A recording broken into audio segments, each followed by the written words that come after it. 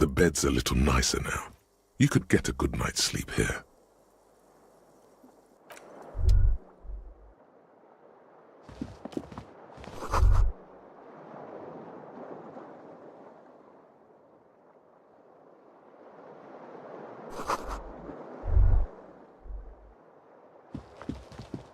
The fan stands still.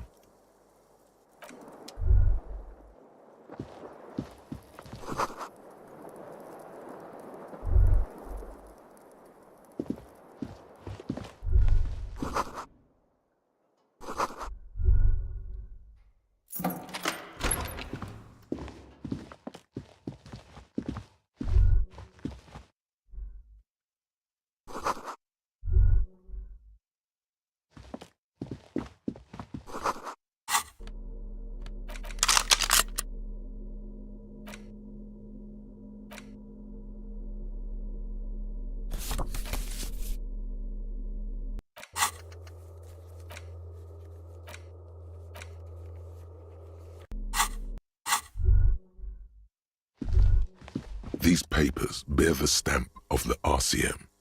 They appear to be fragments of the lieutenant's paperwork, half finished. You make out notes on this and other recent cases.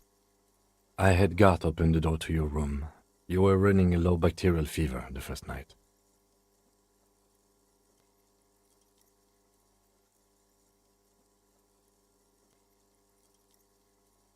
It would have been easy were it not for my concussion. We both got lucky, considering the odds we faced. Let's go?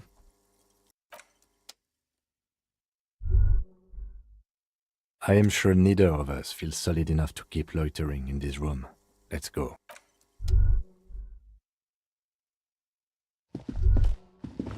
The bathroom mirror has been wiped completely clean. You see the reflection of yourself in the mirror, the expression fixed to your clean-shaven face. You're still not accustomed to it.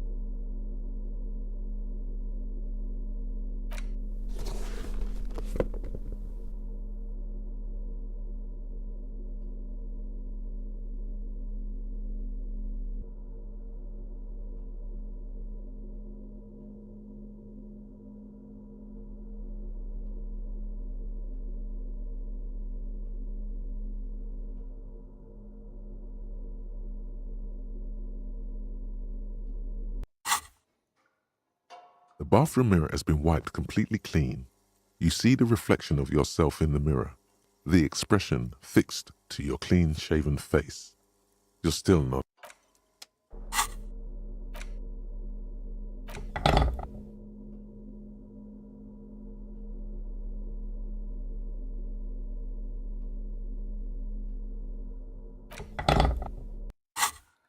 The bathroom mirror has been wiped completely clean.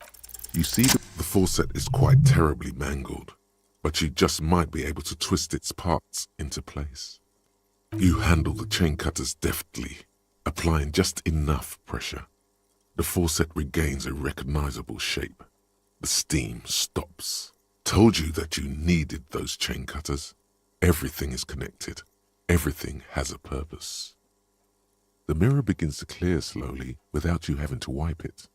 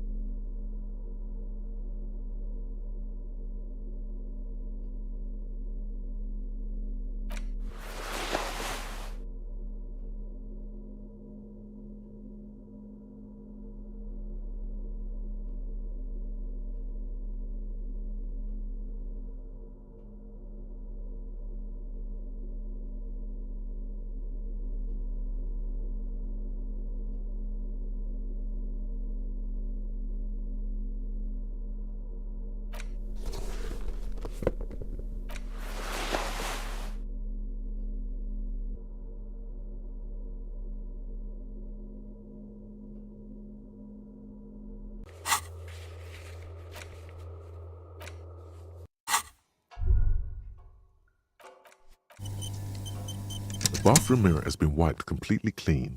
You see the still not happening. It won't come.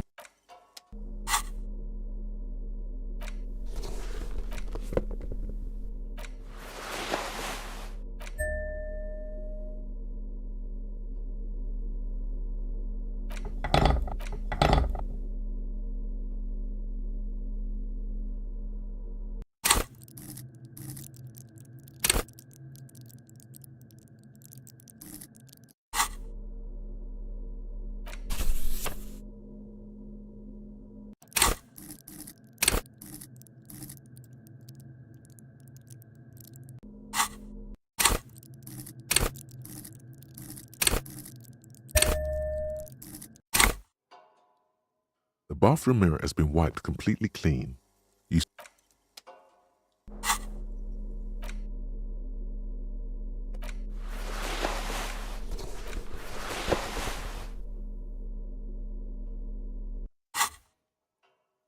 The bathroom mirror has been wiped completely clean. Still not happening.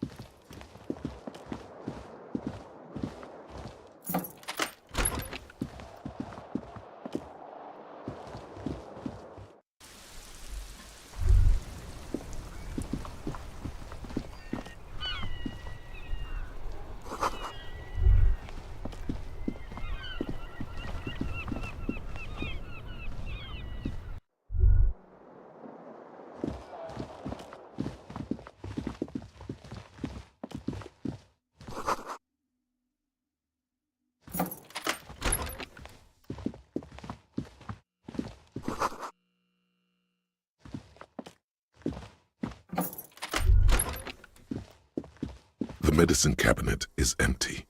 Not even a toothbrush. Pity. She certainly had her priorities straight when she was packing.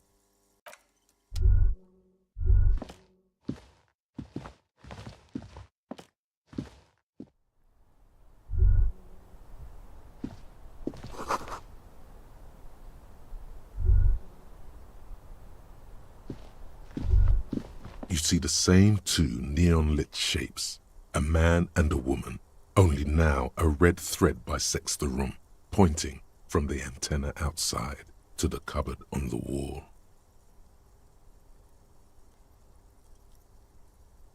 This is ballistics. She's left a trajectory for us. A ray of backward motion explodes from his mouth to the roof outside, A prime, to then widen into a radius of locations in Martinez, B prime, B double prime, and B triple prime.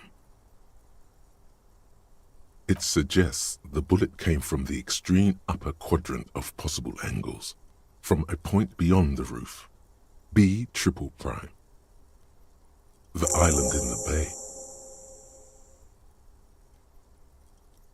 Unless she thinks the perpetrator was standing on the ring antenna. That is where the thread seems to point.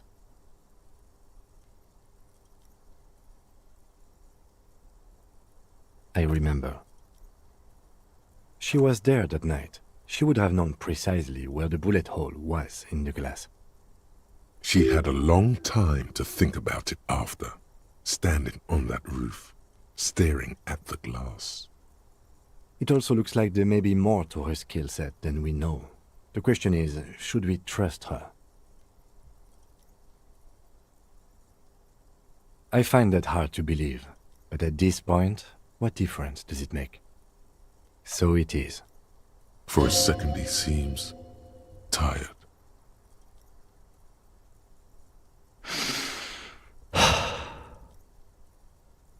The lead is flimsy. You might as well go around Martinez looking under every rock and talking to every person.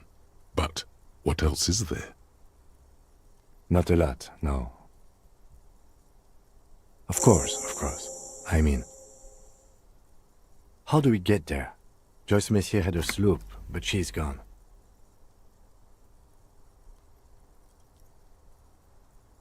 Yes, of course. The village.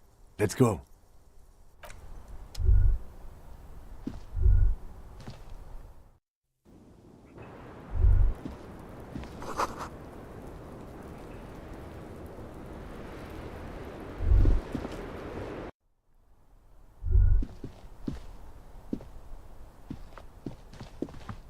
You clearly see footprints. Jackpot. These, unlike everything else.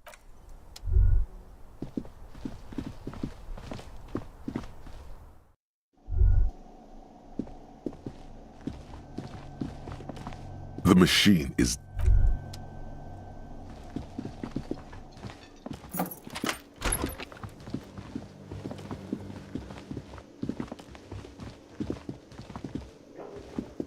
Oh, you're up. It's good to see you back on your feet. Did you like your room? I cleaned it for you. You're welcome. I thought it would be nice for you to wake up in a clean place after you, let's be fair, defended this establishment and its clientele from gunfire. I give credit where credit is due, and that, sir, was an honest effort. I was watching until it went down. Crawled inside then. Bullets started flying. Anyway. I wish you a quick recovery. Also, you and your partner are staying here free now. This establishment supports cops. The stay is free, the drinks are not. It just felt I needed to specify that.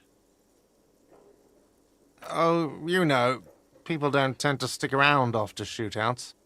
Turns out they're not good for business. Ah, them. Nice people, but no. Lena said they were going back to Jamrock. I saw them pass by outside. This was before the fight started. I'm glad she got out of here before all that. Bullets flying and stuff. People inside were quite terrified, you know.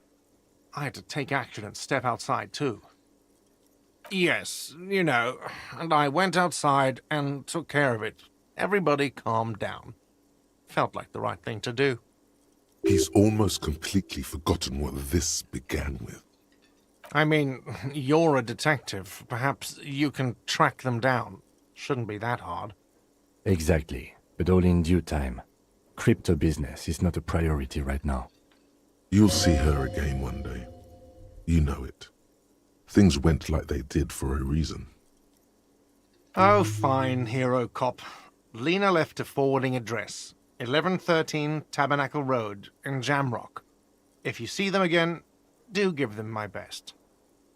I don't remember everyone who comes here, and many people wear sunglasses inside lately. Must be a fad. Yeah, I was, yeah. That's because I'm a badass.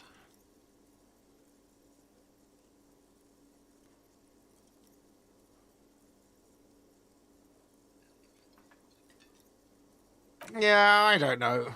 Clients were panicking. And also, I guess I sort of found out that I don't give a shit if I die. He means it. It's not just boasting.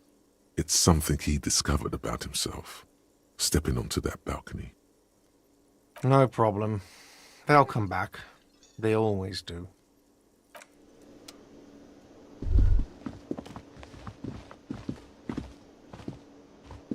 Hi again, gendarme.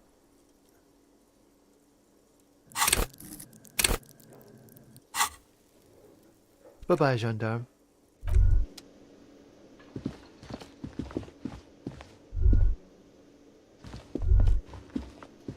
Seeing you approach, the bruised man raises his beer can in welcome.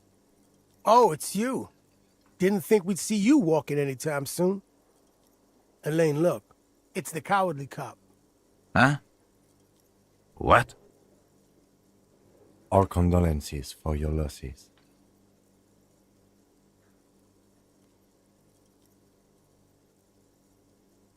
Does he look like he's okay? He does not. His unshaven face is almost grey, and he reeks of piss, sweat, and booze. While still alive, he has abandoned his own body to decomposition.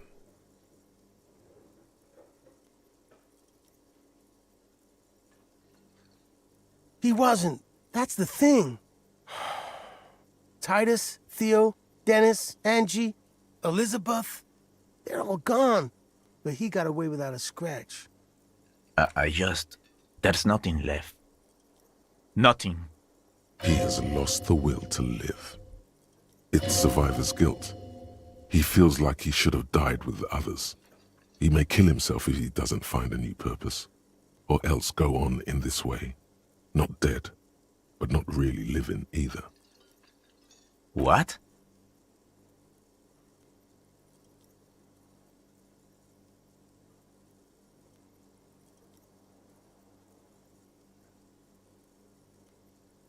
Sons of bitches.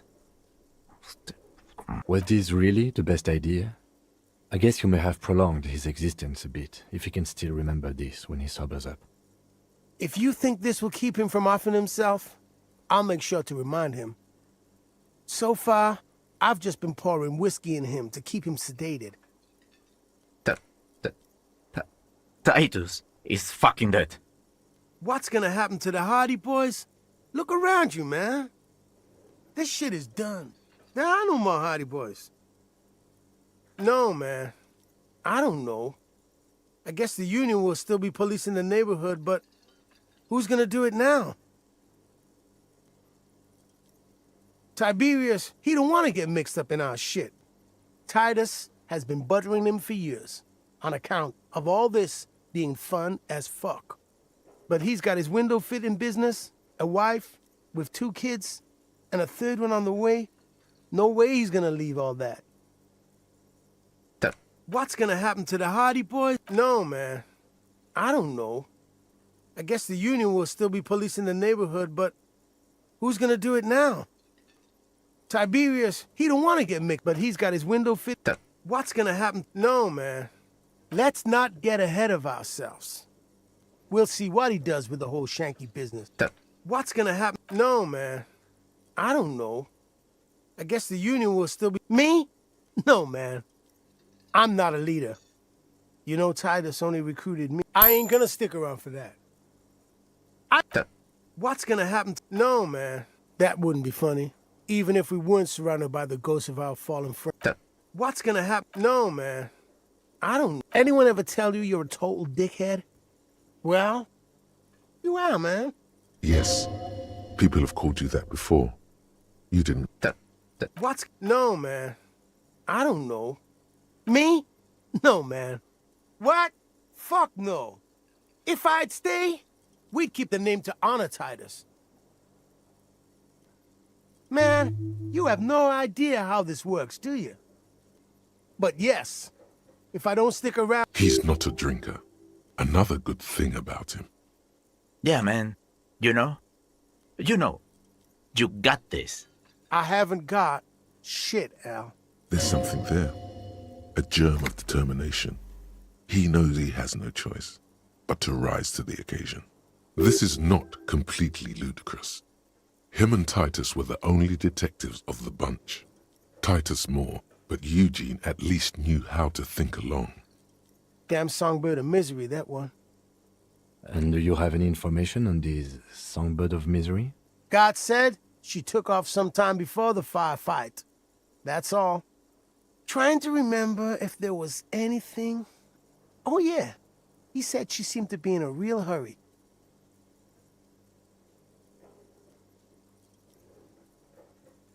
She's gone. Face it. Yeah, you too. It's a rough world out there. It's not easy being a cop. We were too hard on you. Both of you. We shouldn't have fucked with you like we did. You got between us and a lot of bullets in that fight. Matinees owes you one. That's kind of you to say. Take care of your friend, okay? I will.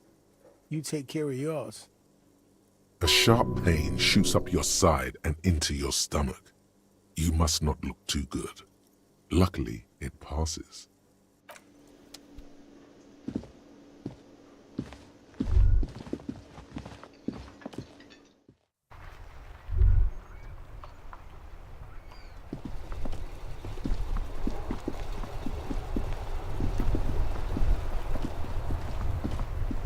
The graffito has been painted over the traces of the fight that took place here. It smells of blood and heavy fuel oil. This was Cindy the Scar. The lieutenant crouches, touching the fuel oil with his finger. Looks like it, yes. This is still fresh. It wasn't here yesterday. And blood. Some of it is even yours. Heavy fuel oil. Isn't that flammable? You could buy some smokes, light up a ciggy and throw it in there. You know, just to see what happens. See if it's flammable. It's better that way. Safer.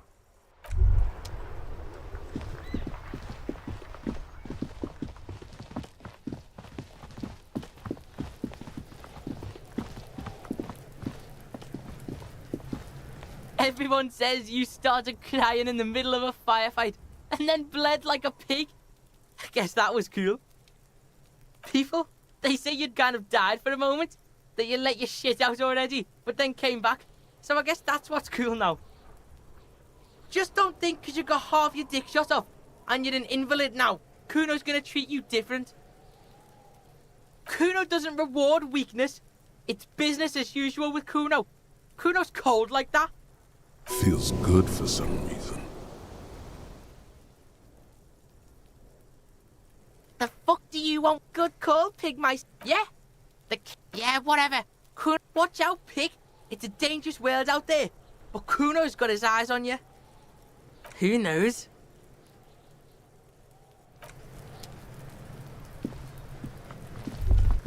I'll die before I squeal, pig. Murder.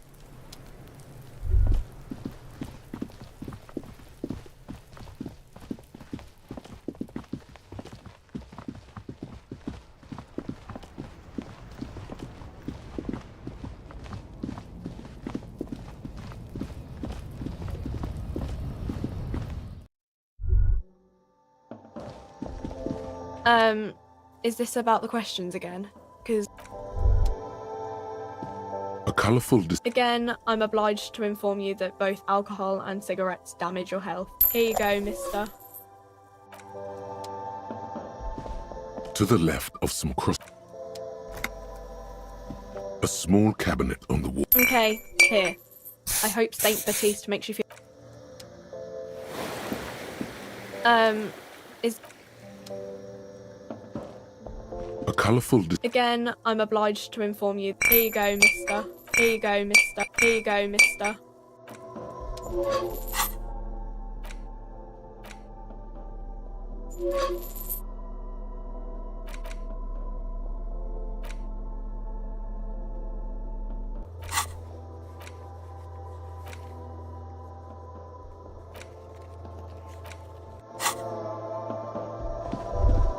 The tear machine stands in the corner. Your bottles clunk into the machine, and the money appears with... The tear machine stands...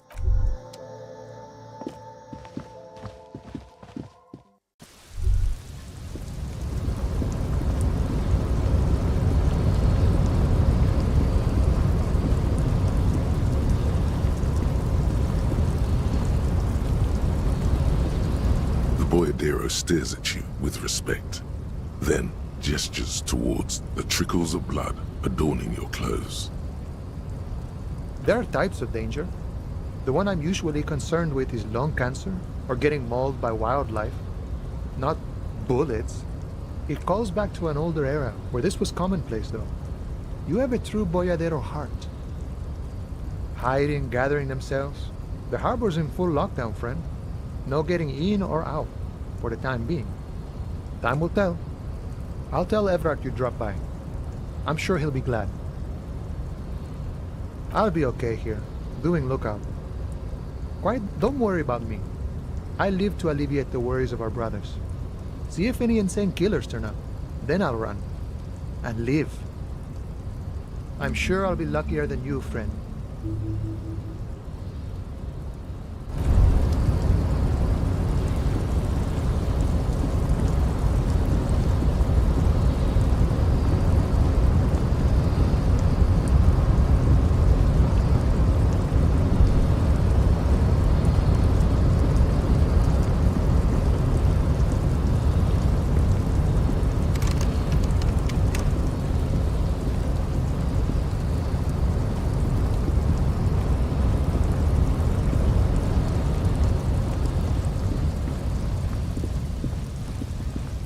lorry stuck in the traffic jam. This big,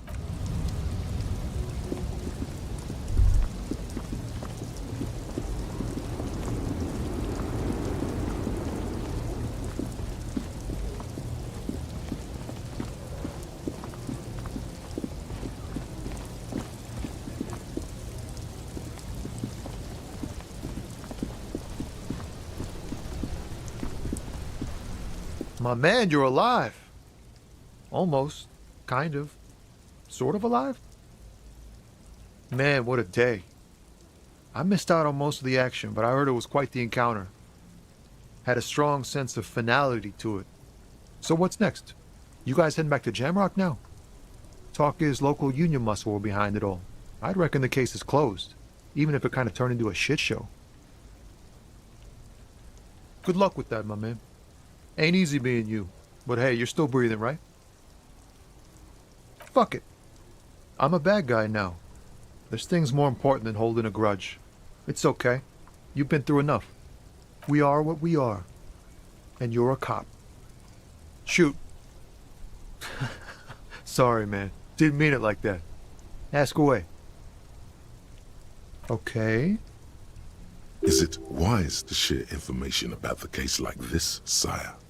The lieutenant throws you a quick glance. What are you doing?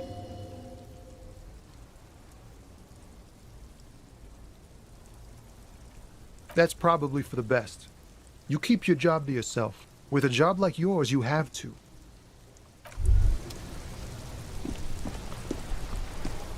Inside, you see a set of steering levers, a radio microphone. This is Precinct 57. How may I assist you? Something is wrong. Only static hisses through the speaker. No reply. Only the mindless drone of static crawling through the air. It's been this way for a while now.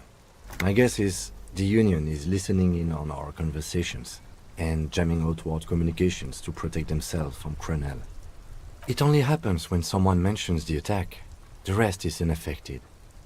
Our best bet is to carry on like nothing happened. That is, if we don't want us cut off the grid completely. No more dangerous than stepping between 3 armed mercenaries and 8 Union men, I hope. I don't like it either, but that's the way it is. The street seems safe enough to me. If anything, taking out the mercs made things calmer. For now. You can try calling again. Just don't mention the Tribunal. And remember, they are listening in. Everything sounds okay. No drumbeat of total war yet. If anything, everything sounds too okay. In the cabin, you see a set of steering levers. This is Precinct 57. How may I assist you? 10-4, come in. Fireworker, over. 10-4, sir, glad to hear that. I'll write down that there is no need to issue a new one to you then. Over. 10-4, sir, roger that, and very glad to hear it. I will make relevant changes to the report. 10-4, sir.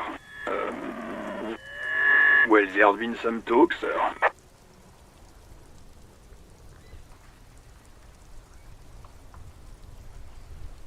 I only meant that there's been some talk in the station, that's all. But there's always some talk in the station. You know how officers in Jamrock are. But then again, some of us truly are on the take. It's unfortunate. Over. 10-4, sir. Sorry, but I'm under orders to give a negative to request for personal information. 10-4. Anything else, sir? Roger that. 10-10, over and out.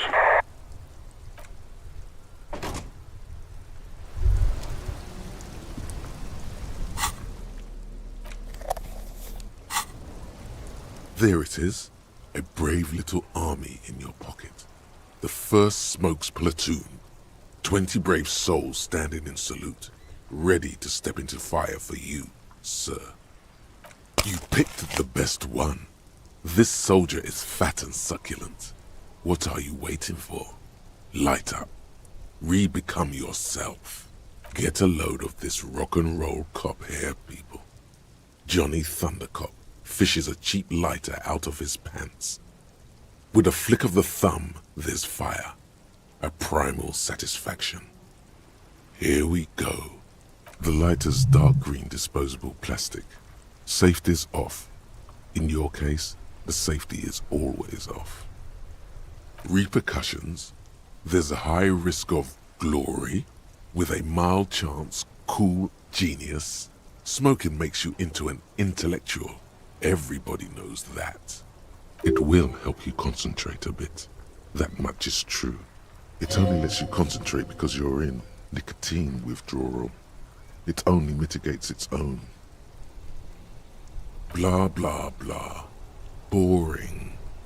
Light it up. Thick, warm smoke gets sucked down into your lungs. Immediately, you feel a warm nostalgia fill your head, body, and soul. A nostalgia for yourself. The man you were in your youth. Johnny Thundercop is back, and he's chill as balls. In the bottom right corner of the screen, there's a cigarettes button. Cigarettes gives +1 to intellect skills. Logic, rhetoric, conceptualization, visual calculus, encyclopedia, and drama. This is good before a white check, but damages your health.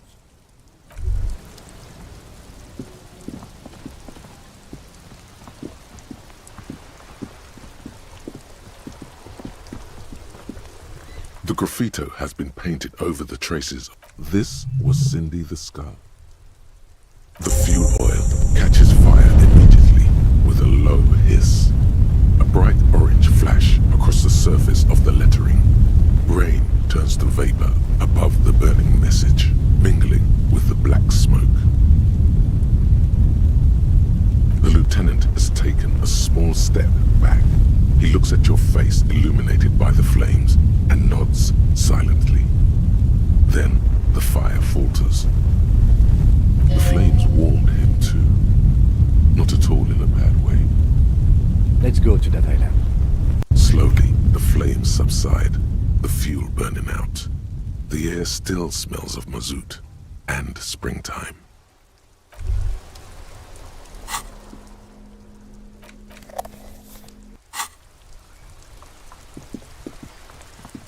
The dented yellow mail.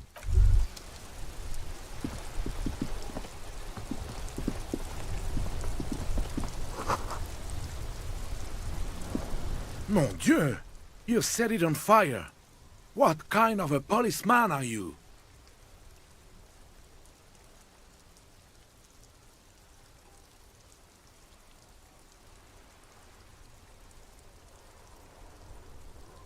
Oh, well, thank you, officer. It certainly lightened the mood. Very cozy, like a little street fair almost. Officer, I just can't do this right now. The Union...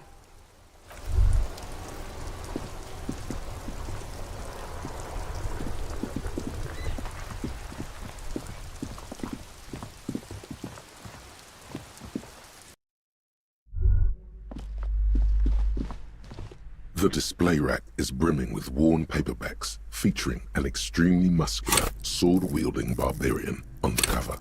Nearly all the titles contain the word here. The display rack is brimming with worn paperbacks featuring an extremely muscular. A twinge at the back of your head makes you flinch. Your eye starts twitching. Your hand reaches toward a book with glossy cover art of the very muscular man from Helmdal in chains, kneeling in front of a staircase leading to a throne. A woman sits on the throne, leering at the man. She's laughing at him, belittling him. Between the throne and the Helmdaler man lies a bonfire, casting shadows on the wall. The shadow of the woman's headdress looks like a pair of devil horns. The title reads, Man from Helmdal and the Devil Woman. The display rack before you is burdened under piles of Man from Helmdal novels. It is a bestseller for a reason.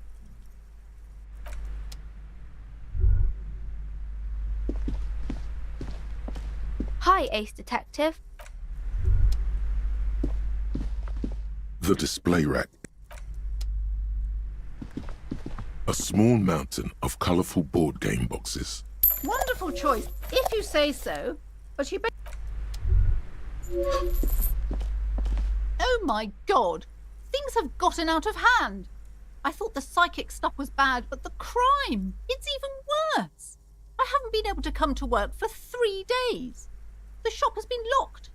No sales, gangbangers running around, shooting everyone. I know I shouldn't have bought a shop in this ghetto.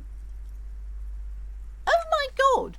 Even the police can't take care of all this. Just look at that limp.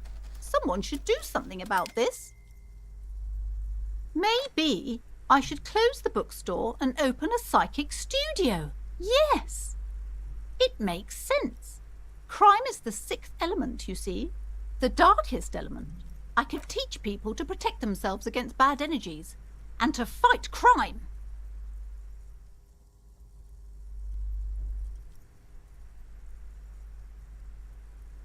No need to be modest, good officer. You've convinced me. It is a great idea. Thank you for the inspiration. In the meantime, do buy the books, as many as you can. Shelves filled to the brim with crime novels featuring the supposed... The edges of the pages are worn and smudged. A lot of people have read about the Devil Woman's altercations with the jacket copy proclaims, "Man from Heimdall returns in his most exciting adventure yet. After crashing, he is ambushed by a tribe of female warriors and taken to the ancient citadel of Cloud City." You open the book to a random page.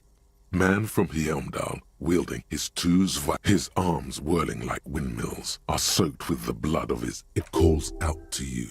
This is the spirit of Revachol. Berserker rage burns in his azure-hued eyes as he brings glory and honor to his long-lost Heimdalla tribe. From the village of Heimdall, the ivory giant roars like an ice bear, and the winds of Gatla howl out his name. Man from Heimdall rides on a gilded griffin, his golden mane billowing in the breeze. Both Zweihanders sheathed on his back. He is off to war. Will he conquer his enemies? Will he conquer himself? The steel muscles of Man from Heimdall gleam in the humid jungle air. Yet the man does not sweat. In meditation, his soul drifts in the frigid northlands he calls home. A passage reads, "The man from Heimdall looks up, his eyes blue as the mountain lakes of his homeland. He rarely speaks, but now his voice booms in the darkened throne room. Do not try to sap my masculine essence, wicked temptress. Son of Heimdall will never succumb to your seductive wiles. Thine spells are no match for purity and strength of will. Brothers of Heimdall, stand above the vices of flesh, for it is weak and corruptible, yet mine is forged in gore and strife." Queen Lydiana just laughs, a sultry and salacious sound, then says, "I have grand plans for you, man from Heimdall." She gestures her diabolical hand toward an array of potions and unguents. "First, you shall please me. Then lead my armies against the vicious cannibals. Not a muscle moves in the face. This is beyond primitive." In the final pages, Man from Heimdall mounts Galavarin, his mighty griffin. To find out what happens next, you'll have to pick up Man from Heimdall and the Three-Eyed Skull, available. Large letters on the front form a title. Text underneath the title in smaller. Mysterious things rattle. None of that witless Man from Heimdall fascist dross, hidden behind faux. It's not. It's for pansies. The man. A blurb on the back reads, "Tired of the tedium and toil of modern life? Succumb to a world of high pasternal fantastique. Unleash your imagination and create Exactly. That's the spirit.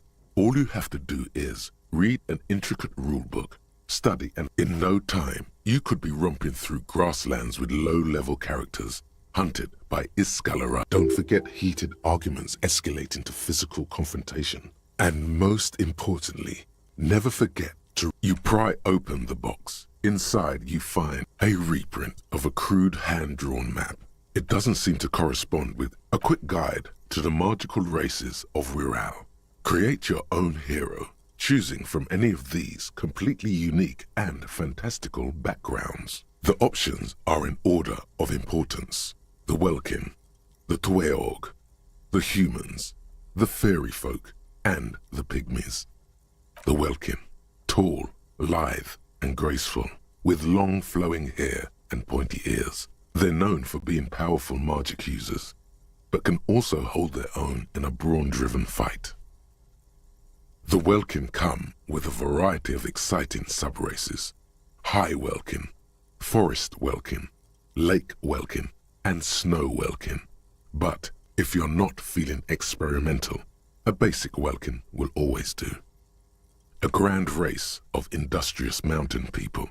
They're short, stout, and muscular, and enjoy digging for gold and other precious minerals.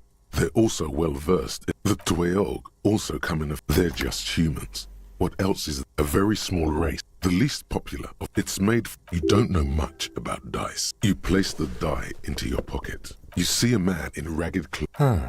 Interesting. A communard. A communard. The figurine is not a part of the real game setting. I have a feeling the figurines are more there to... You pick the figurine up by the base. A colorful box. In your hands, the cover the exact look. The box has a nice what treasures wait in store. Even before you open the plastic wrap, there's a hiss as the savor that new board game smell. Welcome to Suzerainty, a game of economic strategy. The colorful illustrations depict cheerful workers picking. You begin to suspect there may be a the instructions are. You soon figure out the basic conceit. Each player represents an administrator for that's where the suzerain's vassals come in. The game features 4 vassal nations. Each turn, the player collects resources from vassals where they've placed workers. They may then rearrange their... As you leaf through the pages, your eye catches on a side. Remember, there are many paths to victory. The actual scoring system appears infinitely complex. You open up a number of pouches containing wooden tokens. In addition to the worker and building tokens from the Empire of Safre. Oh, those are nice. Each cardboard token makes a satisfying... What? You're not going... You hold the open game box before you. The lieutenant looks over the rulebook before... Holy shit. The average playing time for this game is 1 to 6 hours. I'm not sure we can afford to set aside that kind of time for a game. What is detective work, if not... I do feel like my thinking has... See? He's doing the hard work himself. Alright, you've convinced me. How do we play? You explain the basic setup procedures to the... In the center is the crown. Apricots from Safre. Archaeological treasure. There's also a neat little log to keep track of your progress, in case you need... The lieutenant goes first. He draws a contract card and moves several of his workers. Alright, detective. Your turn. You have a few options available to you. Will you try to fulfill contracts right away or rearrange your... Remember what the rulebook said. You'll want to choose a strategy earlier. What? It's the very beginning of the game. Your workers haven't even done any work yet. That's more like it. You produce a handful of archaeological treasures and a smattering of other resources. Meanwhile, the lieutenant spends 2 of his sugar and 1 of his apricot tokens to complete his contract card. He is rewarded with 4 coins and a round wooden token that he places in the center of the board. That's a market. It's worth 2 victory points.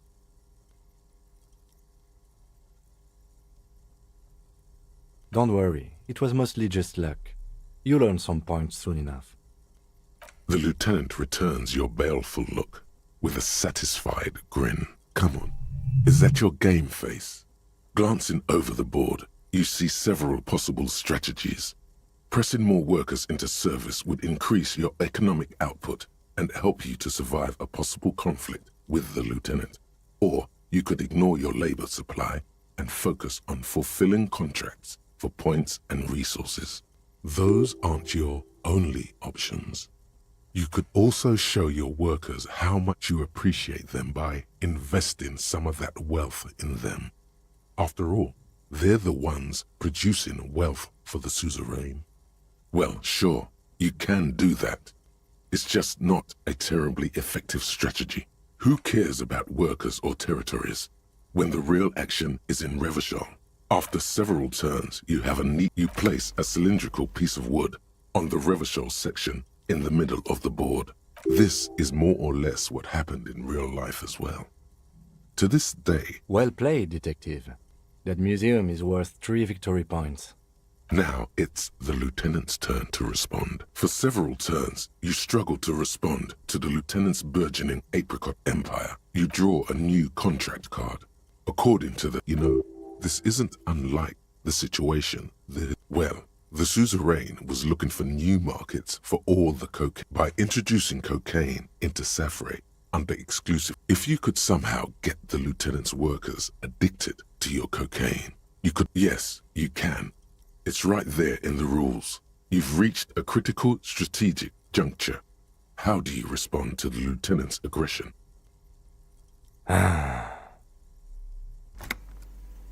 With each passing turn, you slowly bleed the lieutenant of coins as his own workers become less productive. And as a matter of historical fact, this is almost exactly what happened. More or less. Realizing victory is slipping away, the lieutenant launches a desperate gambit. The end game is upon you. Do you escalate the trade war with the lieutenant, or do you ignore his aggression and focus on building the mighty victory column structure? Alternatively, you could throw the whole game away by trying to build a public education system. The choice is yours. There's a reason very few players ever attempt to build a public education. Your boondoggle nearly bankrupts the suzerain's treasury, and you suffer a... Ouch.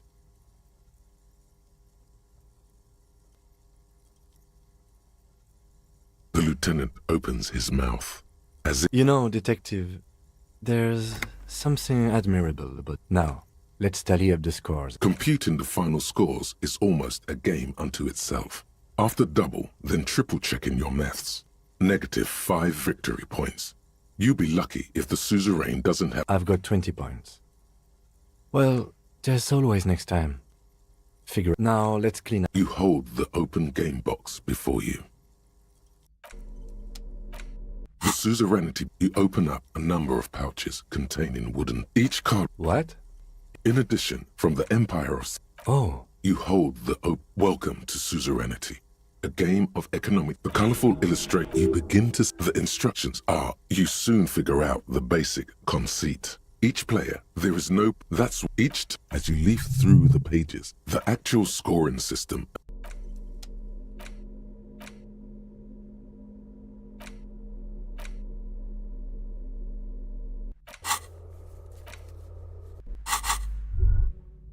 Shelves filled to the brim with crime novels featuring the supposedly stalwart Vesper.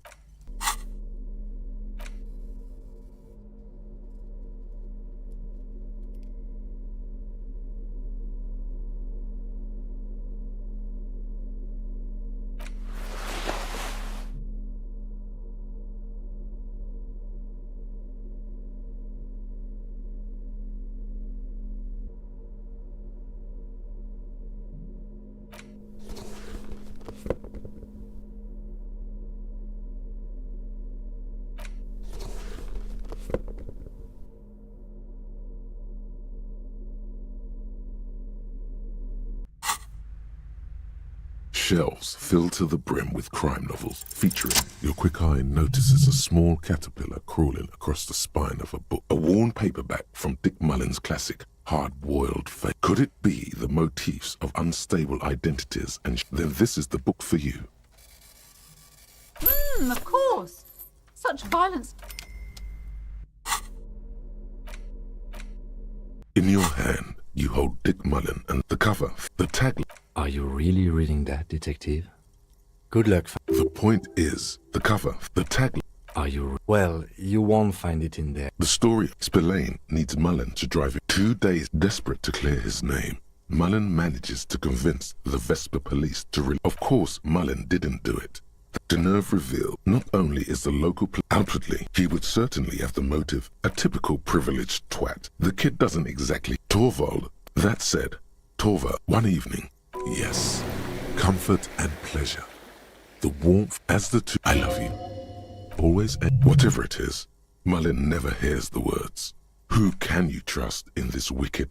The lieutenant gives you a quizzical when Mullen comes to. The heat is on. If Dick, can you solve the case before the cops close? What is it, detective? It's a dangerous line of work, but there was never a time when he was. Dick Mullen, you're no tiger though. For a moment, you cease to read the story on the page and see the book for what it is. A collection of brittle, cheaply printed pages held together by... From nowhere, you hear the screech of sneakers on a waxed floor, and you feel the burn of rope against your hands. Are these figments of some other life? You won't find the answers you're looking for here. In other words, is it really so evil, detective? Like what? Do you even have those? Just make sure you don't lose him. You'll not find another like him. But then, what does this book know? So, who did it, detective? Who killed Charlie Spillane and Deanna Deneuve? Could be. Who knows? Only one way to find out. You begin furiously. You try. Dozens of pages scatter across the floor. Ah, yes. The problem, perhaps this is a sign that... In your hand, you hold...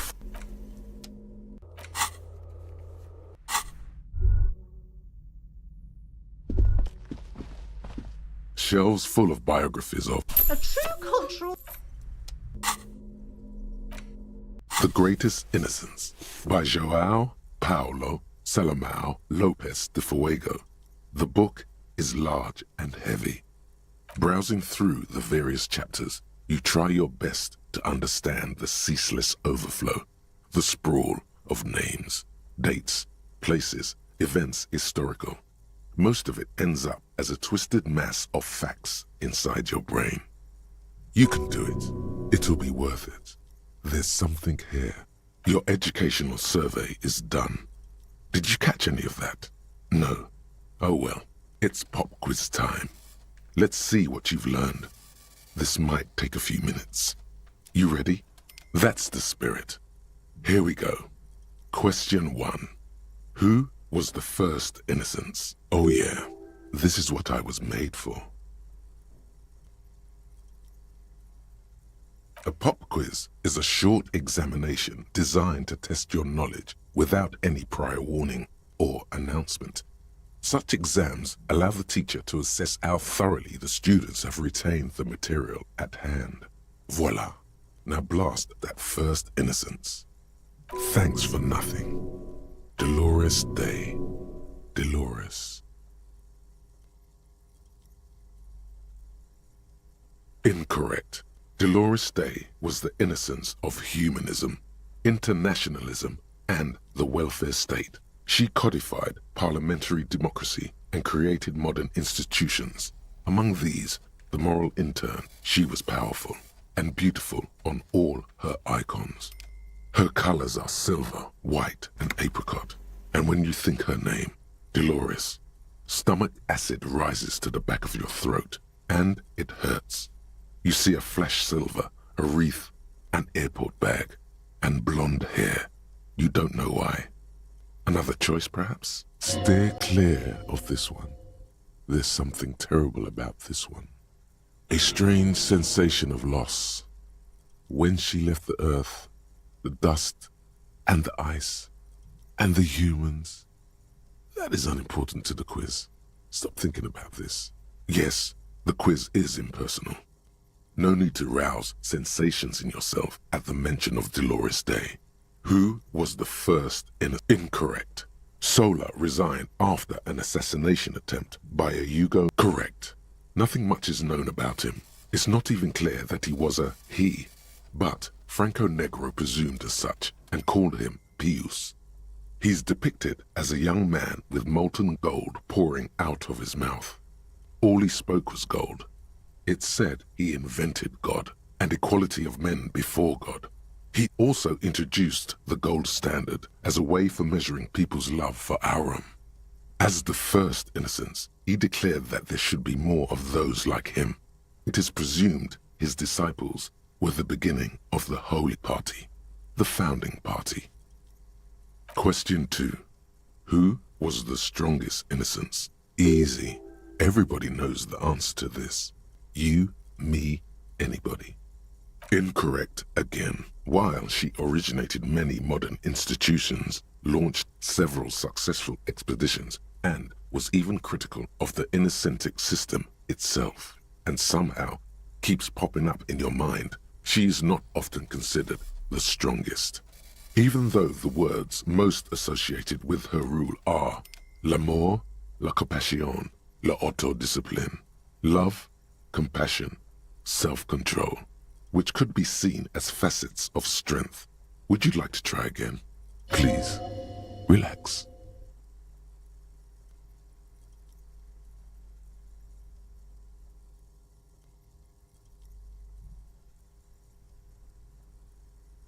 Correct. Named the innocence of militarism, he codified hereditary rule, but at the same time ended serfdom and established the inter-isolari real as the global reserve currency. He also established the concept of the nation.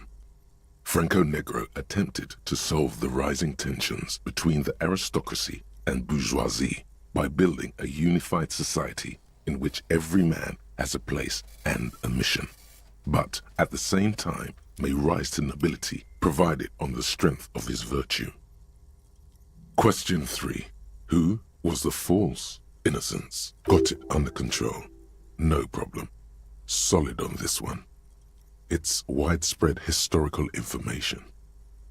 Yes, there exists a group called the Founding Party, known as the Holy Party, during the time of the Pericarnacian. This, the world's oldest international organization, spends its time in search of either the re-emergence of the innocents or new members. There seems to be a mix-up with the sources. It's not my fault. At least it clearly wasn't Dolores Day. She wouldn't be false. She's beautiful. Correct. There have been a number of counter or false innocences, some assumed to have innocentic qualities, some who just thought so themselves. Occasionally, they have the support of a faction inside the ecclesiastic organization, and accusations of foul play have arisen.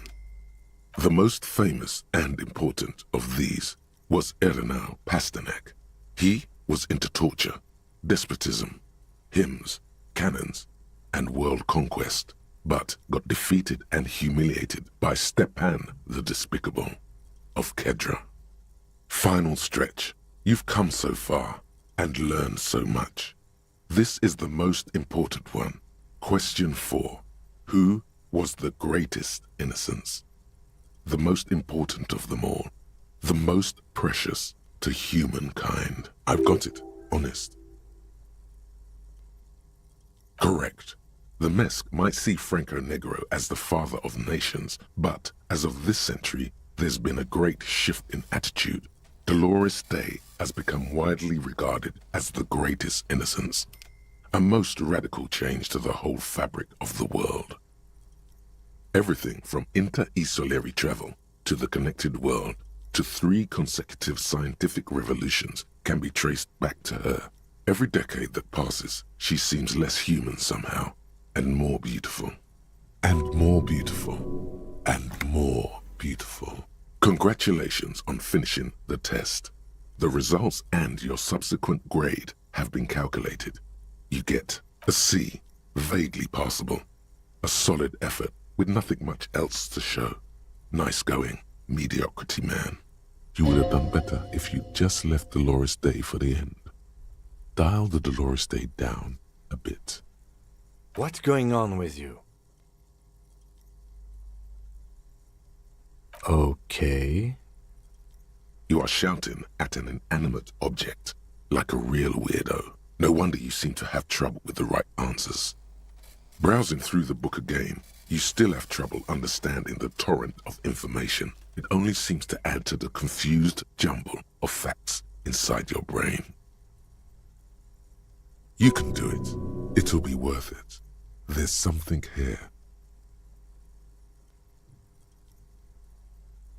Your educational survey is done. Did you catch any of that? No. Oh well, it's pop quiz time. Let's see what you've learned. This might take a few minutes. You ready? It seems rather unfair to try again after you already know the answers, but sure, if this makes you feel better, here we go again. Question 1. Who was the first innocence? Oh yeah, this is what I was made for. Correct. Nothing much is known about him. It's not even clear that he was a he, but Franco Negro presumed as such and called him Pius. He's depicted as a young man with molten gold pouring out of his mouth. All he spoke was gold.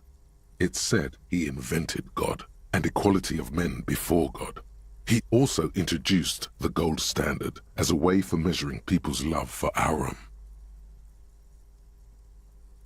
As the first innocence, he declared that there should be more of those like him.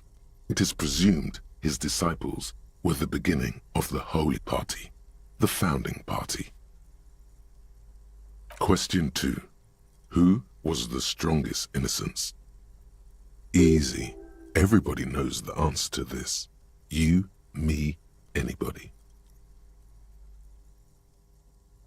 Correct. Named the innocence of militarism, he codified hereditary rule, but at the same time ended serfdom and established the inter-isolari real as the global reserve currency. He also established the concept of the nation.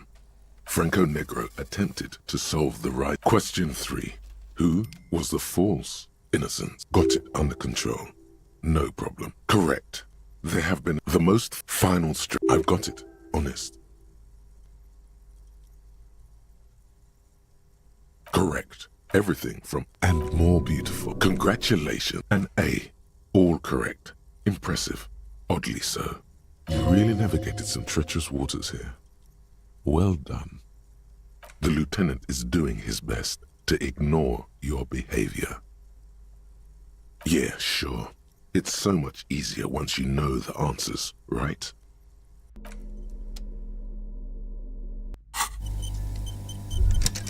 Shelves full of biographies. Several maps. The maps look old and faded. This bookstore is not strictly... Indeed. Well, I hope it contains what you're looking... Medicinal purposes of the Pale. The cover of this heavy tome features a number of esoteric symbols. Flipping through the book, you find a number of sections on the general benefits of the Pale.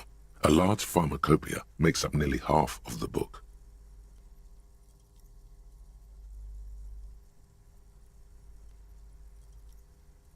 You come across the following explanation.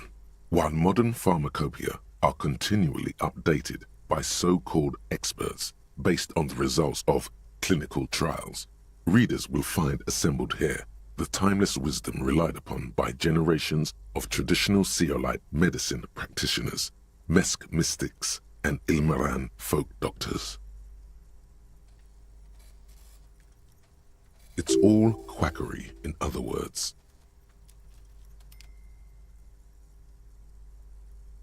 Finally, something to calm the angry spirits that have been plaguing you.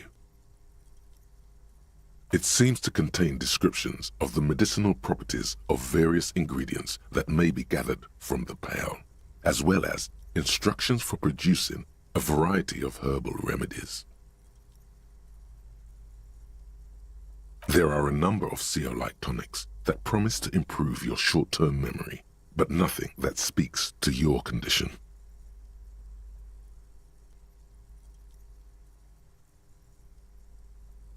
What you're describing is booze. You don't need any herbs for that. There's nothing in here that speaks to hangovers directly.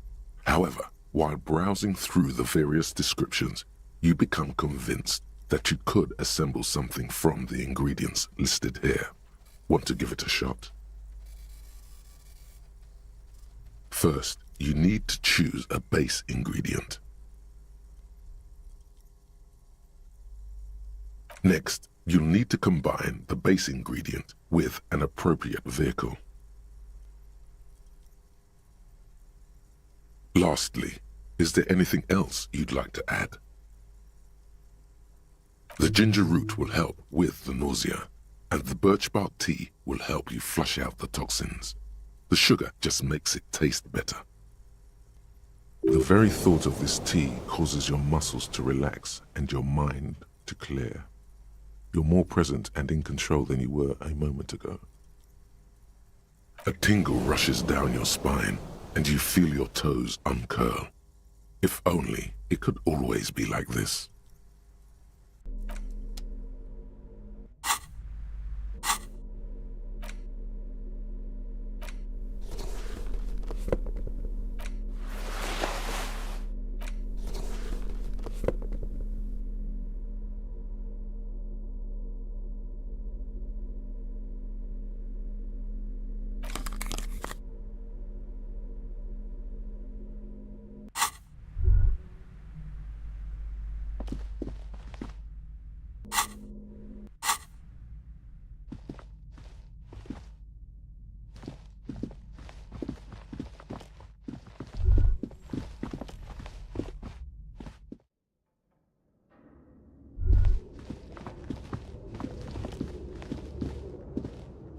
The barbell waits patiently on the floor, like a dog for its master.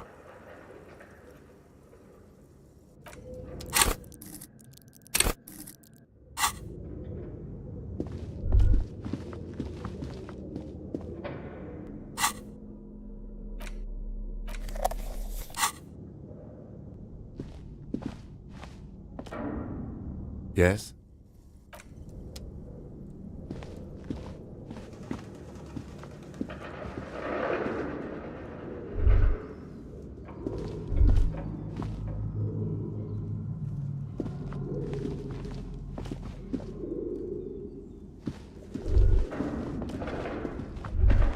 Yes?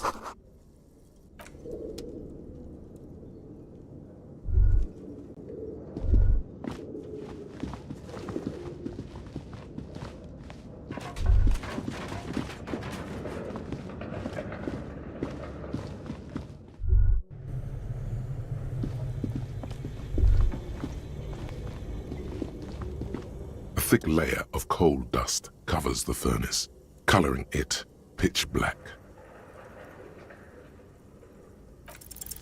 Something breaks loose in you. A mighty bellow echoes throughout the chimney's depths. The chatter of tiny voices above suddenly cease. Then,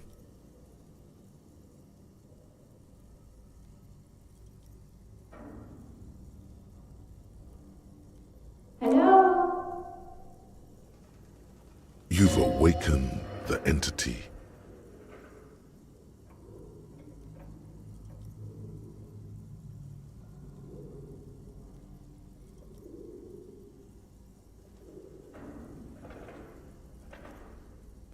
Hello? Did you say anything? I can't hear you. Please come upstairs. There's a safety curtain on the second floor. I'll open it. You hear a low rumble upstairs, the sound of a curtain being pulled aside.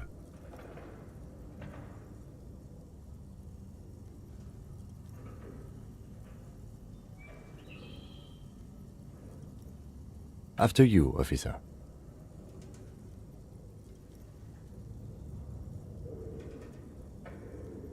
It's dark and grimy here. In the darkness you can hear chatter. It's coming from the echo is... What are you doing?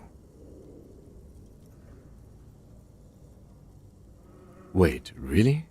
It feels safe to know that the lieutenant's got your back, now and always. This sounded real, not imagined. thick layer of cold. Looks like it. No one has used it in a... It's dark, the echo. What are you doing? Wait, really?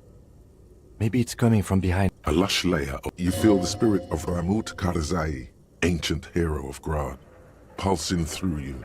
All that's left is to cover your face in war paint. 3 dangerous stripes appear onto your cheeks, telling stories of your wild soul. What are you doing?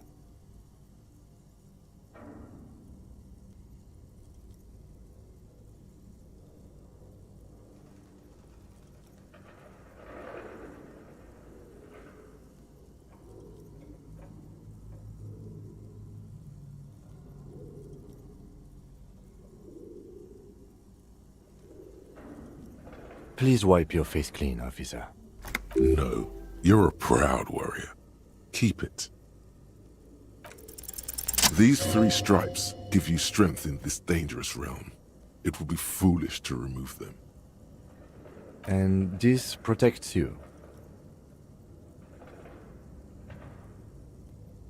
Okay, sure. Go ahead.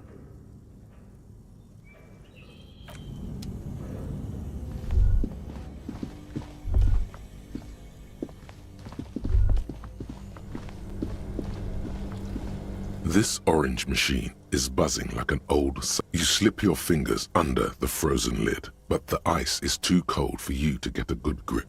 Didn't Sona give you a perfect tool for this kind of job? The Kvalsund. You should take it out. Equip the multi-tool by going to the tools...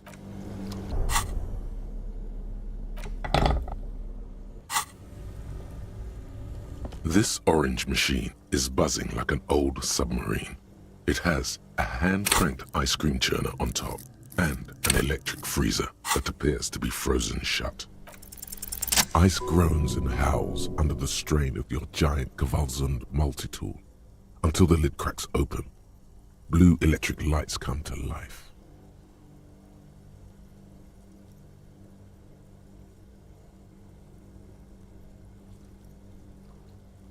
Inside, on a frosty platform, lies an object, intricate and foreign, left there for a sub-zero beauty sleep.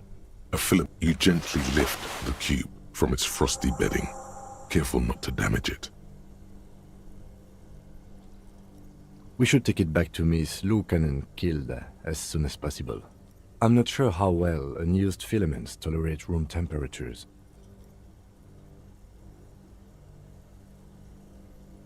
Yes, but aren't you curious to know what's on the precious filament? There's a radio computer upstairs.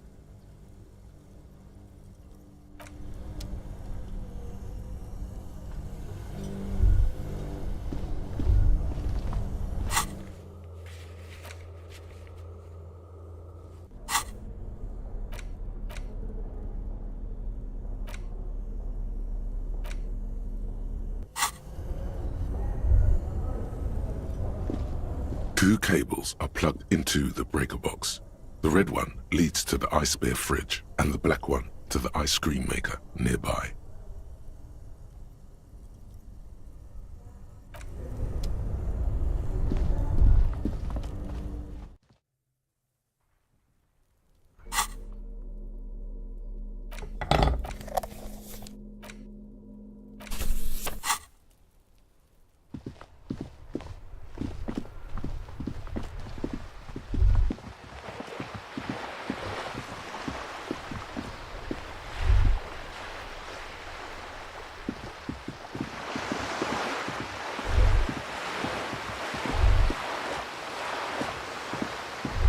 This coin-operated viewer, your money disappears, the curtains on the display open.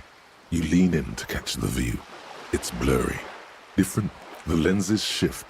It looks as if it was abandoned quite some time ago. Its leaves ripped from it by the winter wind. The little brave birch tree seems to wave back in the wind.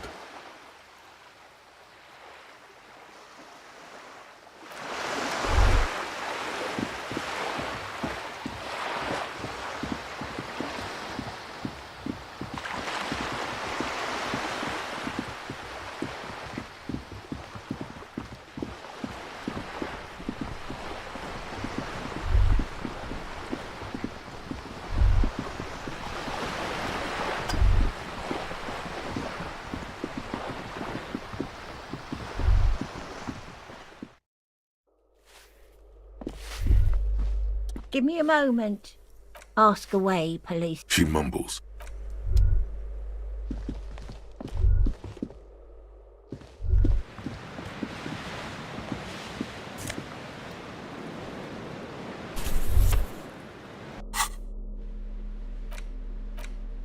In your hands, you hold 16 Days of Coldest April by Yekaterina Dahl. The cover image shows a row of concrete apartments above which span a black and white rainbow. Indeed, the book is unusually heavy in your hands, as though the cover were lined with lead. It would do that in Grad. You flip through the book. The pages are thinner than you realized, and the type quite small and tightly set. It's nearly 600 pages long. Real art is dense and difficult. If it didn't feel like you had to wrestle a suicidal bear to get through it, you weren't really reading. The back cover is dominated by a black and white photograph of the author. She can't be much older than her mid-30s in this photograph, and yet, from this cover, the eyes of a sad old woman stare back at you. In cold, detached prose, the author describes a scene from one of the Yugoslavia riots in the 20s. Youths overturned motor carriages and set trash cans ablaze, while heavily armored guardsmen dash in and disperse them in a flurry of baton blows. The Yugoslavia riots took place from 27 to 29. Fueled by ethnic unrest and the state's repressive tactics, these events are often seen as marking the end of a brief period of liberalization known as the Yugoslavia Spring. Like all such periods, it is frequently memorialized in art and literature. As ethnic tensions run wild, a pair of young lovers meet each other on the street. Somehow, in the middle of all the chaos, they manage to lock arms and look into each other's eyes. It would physically hurt you to keep reading. Are you sure? Fuck it. Do it. It can't be worse than what you've already felt. They go through a brief and somewhat awkward love affair. And in the end, they betray each other and succumb to the absurdity of Gradian life. The man becomes a lens grinder, completely abandoning his former existence. He toils through the daily drudgery at the Lenka polyfabricate. Happiness and fulfillment have eluded him his whole life. And in the end, he has nothing to do but dedicate himself to the craft. She spends the next several decades standing at a conveyor in a Sosnovo fish processing plant. The smell of fish guts slowly seeps into her hair and skin, as every single one of her dreams dies, one by one. The memory of their short time spent together tortures the former lovers ceaselessly until the end of their days. Years pass in solitude, their bodies growing ever more decrepit. As life leaves their remains between the soil sheets, their final thoughts are filled with regret. Good stuff. I fucking loved this.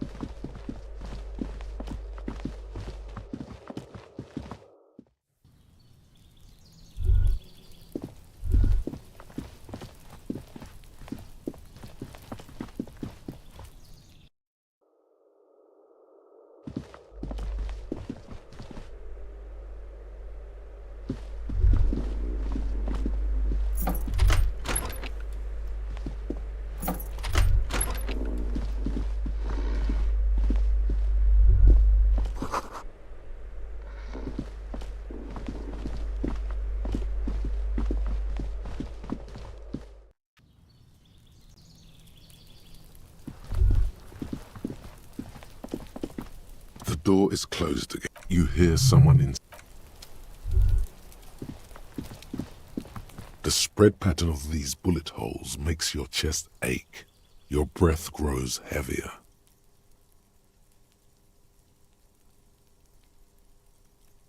More old bullet holes, half a century at least, from the revolution.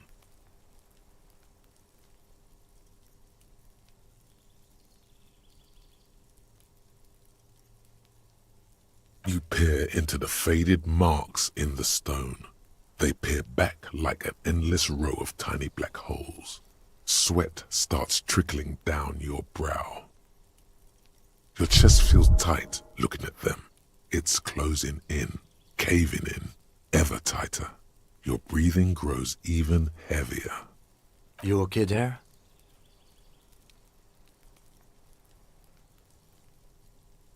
You were looking pale there for a second. What are you looking at? Remnants from the revolution. These are over half a century old.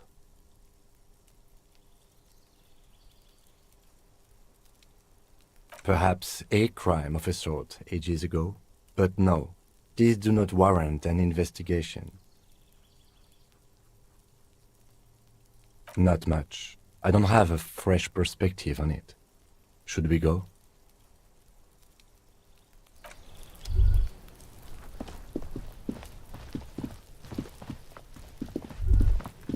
Trying to sneak up on me?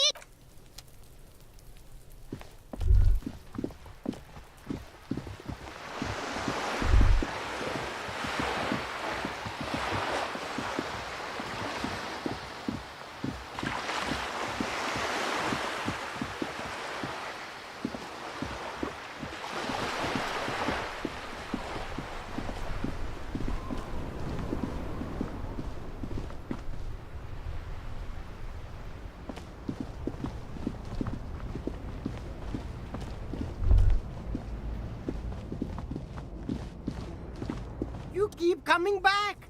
That's good, officer. Keep browsing those clothes. Keep saving that. The shine on these sunglasses lasts a lifetime, officer. 100% guaranteed.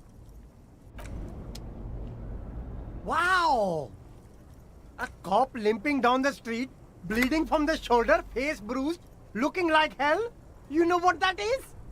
Cool! That's cool!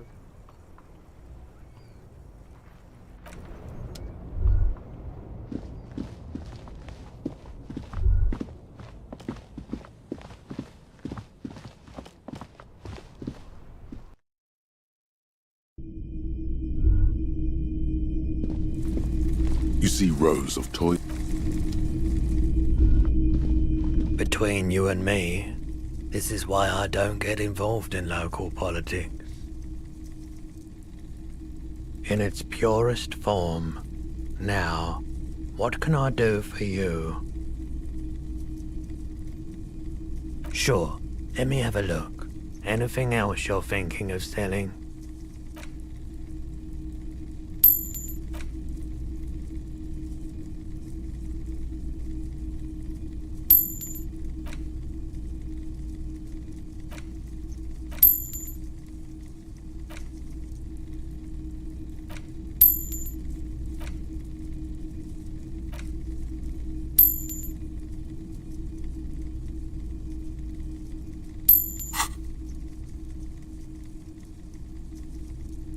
Another time, perhaps.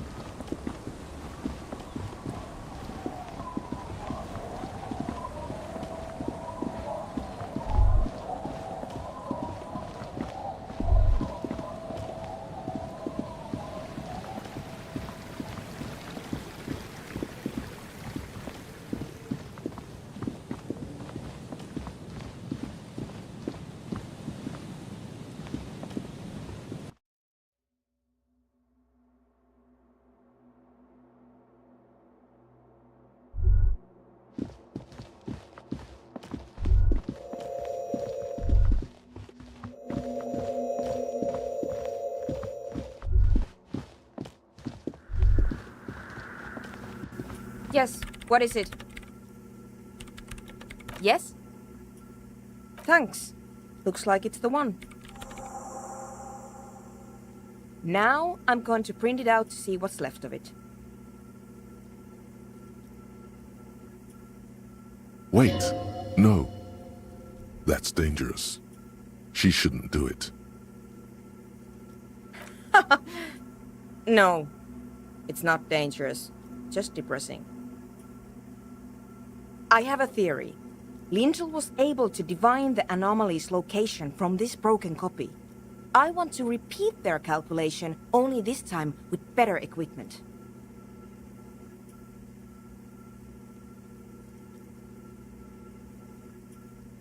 Watch. What an intricate display of failure. The paper starts filling out with ink, soaking it in a gleaming blackness. Not a single line of data stands out.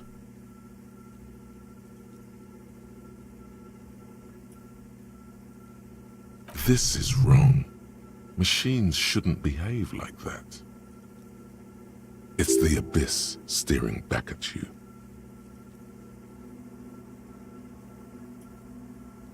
Sorna doesn't reply, her hands running over the printout. She's looking for something. For her morning star. Here, I found it. Hold on.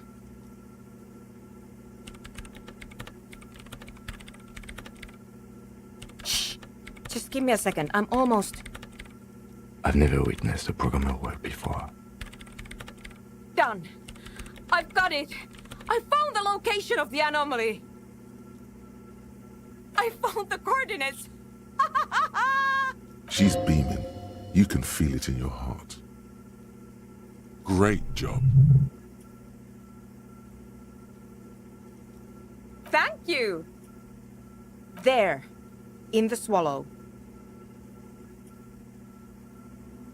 Think you can help me again? I need you to go move those water bolts for me. I need to double-check my calculations. You like moving things around. Moving things around is calming. Just walk over to the circle and follow my instructions. Move the third bolt 2 centimeters to the left, and the fourth bolt 5 centimeters to the right. This should do the trick.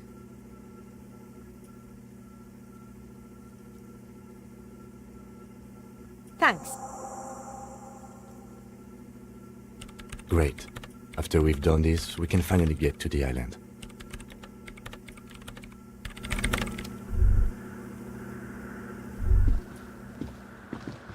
The mother of humanism stands above you, a precious and complex wax painting on a single page.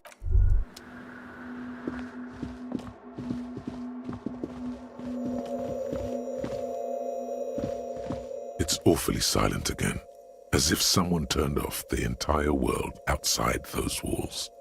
Water inside the bowls stands still.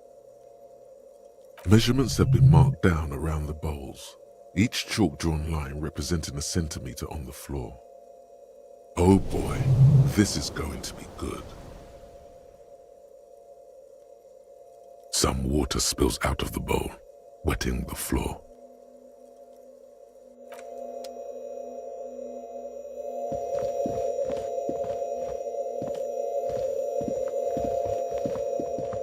It's awfully silent again. Measurements have... Oh boy, this is going to be good. It's awfully silent. Measurements have... Oh boy, this is going... It's awfully... Measurement... Oh boy, this is...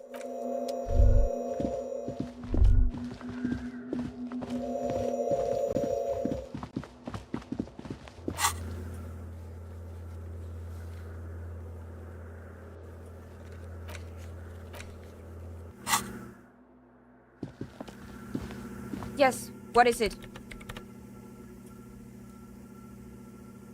The swallow, you mean? What about it?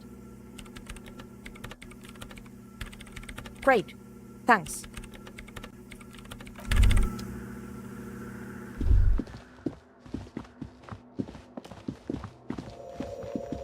It's awfully... Measurement... Oh boy, it moves like a ghost without creating a single trace of sound. The lead programmer sends you an encouraging thumbs up from across the hall. Time to run back, or maybe walk. This is a sacred place after all. And your leg still hurts from the Tribunal.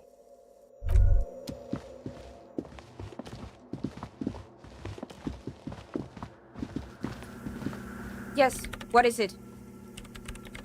Great. Everything should be aligned now. Miss Know-It-All is hesitating. Yeah, nothing.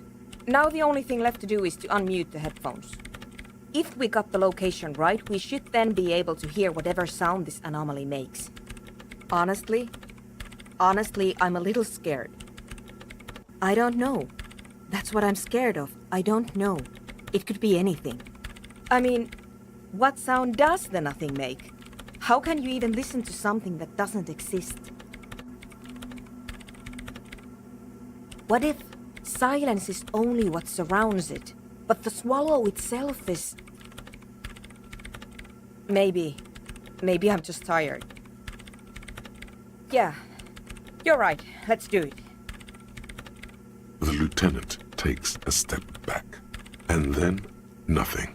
Nothing happens as Sona Lokinen-Kilda presses unmute on her keyboard. Nothing but silence. You can hear some small animal cross the floor in the chancel. It's that quiet in the sanctuary. She doesn't answer, her eyes closed and brows knitted together in a state of deep focus, one hand cupping the headphone. Damn it! No, of course not. Nothing happened. Let's move on. Despite her fear, she was hoping for something extraordinary to take place. No. No. My hypothesis was wrong. According to this, I should have heard something, if I got the coordinates right. Like I said, silence is only what surrounds it. But this is just another failure. Silence sounds like silence. That's all it is. You can try on the headphones. See if you can hear anything. But don't get your hopes up. Silence is silence? You're sure there's more to it? This can't be it. You should have a listen. Great. And here I thought we were finally going to the island. Everything disappears. You are draped in silence like a drowning man staring into his puny little headspace. And then the pressure changes. It feels like flying on an aerostatic, or when your ears pop, or like a subtle difference in the atmosphere, a weather change hanging in the air.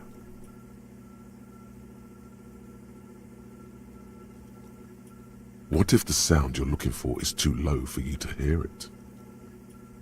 A better sound system? Alright, but where would we get one? Suddenly, a rhythmic beat permeates the walls, causing a small patch of decorative stucco to crumble onto the wooden floor. They should really allocate some renovation funds to this place. No. What they really should do is shut down the disco men for disturbing neighborhood peace. You mean the speed freaks? Of course, the speed freaks. They have a fantastic sound system. And you think they would help me? I guess I could live through a week or two of peaceful coexistence. Sure, let me know how it goes. Thanks, officer.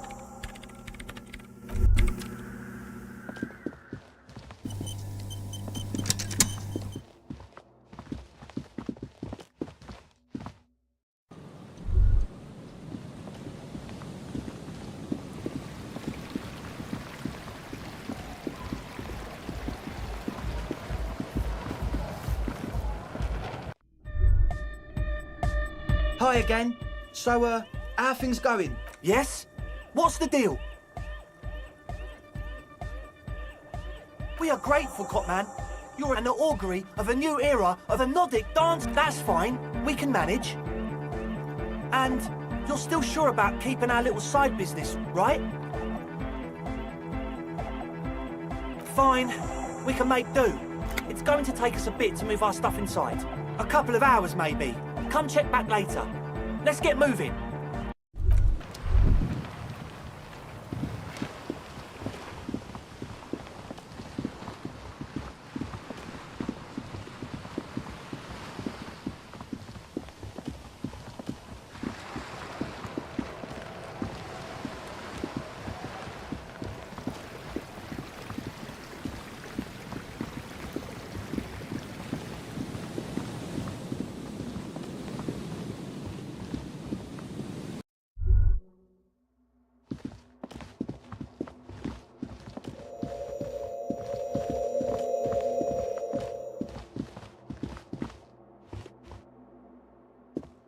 She's whistling a melody, her trusty contact mic attached to a wooden pulpit.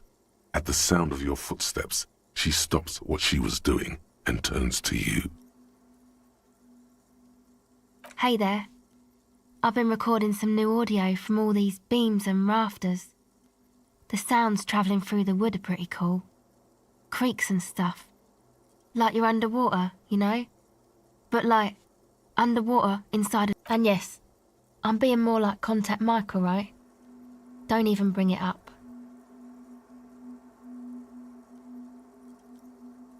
No, I actually wanted to thank you for getting me and my friends in here, and we even found some new associates, such as they are. Good, I think. Noid is getting a read on the place. I think he finds the carpentry very impressive.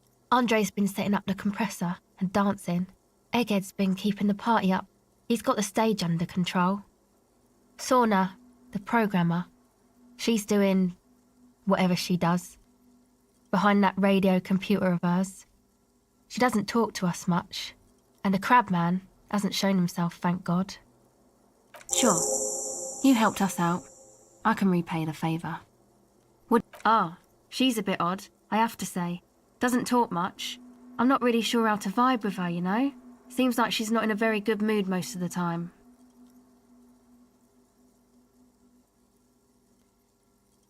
But earlier today she told me about Welkins, and she seemed oddly happy, like she had some idea with those little creatures. Some artistic idea. I didn't really listen, I was busy with my mic. Oh, the crab man. Still gives me the creeps the way he moves. But he doesn't actually come down that much, just climbs around the rafters. I just tried to stay away from the crab man, but he talks to Noid. They seem to have some thing going on. Beats me. Noid said they get along somehow. They're both crazy enough, I guess. Who knows? He doesn't really answer our questions, see? Not that it's easy to ask them. What are we supposed to do, yell up at the tower? Who do you want to know about? Andre? He's a cool guy. Doesn't really come off as one, but he is. To me, at least. She rubs her sides, but not from cold. Her shoulders are relaxed. She must have taken a hit, or she's on an upswing. He takes care of shit. Sorry. I mean, he's got a vision. For what life should be, you know? He tries to push things until everything falls into place. He's an organiser. Nothing. But then again, there's nothing to organise around here either. He really wants this church thing to work. Must have taken it as a sign when he found it abandoned like that. Said it was an augury. I don't know where he got that from. Andre's not super intelligent. I've never seen him so psyched about anything though. And he's often psyched. Looks sort of desperate, like it's his last chance or something. Or maybe he was just high. I mean, not that he does drugs, just high, you know. Yes. Anyway. Come to think of it, yes.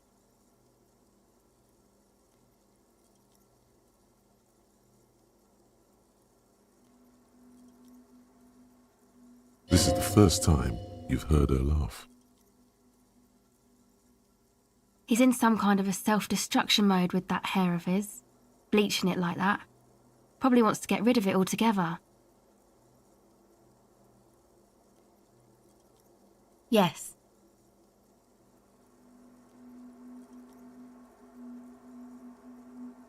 Who do you want to know about? He's a four-burger, I guess, like the rest of us. Okay, maybe not Egg, I don't know about him, but Noid and the rest are from Forburg, making the pilgrimage up north to visit the Palaceum. He's real hardcore about the lifestyle.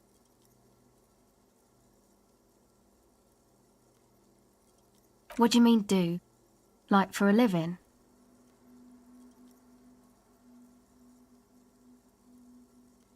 He's a carpenter, trained and all.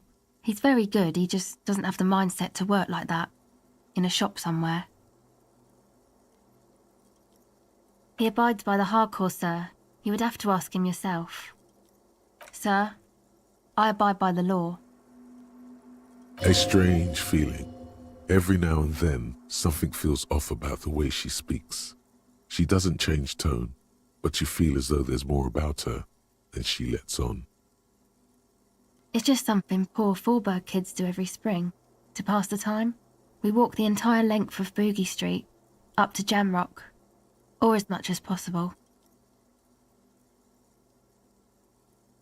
I don't know, man. Have you been down Boogie Street? It's a little bewildering.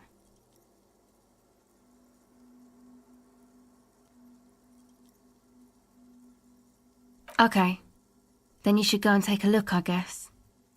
Boogie Street is cool. It's got a lot of immigrants and all kinds of different people. Yeah. Who do you want to know about? What do you mean? Oh, that. He's the party boy. Anodic music doesn't really do vocals in the traditional sense. Vocals are thought of as rock. That's to say they're a bit backward. No offence if you like rock music though. Rock music's cool by me. Pachoo, pachoo, swish. Your credentials as the resident future man of Revachol are being questioned. Show her you're hip with the times, Gramps. Yes, forever. Anyway, even if you don't have vocals, you still need someone to say something every now and then, right? To urge things on. That's where the party boy comes in. He basically just stands on the stage and dances and yells how awesome everything is. It's very catchy. I understand. People are usually afraid to do things if others aren't already doing them. Dancing makes you dance, like sneezing makes you sneeze, or yawning makes you... Anyway. Actually, we don't know where he's from, or who he is, really. One time we were out partying somewhere in backwater Forburg. Or maybe even Coal City, I can't remember. Maybe it was Coal City. The worst of the banlieues. A wretched heap of closed-down mines, even west of Jamrock, on the dusty slope of Montmartin, the remotest possible area of Revachol. No one even wants to exploit those people anymore. Egg was yelling along to some jam someone was spinning, all night long. Just kept yelling until he didn't have a shred of voice left. When the sun came up over the mines.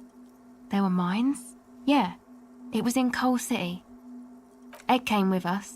He made this wheezing puppy dog sound all the way back. Couldn't even speak.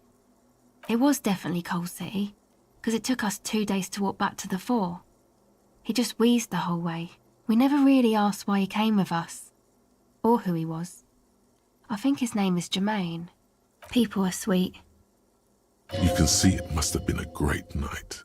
The memory causes her to go silent for a moment or two. You wish you'd been there. Who do you want to know about?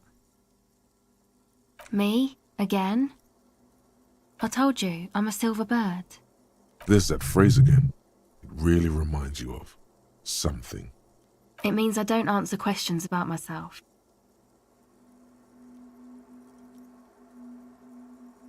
Is there a law that would stop me from lying, though? That would depend on the circumstances.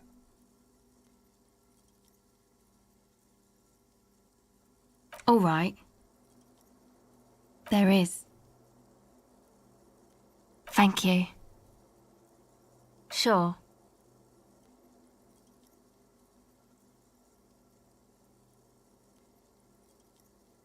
Ouch.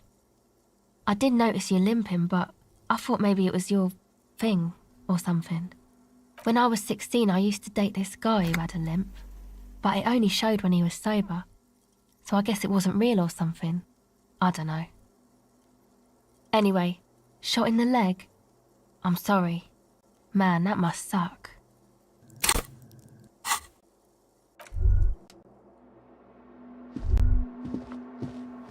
You got us in, cop! I can't believe you got us in! With wonder in his sharp eyes. Between you and me, I don't know if you've noticed this about me. I'm a little suspicious of authority, but you really came through for the hardcore underground. Yes, you really came through for the hardcore underground. How come? Andre is busy cutting some slightly less lame, but still quite ungainly shapes on the church floor, sweating profusely.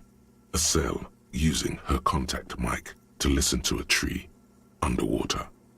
The one with the large head is blasting the dance track on repeat, while the stained glass window behind him is rattling from the bass. Sire, the tent. 'Twas a security risk. And in here, sanctuary. 'Twas only noble of you.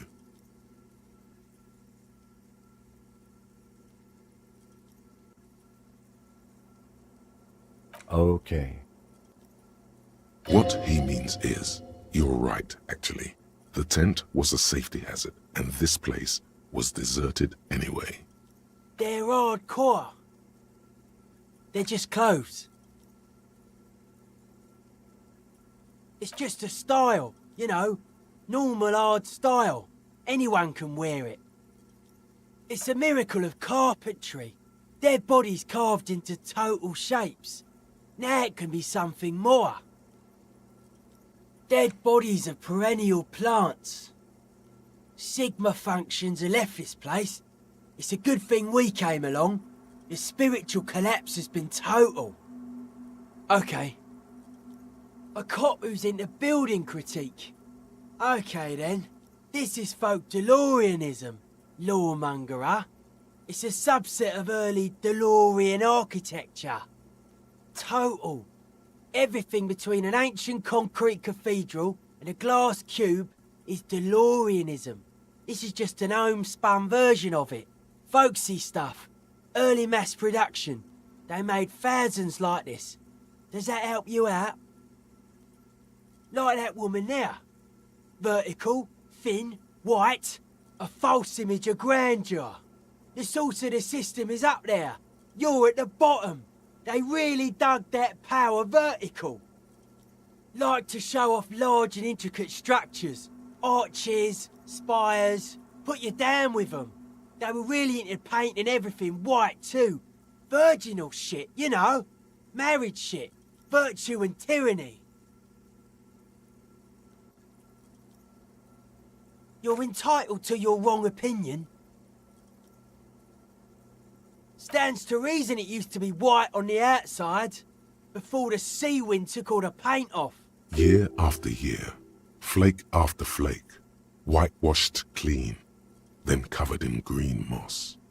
Slowly peeled by the wind, your skin crawls from the sensation as you look around.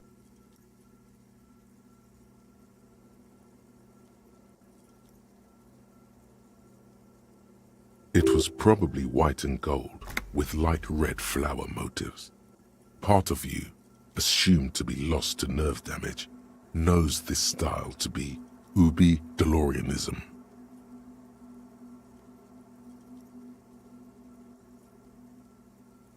Good catch, art cop. The herdsmen of the Ubi Sunt Islands come here on the first boats. Their flowery version of DeLoreanism could be what we're standing in. The Ubi are known for their partiality to socialism and sheep. They come from an island called Ubi Sunt, the only place in the world that has a question mark in its name. There's something else important you should be able to remember about Ubi Sunt. But all that's coming to mind is the sheep.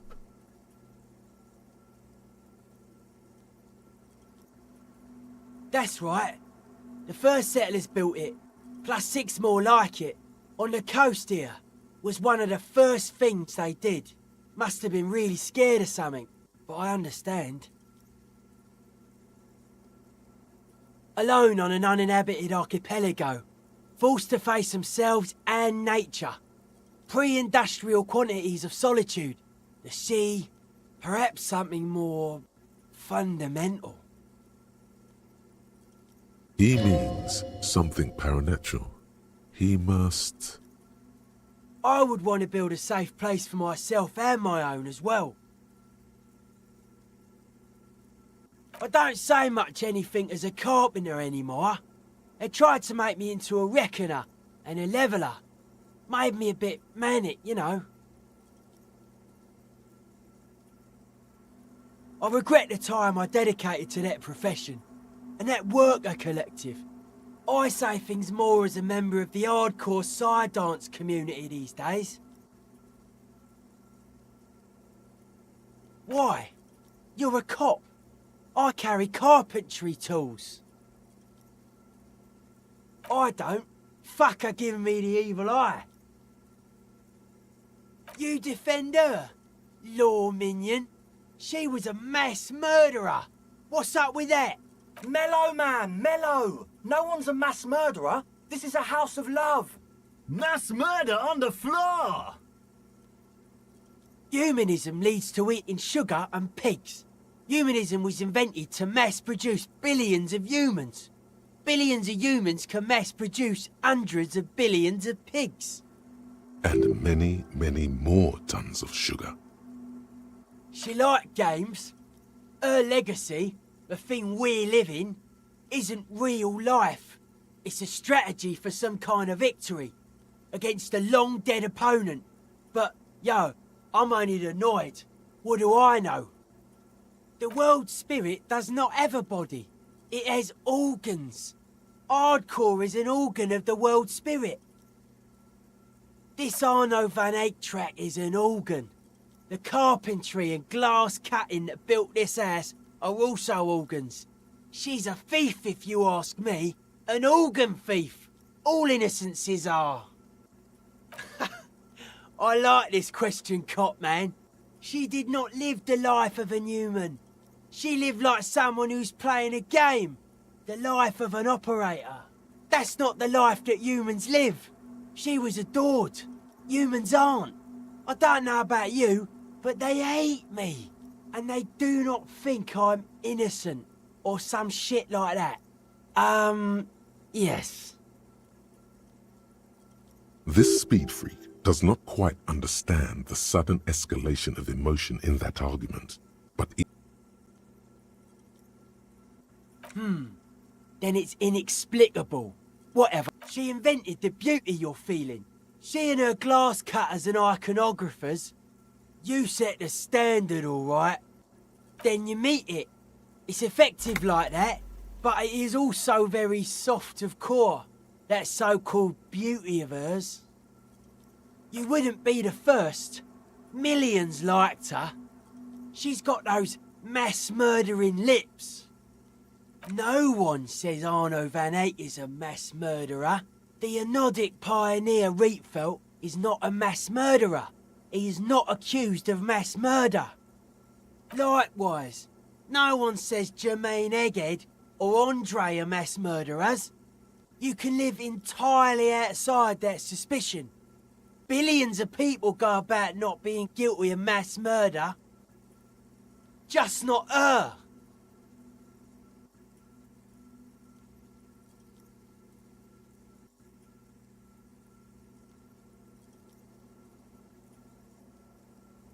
what a strange choice of words.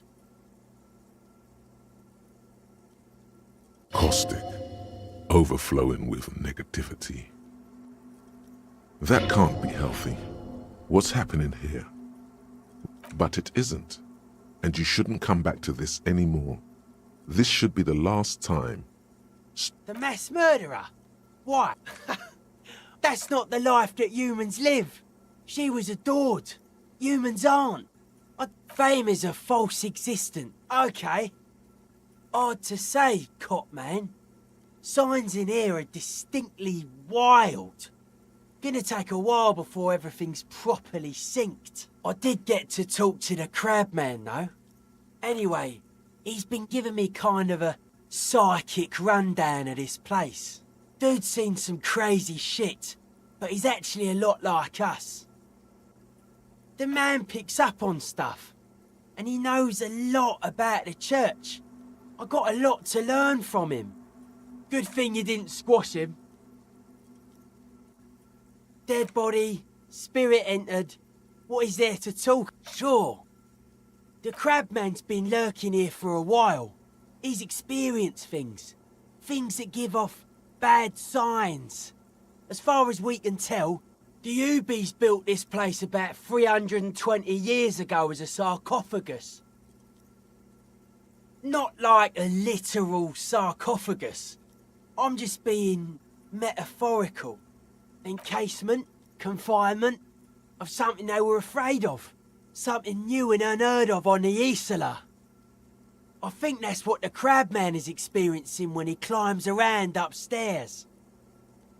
Like, this is some old world shit the Ubies had heard about. I thought the best way to deal with it was to build a church, surrounding it, to contain it. I don't know, and it's not something they properly understood either, what it does. But it's what this Sona person is looking for, and trying to measure. It'll be fruitless though. She won't be able to measure it. People like that always want to measure everything. All those things they really can't. The wood creaks as a gale blows by, outside. Dust particles fall through the darkness, settling down on the age-bleached floorboards. The structure does not feel particularly durable.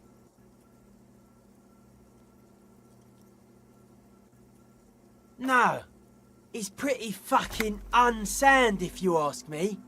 They should have built a club for anodic music around it instead. Anodic music will definitely contain whatever we're dealing with. And if it can't, well, seems to be the trend around here, doesn't it? You can't measure shit like this. It's not like substance. Like a concentric ring spreading out, the struggling villages. And that is what caused the communards to fail in defending the beachhead. Yeah, a lot of failure has gone down around here. I don't know. Maybe, maybe not. It's not a thing we can answer, cop man. Even I have limits. I'm a limited psi person. Maybe you can figure things out, cop man. I think we got on a good level here. The signs are syncing up well. Suspicious people are esoteric people. We don't go around spilling everything to Johnny Law. They don't call me Noid for nothing. It took us setting out for this whole enterprise to get our signs synced. It's short for paranoid. A reasonable question. Say I get hurt. I want to make sure it never happens again. So I analyse the situation. Exercise caution. Caution is suspicion. It'd be easier to list stuff I'm not suspicious of. I'm not suspicious of sound and colour. Mechanics and chemistry also have a trueness about them. Most anything else deceives. Wants to steal your life away. This is a good, dangerous line of questioning. You should prod him on. I don't have a top 10 list of things I'm most suspicious of, but if I had one, the left-right complex would be number 1. Number 2 would be their sole accomplishment, the pig-wheat paradigm. Something is off here. You feel like it should be the other way around. No, politics is an inert complex of daily corruption and inane think pieces. The real paradigm is economic, and it concerns pig and wheat. This is where the innovation happens. It's only a theory, but I suspect they're breeding a pig-wheat hybrid. Probably in Grad. I prefer not to. Both ask the wrong questions. Any spark of light from either one is accidental. Their combined movement's only concern is producing enough pig and wheat for everyone. The end goal of humanity. The original mistake was assuming that words have more being than bodies. That's what led us astray, far from our true lives, but we may yet find a way back. Whatever this true life is, you feel it's the real centerpiece of this mythology. It's our only shit. We should make better use of not being animals, or cereal grain, ourselves. Yes, having food is means to an end, but the left never talks about the end, only the means. Caps are likewise suckers, constantly sleepless in worry. His eyes flicker. A life is true if it's free from fear, an internal division among oneself. And others, mankind has seeds of greatness in it. A germinal will come, a return to trueness. It will be hardcore. I would much rather tell you about true life than this pathetic something else, but you are, after all, the law of the land.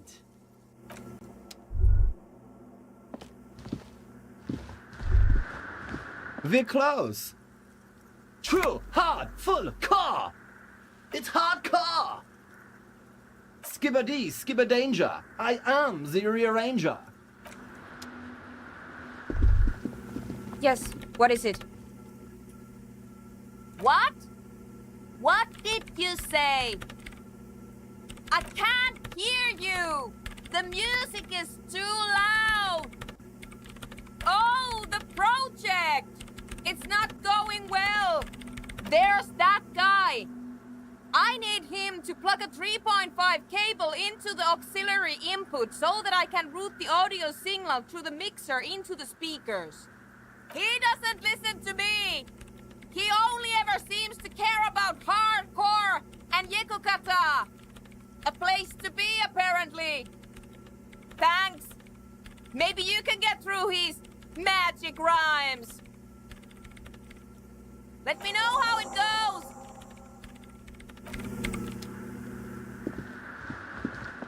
We're close. True, hard, full, car. Hardcore! Yeah! This young man adds a capital G before the H in his yegs and args. This produces a guttural, Gotwaldian accent and makes him sound more animal, more in it.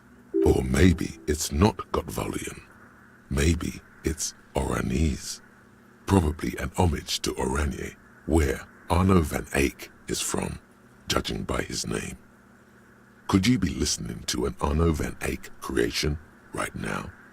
You know about him? You know Van Eyck? Good, good. The Advent?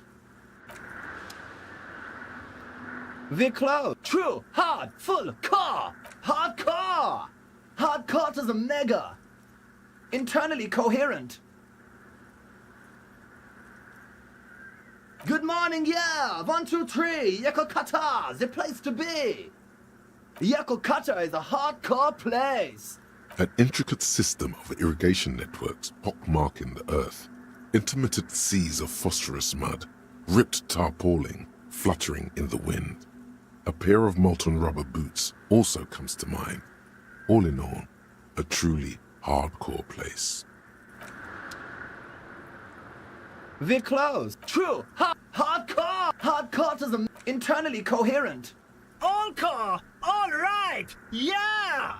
Gotta get the people going. I'm the party boy. It's my job. Hardcore party 25/7 beyond the winter's orbit style. There is a place far away in Cutler. Yeah, it's all set up, man. Can you already imagine 1,000 people in here? 10,000. Ecstatic vibrations, totally transcendent. And I've finished setting up the new compressor too. Now the only thing left to do is the name of the club. Will you do the honours, detective? The name. Everything I managed to come up with sounds just wrong. Andre's overthinking it. Yes, you should do it, detective. It would be good for the signs. Noid's right. You've helped us so much. It's the right thing to do. How about something simple? Like the club? Too modern. And too ironic. We don't want ironic. We want real. Real and true and beautiful. Like a morning after the rave. Yakukata! Yakukata! The place to be! Yeko Qatar, the zone of ecological catastrophe. That's too morbid, Egg. Got anything else? Hardcore! Hardcore to the mega! No, it has to be bigger than hardcore. Yes, it has to be even bigger than hardcore to the mega. It has to be bigger than the scene. The amnesia. Like the... I can't remember the name of the club, Amnesia. Amnesia! It's not amnesia, guys. I don't. Good. We have too many opinions anyway. I wouldn't. I wouldn't build a club, and I wouldn't name it either. An underground place with no name? Sounds like something the Crabman would say. We're not going with anything the Crabman would say. Why not? The Crabman has ideas, Estelle. Ideas from another level of consciousness. I don't care. I don't like the Crabman, and I don't like his ideas. His ideas are spooky. Next, please. You have? Well, what's the name? Like that DeLorean word for the world, you mean? Elysium. But Disco Elysium? Isn't it wacky? Disco's kinda gone, isn't it? Forgot. The past is the future, but the future is dead! No, it's beautiful. Beautiful and brave. Like we want it to be. And short. And memorable. It's settled then. Everyone welcome to Disco Elysium. Andre breaks into frenzied dance-like motion to celebrate the name. Someone turns up the beat. I'm dancing! That soft core gyrating is supposed to be dancing? Yes, my man! Talk? What is there to talk about if you can express yourself with moves? Audio waves thump against your ribcage. The speaker setup makes everything sound much better. But there's a noticeable lack of something. It's to express my individuality. Is that a bald spot? It's hard to tell for sure, with the fused together spikes, but it looks like he's balding. Maybe it was a bad idea. Anyway. Goodbye, officer.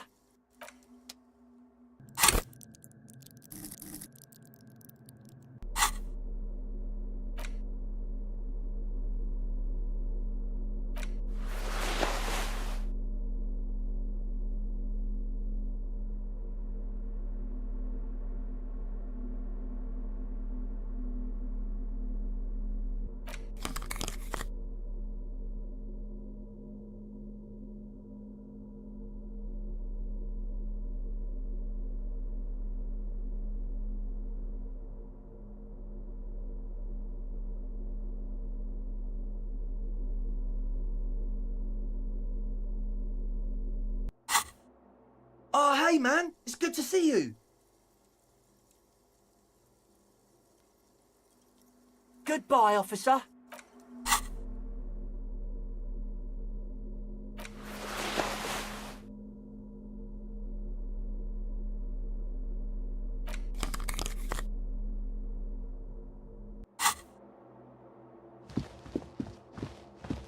Welcome back. Yo, man.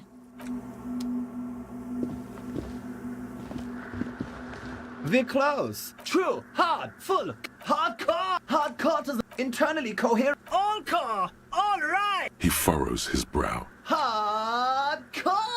Ah! The question is, what is the question? But there was no question. The mother of human. Yes, what is it?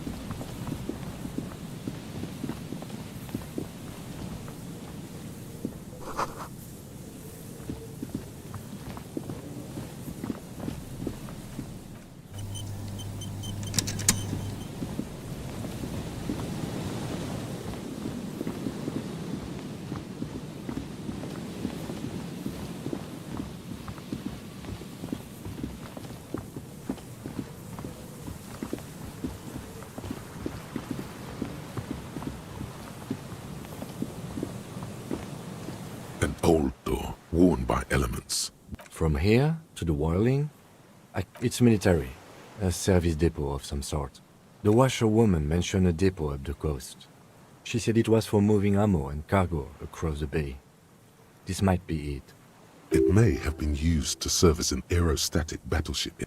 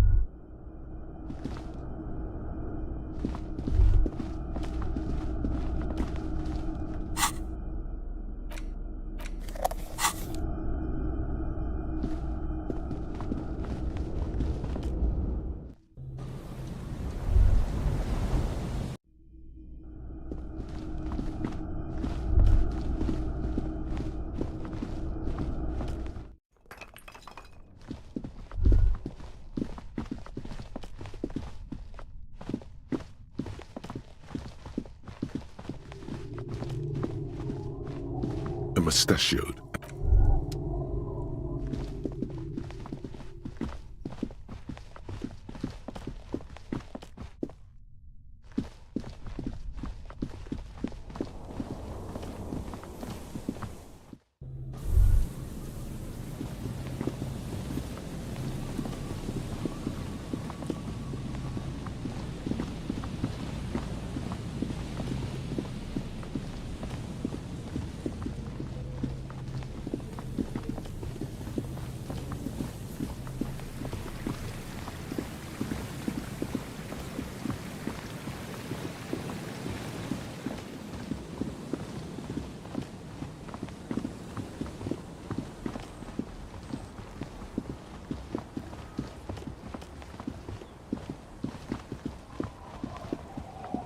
Man, you're like bleeding now.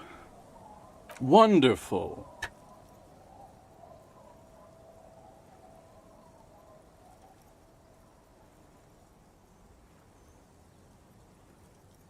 Not much, but it will do.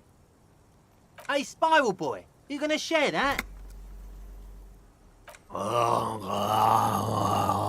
Shut up, guys. I'm telling a story here. Something happened to you. Something happened to me, too. My actual name is George, but around here, you already know. I was once a reasonably high net worth individual, a founder/junior partner at a high-concept creative services agency. When my story begins, I had just landed a major contract with an insurance firm. I used the profits from my agency to finance what I called a cultural incubator. Abstract value generation, value per person, high-concept stuff. I developed the paradigm, worked within the paradigm, but the burden of leadership weighed heavily on me. So I went jogging every so often to keep myself sane. That's right. Getting a good run-in is important to maintaining your physical and mental health. Speaking of, when's the last time you did your laps, pork chop? 22 full-time employees, an all-star team, a potentially historical set of individuals. Worrying about them often kept me up well into the morning hours. It did. With my trusty Sansarique tracksuit, I felt like I could conquer the world. But now dreams are worn thin, much like my tracksuit. One day I left on my evening run. As you may know, it's impossible to clear your head when you're distracted by the sound of keys jangling in your pockets. His eyes are clouded, his dilated blood vessels encircling his irises like stinging brambles. His eyes are your eyes. So I removed the key ring and put the keys for the front gate and the apartment into different pockets to stop the jangling, you see. At least, that was the plan. I was halfway done with my usual lap when it started to rain. The reality situation became very wet, very quickly. I made my way back home and discovered that I didn't have the key to the front gate. I'd mixed it up with the key to the letterbox, which was useless. Naturally, the situation required me to climb over the gate, which I did. There was no climbing down because I slipped and landed on my ass. Reality was looking rather grim just then. Me lying on my ass in a mud pit in the middle of a heavy shower. But when life knocked me down, I always got up. So I made my way across the yard. Standing in front of my apartment door, fumbling with my pockets, I realized that I'd also forgotten my apartment key. I rang my neighbors' buzzers. It was late, and most of them didn't even answer. Those who did assumed I was trying to sell them something and hung up before I could even explain the situation. People are naturally wary of ad men, you see. One moment someone chats you up, 5 minutes later you've bought a box of edible lingerie and a strap-on. I don't begrudge them, especially since I was known to be one of the best. Heavy is the head that wears the crown. Just then, I experienced a moment of clarity. I still had the key to my office. I could wait out the storm there. But when I reached my office, I remembered that I'd asked one of my producers to change the locks that day. And since I hired only the best, he'd already done it, and I couldn't get in. Anyway, long story short, life spiraled out of control. I haven't gotten into my apartment for years, and my girlfriend left me because she didn't want to date a homeless man. The company, well, you see where I'm going with this. So, now you've heard my tragic tale. What do you think? Tequila, I've thought about this series of events for a long time. If there was anything else to it, I would have thought of it by now. Why didn't you go to the authorities? Well, at one point they came to me, but, you know, I didn't have any ID on me, so they tossed me in jail for 2 days. I can't say it increased my faith in the RCM. No offense, gentlemen. I don't remember you being such a dick before, Tequila. That doesn't mean you're wrong, though. Anyway, that was all the tale one bottle gets you. Almost empty, this one. We are saving the world. Please! Please don't. Okay, we're drinking. We're drinking alcohol. That's what we're doing.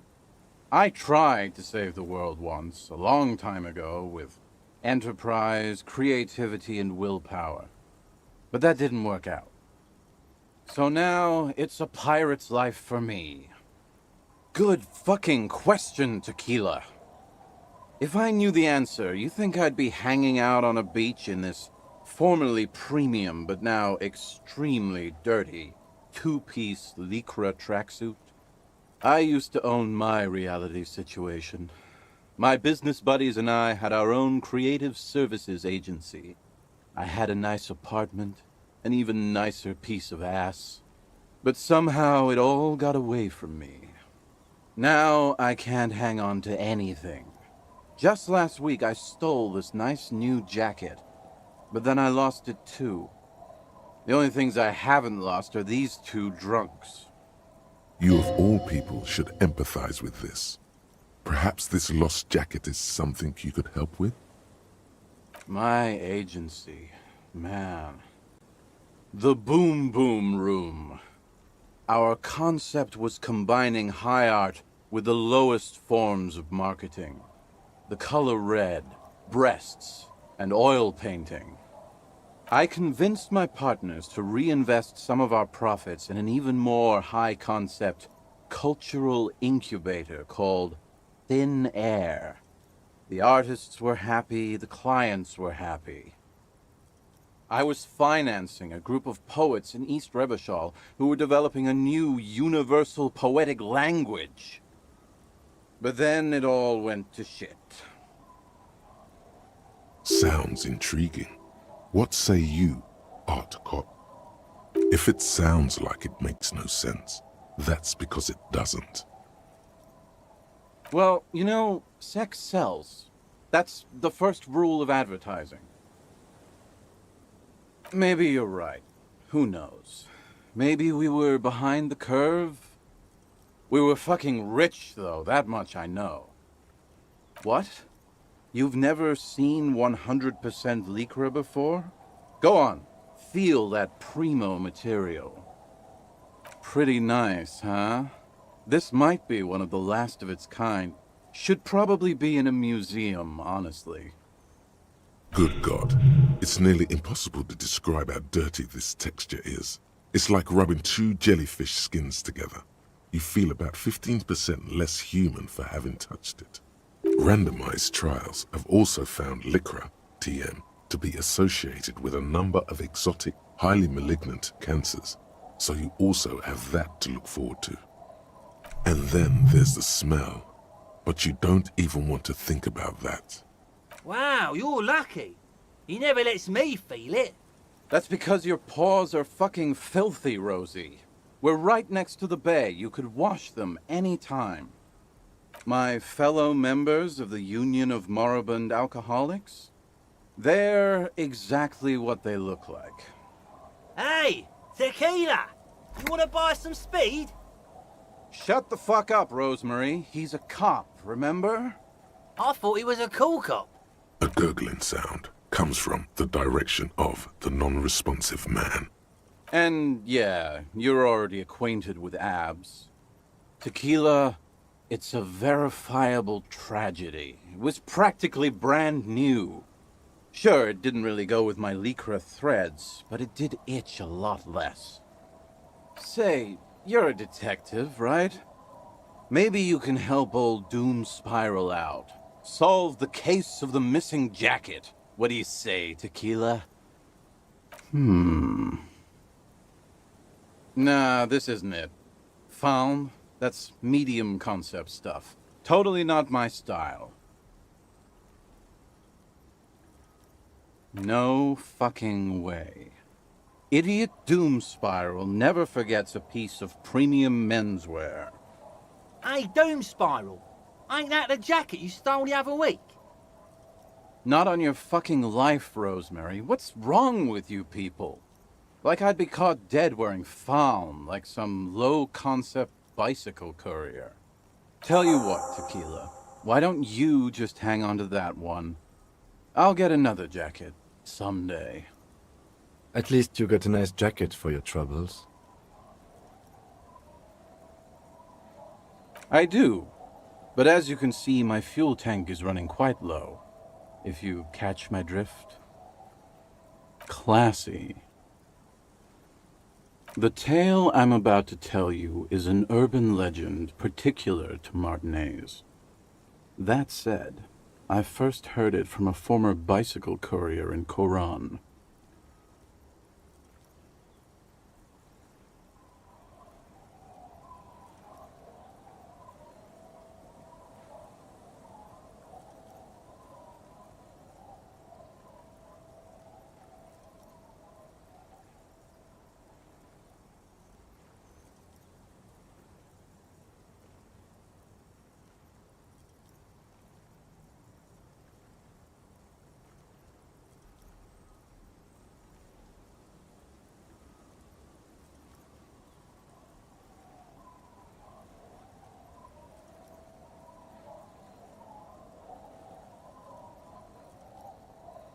There are many variations on the basic story, and the details often conflict. What everyone agrees on is that nobody knows the exact nature or identity of the phenomenon. Are you telling the story of the headless... Shut the fuck up, Rosemary.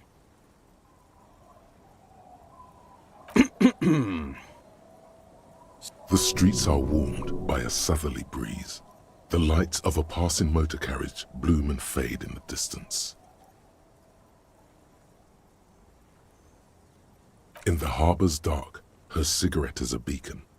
Our heroine finds herself enjoying the peace and quiet the canal provides.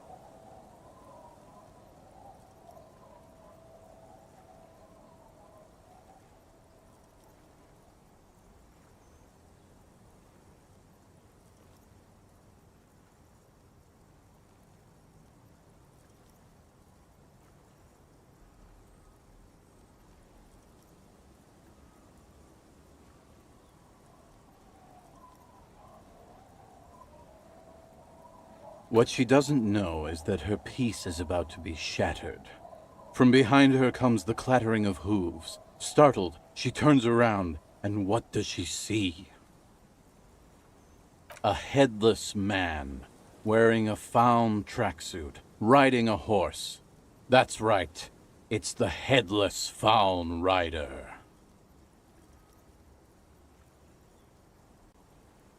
Rumored to be searching for his legendary fawn cap that went missing when he lost his head.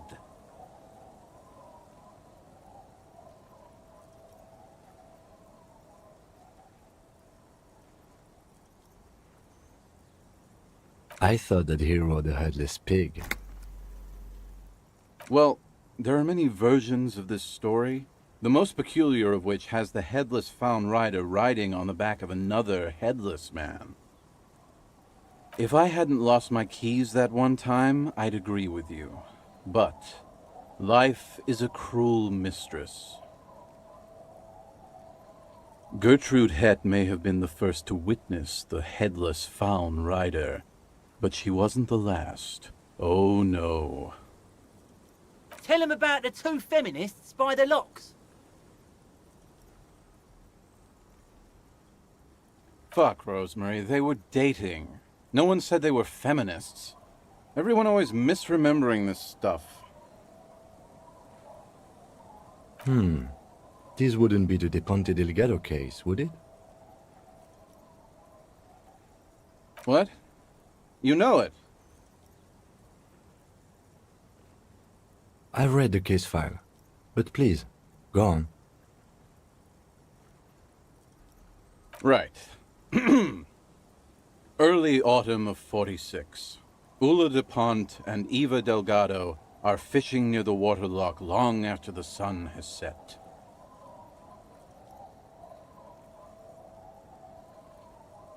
The wind picks up.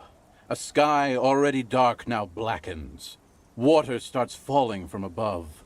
The first cold rain of the season. Two women stand on a small outcropping of rocks. One of them is wearing a purple raincoat. Thin. The women are caught in the downpour. They act quickly. Eva gathers the rods whilst Ula turns around to reach for the tackle box. Don't turn around. Don't turn around. When she sees something, her shriek is so violent that the residents of the nearby apartment building believe lightning has struck. But there is no lightning. Only a heavy downpour and the silhouette of the headless faun rider looming on the horizon.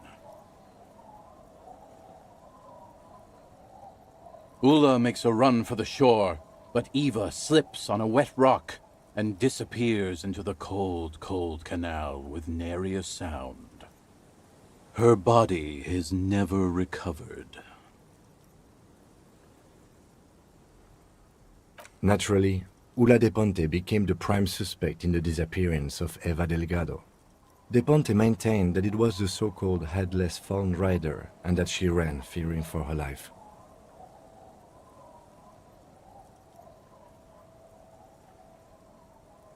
During the investigation, it became apparent that there was a love triangle, the third party being some small-time businessman. I don't remember the exact details. The leading theory was that an argument broke out on the jetty and De Ponte pushed Delgado into the canal, then cooked up this stupid cover story. No, she committed suicide before she could be taken into custody. They found her in the bathroom with a rifle, her face slowly peeling off the ceiling. Not a pretty scene. Man, that's some grisly detail. Oh well, here's to another case closed. Anyway, that's the story of the headless faun rider.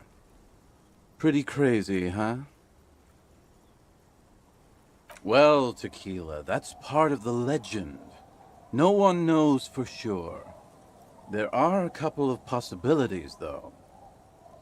Some say he was an undercover cop who blew his cover and got beheaded by the vicious gang he had infiltrated. Now he rides, searching for his lost faun cap, plotting revenge. O headless brother, where art thou?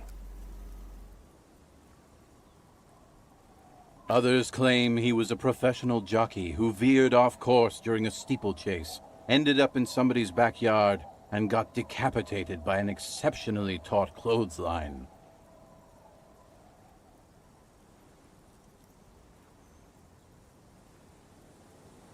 Even decapitation couldn't stop his commitment to the sport. Are you that committed? Personally, I think he was just some guy who hanged himself from a really tall tree, and the fall was so violent that his head came clean off. Coincidentally, at that exact moment, a horse happened to pass under him, and his beheaded corpse mounted it, where it remains to this day. But then, no one really knows. For some reason, this does strike you as the most plausible theory of them all.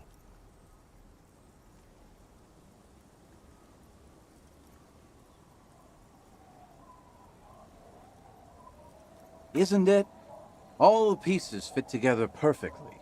That's how I know it's right. Anyway, to each his own. You want to hear any other stories?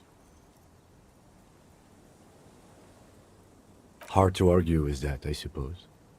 That's the reality situation for you. You think you got a handle on it, then blam! It throws some wild shit at you. That's why it's critical to stay well hydrated. Yeah? Why don't you go eat shit, Tequila? There's no way you know a better one than that.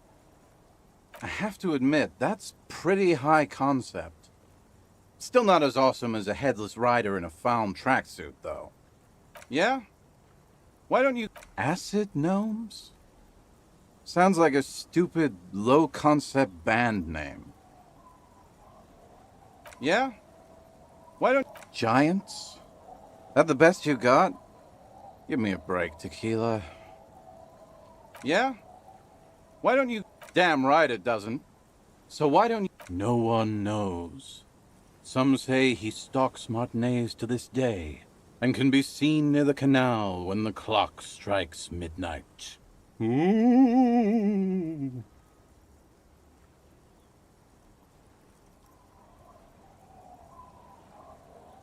He won't, though, because it's just a stupid legend.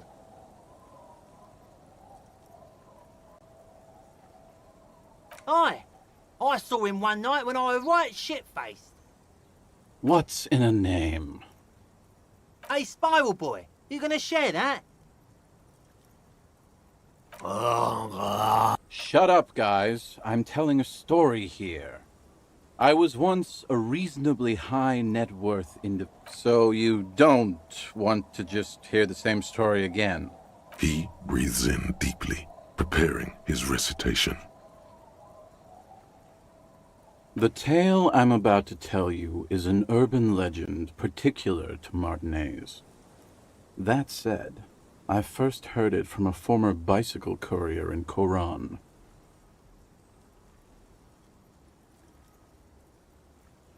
There are many variations on the basic story, and the details often conflict.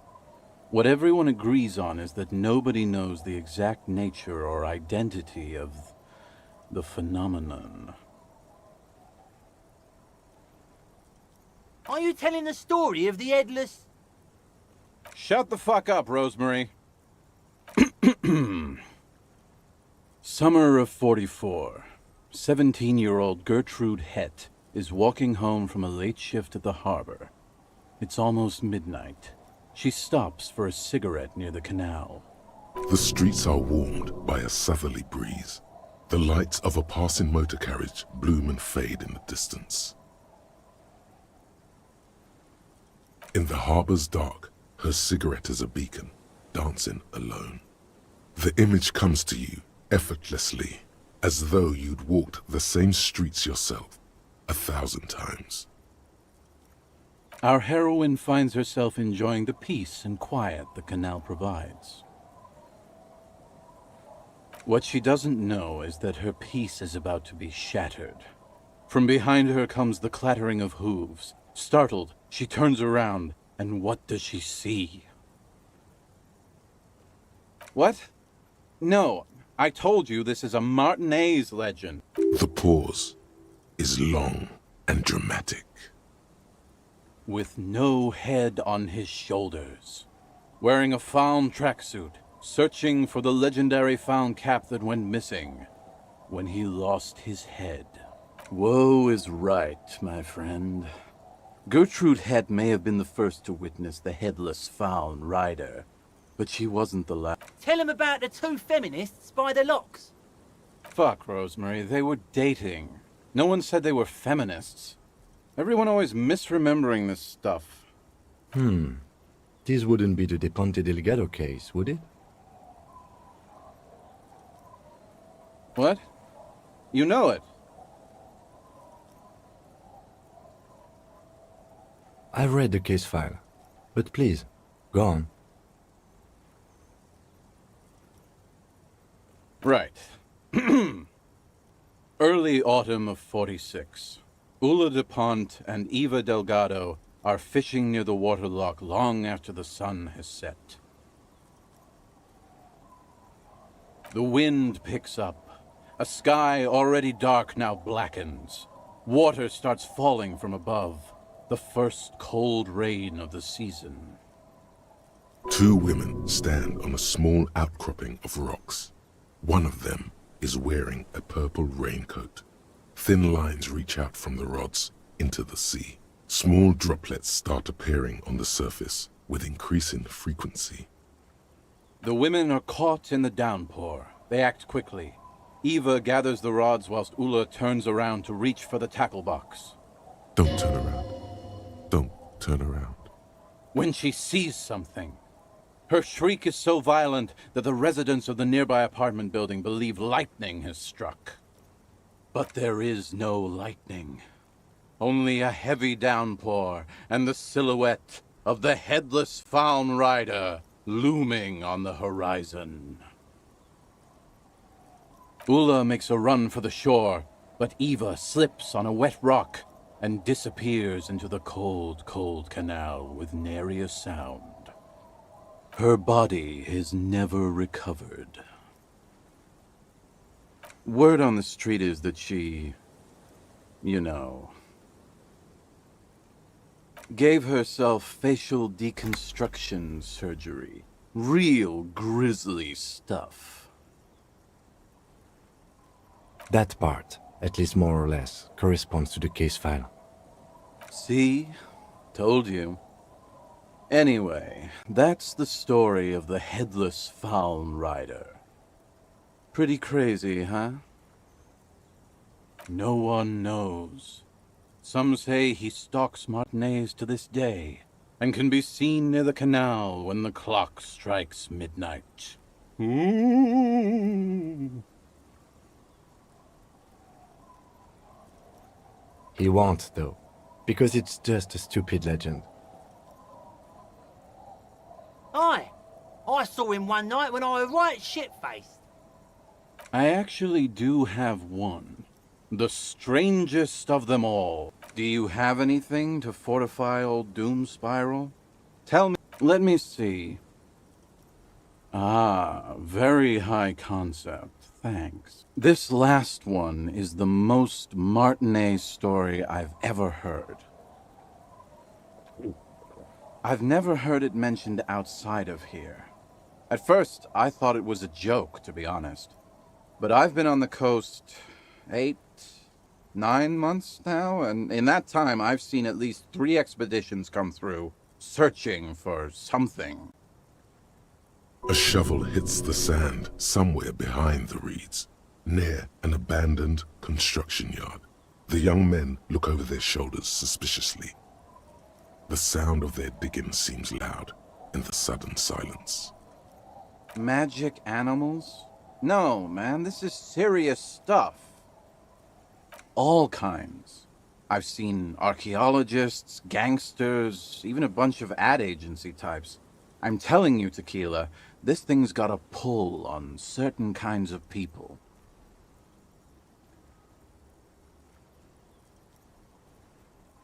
You know, obsessive types. People with predilections. Some of those expeditions come back after a week or so, looking haggard and dejected. Others don't return at all. The first time I saw one of these expeditions, I thought they were fucking with me. There was no way it could be true. It was just too high concept, even for me. I'm not even sure I should be telling you this story, to be perfectly honest. You're in a fragile state, and it might be too much for you to handle. Okay, fine, I'll tell you. But I'm warning you, it's pretty out there. Our story begins at a legendary design studio, right here in Martinez. There was this designer. His exact name is lost to history, but in life, he was a legend. Made it big in Aranya, where he did some real pioneering work on grotesque and sans serif typography. A fucking genius, man. That is, if he even existed. Who knows? It's an urban legend, after all. Anyway, sometime later he started his own personal studio here in Martinez. And that's when he started working on some really wild stuff. I'm talking some glass-smooth, forward-looking design language, the kind of thing that would totally overthrow the old regime, design-wise. A paradigm-shattering revolutionary? But then something turned. You see, it's widely known that nose candy and pioneer graphic design work go hand in hand. You've got to understand, the work this guy was doing was so high concept that regular amounts of cocaine just weren't cutting it. By the end, they were bringing it in by the lorry load. Now, as you might imagine, snorting that much cocaine can't be healthy for a regular human, right? Right. Wrong. It's super healthy. Your brain tells you so. And when has your own brain ever lied to you? Hey, tequila, pay attention. The story goes that one day he was balls deep in work on what he thought would be his pièce de résistance, an advert so minimal it contained neither text nor images, just pure white. Apparently the idea was too high concept even for this genius. He dropped dead right at his desk before he could finish. His last words are recorded to have been, "It's as white as a blizzard of cocaine." But the story doesn't end there. Supposedly, when they performed the autopsy, the coroner discovered nearly 1/4 kilo of coke jammed into his nasal cavity. That's almost certainly anatomically impossible. Wrong again, nerd. Where there's a will, there's a way. That's right. 250 grams of blow had accumulated in there over the years. We're talking high-grade Saramaritsian pure. Not that cut-rate shit your grandma does. There are those who believe the designer was buried with this 1/4 key of nose candy still lodged in his sinuses. That's what those expeditions are looking for. The cocaine skull. The cocaine skull. Here's the kicker. This designer, this lead designer of a world-famous design studio, was born in Martinez. A local boy, Martin Martinez. That's why he brought his studio here, back to where it all began. And that's why they buried him here, too. Perhaps right under Ab's pipe there. Or probably further down the coast, or in some yard in Martinez proper. A hidden mausoleum, no one knows exactly. No, my grandma always told me his grave lay somewhere on the islets on the bay. This is ludicrous and physically impossible. Sinuses can contain that amount of anything.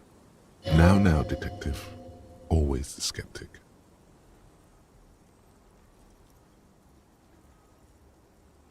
My only question is, where does one get a shovel?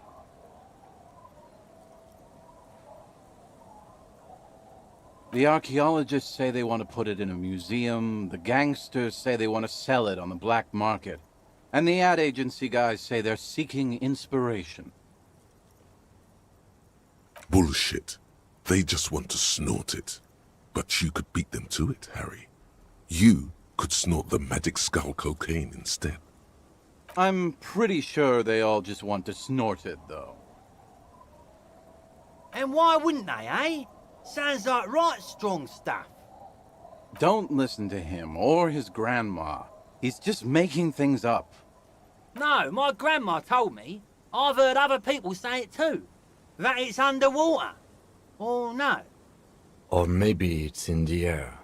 Or in an ancient state pyramid offshore. In a pyramid? Now that would be something. They're pretty vague about it in general. The gangsters like to claim they're looking for the grave of a friend, with picks and shovels. The archaeologists act all official about it, saying they're conducting serious research. Honestly, I think they're not really scientists, just rich. The junkies, for some reason, are pretty upfront about it. They just say they're looking to snort some blow out of a dead man's nasal cavity. Honest men on an honest quest. You should join them. By now, I'd say I know about as much about it as anyone on the coast. Whoa, whoa, whoa. Hold on just a minute. Finding it right now is literally impossible. What? For one, the way is blocked by that big lorry that says Delta Logistics Company on the side. You definitely have to search the area behind that lorry too, yet it is impassable. And second, outfitting an expedition like that is expensive. It'd have to be a big production to do the cocaine skull justice. You need new gear, people who know what they're doing, all kinds of provisions. It's just not feasible within the economic and temporal frame of our current setup. Matter of fact, unless a bunch of money just falls out of the sky, we might never know what's up with that skull. I have to agree. We barely have what we need to solve the case we've got now. We can't afford to run around chasing after quasi-mythical pieces of drug paraphernalia. Besides, it would look extremely bad for the RCM to be caught up in something that has the word cocaine writ large on it. The PR is tricky on this. Wait. Maybe there's another way. Maybe up around the coast? Don't give up now. Yeah, well, that's the reality situation for you.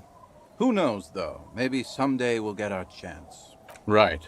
A story specific to Martinez, and I've never heard it mentioned outside of here. A shovel hits the sand somewhere. Hey, hey! No, tequila. All kinds. Some of the first... There's no... You... I'm not even sure I should be telling you. Okay, there was this... He existed, or I'm talking... Anyway. A paradox. But then, something... You know... The kids... Or... Sinus... Can't see. Along with... He's talking about cocaine. Shit, yeah. You've got... Now. Right. Wrong. All... Hey! Apparently the idea was too high... But the... That's wrong. That's... There are the... The cocaine skull. The cocaine... No. Here's... That's... Or... No, my... This is... Now, detective. My only question is... Good. What? For one, and it's... I have to agree. Besides... What are you... You're lost. That's alright. We've got plenty... Not that I can think of, currently. That might be the case. Okay.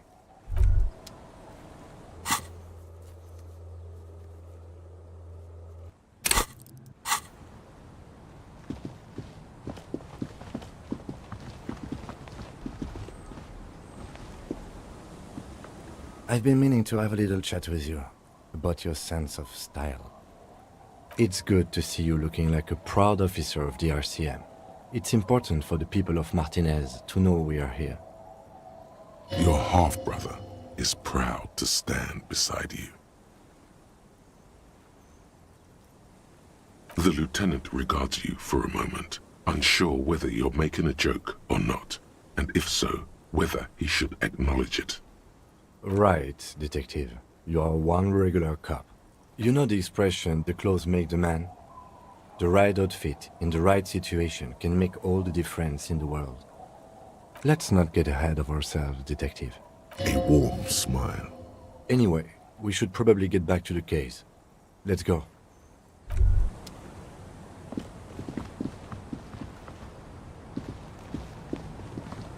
Our tenant, the policeman.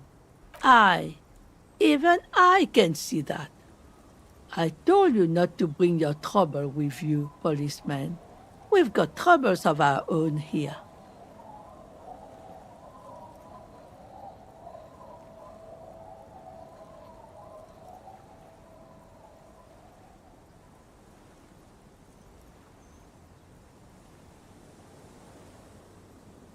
Though I suppose you took the worst of it. Turns out you were your own ill omen.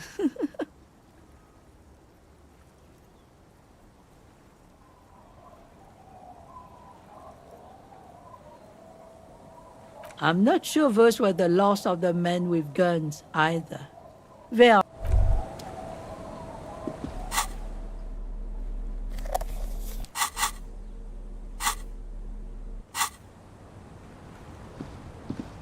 It's getting cold, this late in the night. Good night, officer.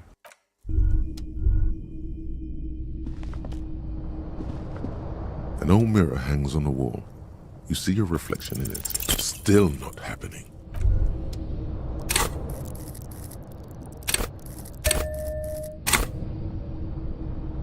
An old mirror hangs on the wall.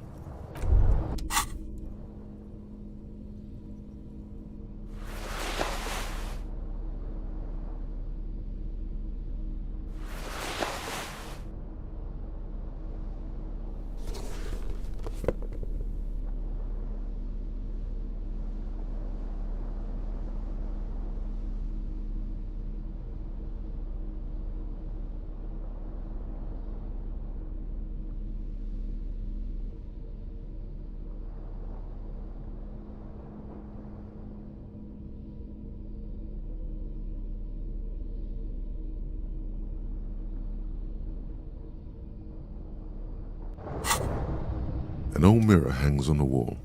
You see your reflection in it. It's like something snaps in you. A nerve ending. A thought. A sadness. Your face in the mirror is suddenly clean of the layer that had distorted it for God knows how long.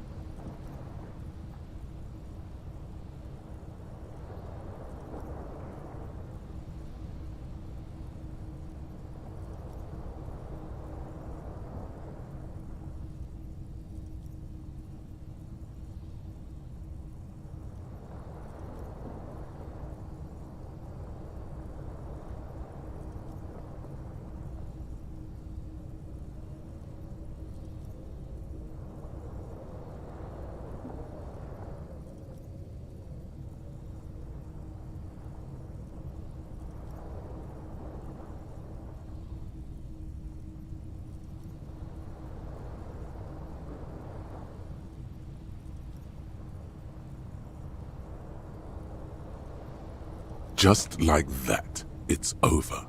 The running gag that your life had become. A sad old man looks back at you.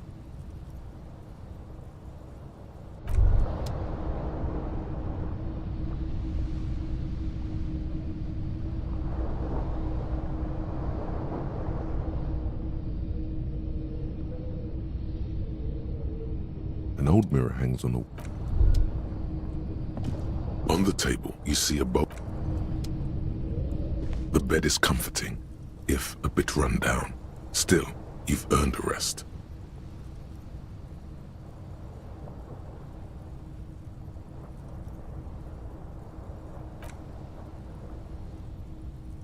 The place feels almost like home now, quiet and dignified around you.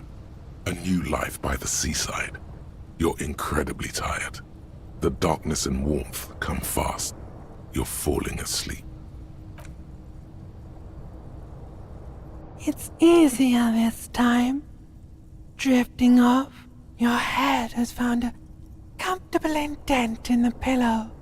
Your legs and your torso feel like lead weights sinking to the bottom of the sea, until there's suddenly light. This respite, you've earned it, brother. Bask in the darkness. Let it swallow you up and swivel you around while you forget everything you've managed to remember. Now you haven't. You've just been.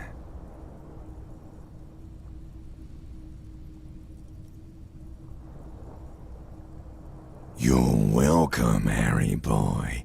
You earned it.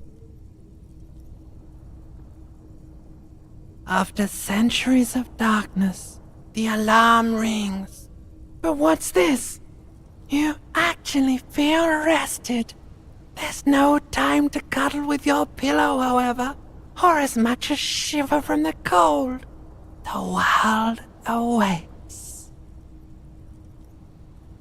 Go.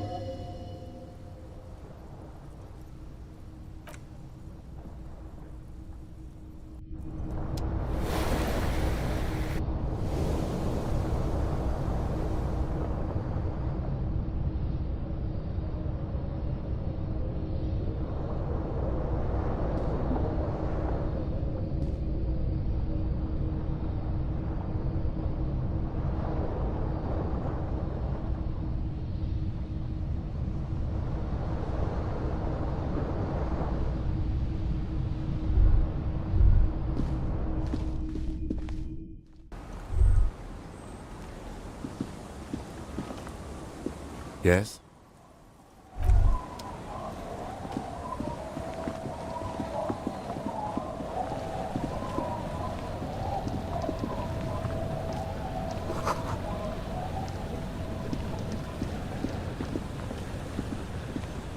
Officer, what happened? You're limping. Why are you limping? You look terrible. You're not limping. You're you.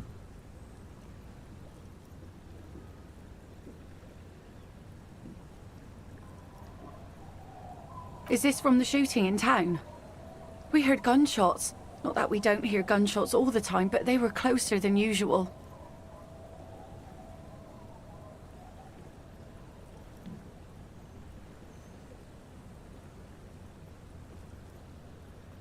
There was an exchange of fire on Rue de Saint-Guylaine. It's nothing to be worried about, madame.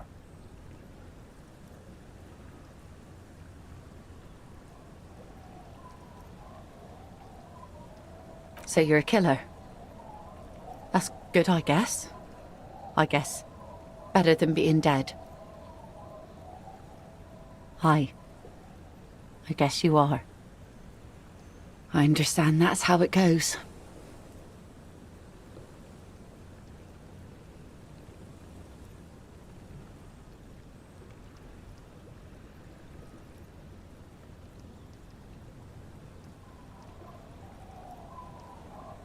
Of course. Can I help you with something?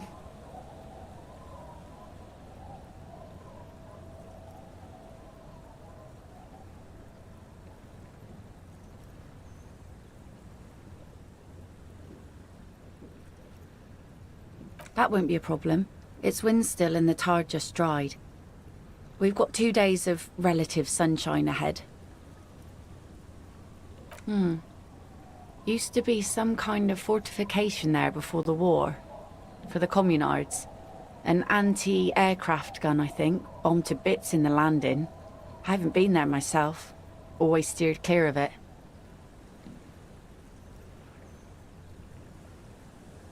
Hasn't been there herself.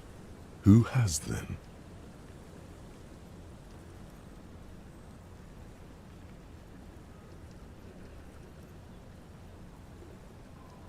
My husband used to drink there. Him and his drinking buddies. Always seemed like a bad place to drink to me. People died there during the landing, you know. My mother told me.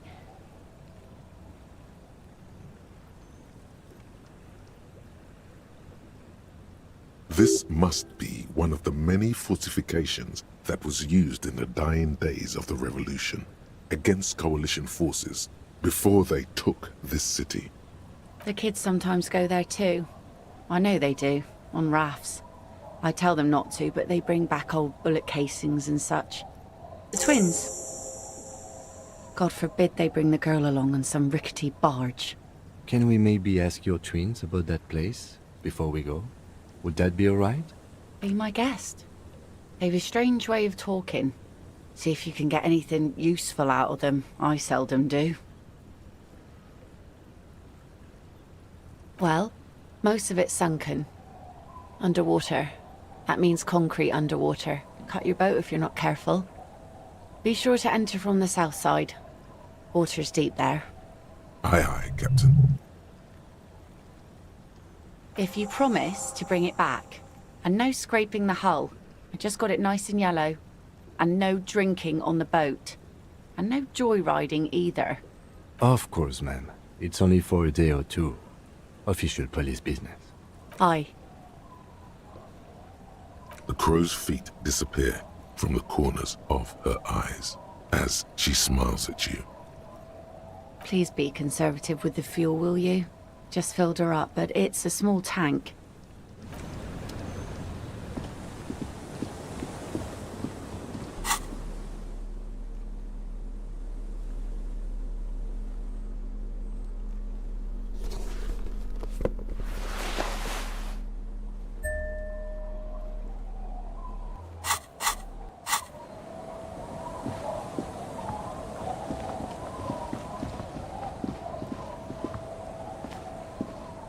The scruffy-haired little boy kicks a stone while the other watches him do it. And that iron.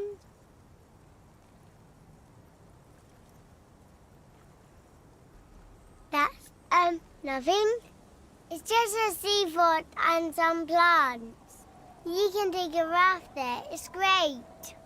And we make a fire. We make a fire. Mm-hmm. Gather the sticks for the fire. And bullets. Or not real bullets, empty bullets. Bullet shells. There are a lot of them left over from the war, but this could be important. I don't know what those are. They're lights. The fire guy comes and asks us to put the fire out. They must mean a human being on that island, but it's cut off. No. Yes. Let's go with yes. Because he asks to put the fire out. I don't know. He doesn't like it. He doesn't like people to be there. You shouldn't go. Yes. I don't know. Did you mean there are electrical lights? Yes. No, he doesn't live there. I don't think. No, he lives there. Been there twice, 2 times. He doesn't live there. He isn't there sometimes. Anything else? What does this guy look like? I don't know. We ran. He just yelled we shouldn't be there. Our father killed himself. Don't say that, he didn't. I don't know. Doesn't even have anything to do with this, you. Father isn't the fire guy. The two things are unconnected. Your question didn't make sense. There's Lights, fire guy. We should check up on that island.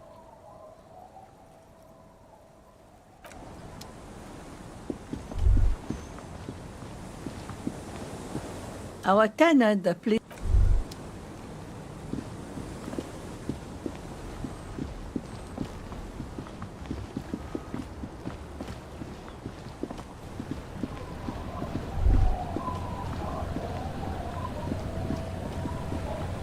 A skiff with a small steering engine in the back floats on the calm mirror of the sea. Its two seats are empty. Once you get in, that's it. One pull of the starter handle, and you're off into the bay. A strange trepidation comes over you.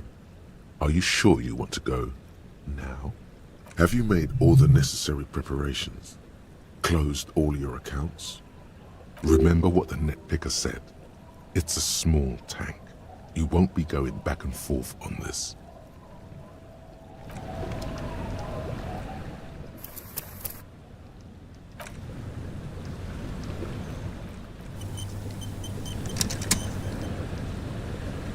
The skiff, once you, have you made, remember what, the skiff, once you get, have you made, remember what the net picker said.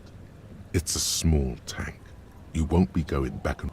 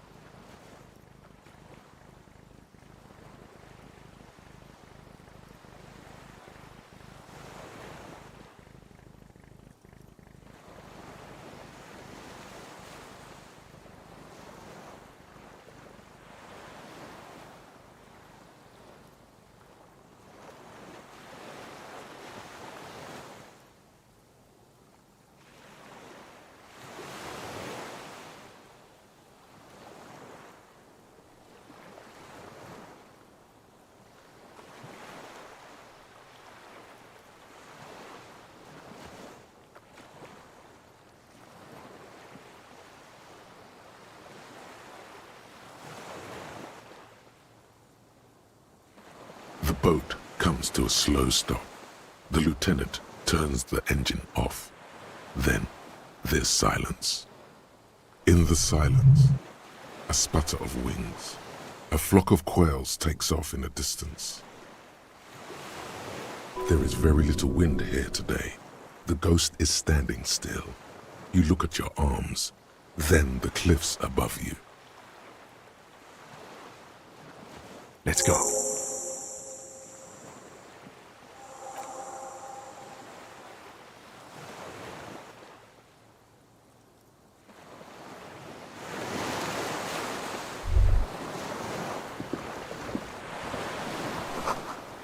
The chain trails off into the ocean, connecting the island to the supply depot on the coast. Ah, yes, so it seems.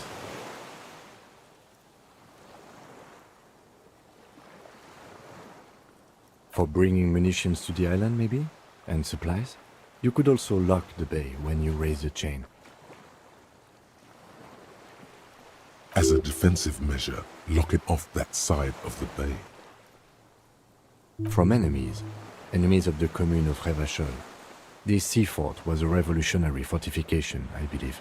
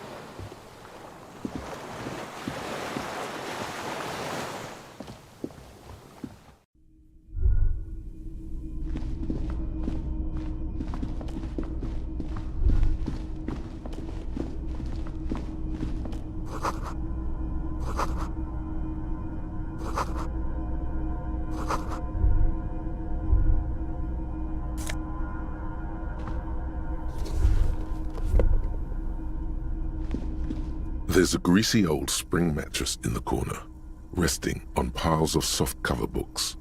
White linen and a pillow are visible under a worn-out caracol blanket. Someone has been squatting here. The linen is fresh, recently washed. You force the rest of the sentence out through pain, thick as molasses, no longer able to hear yourself speak.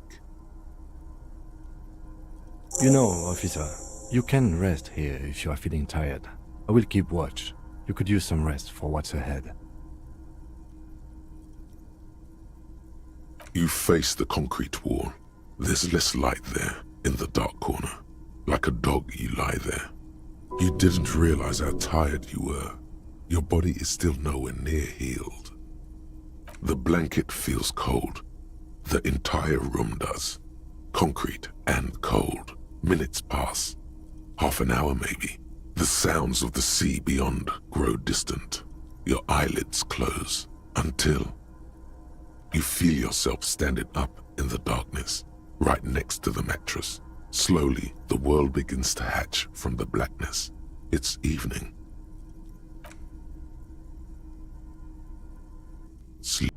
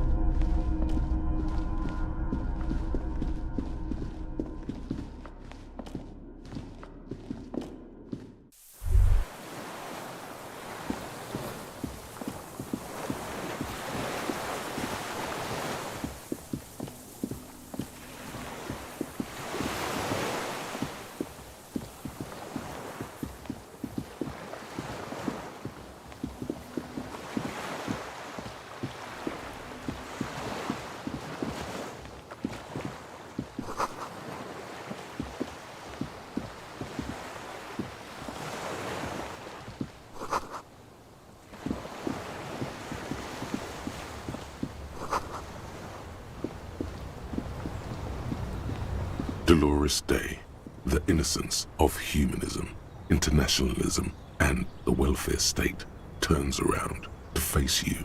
She has an airship airbag in her hand. She seems to be in a hurry.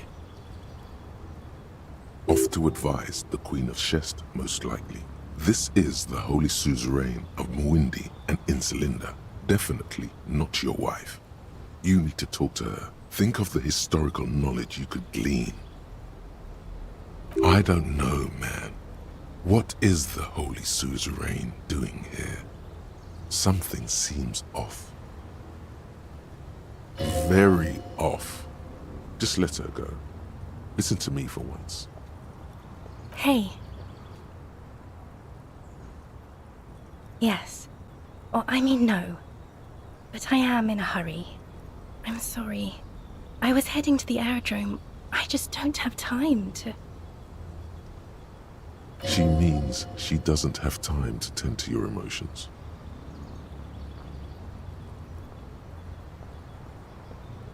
She sighs and looks over her shoulder. I'm going to Morova. To live there, in Grad. It's 1 million kilometers away, Harry. Might as well be another lifetime. Just my scepter, my globe cruciger, a spare silk gown, a toothbrush, travel documents, the crown of immortality. Oh, this. This is just a wreath. The crown of immortality is made of rarefied light, mana and raw palladium. It was passed on to me by the rulers of... She looks at the suitcase, not knowing what more to say. Then, over her shoulder.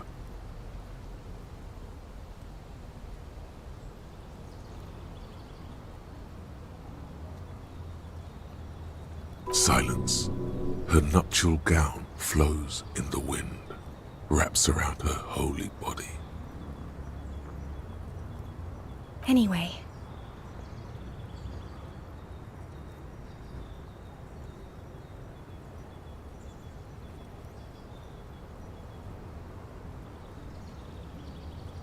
No, Harry.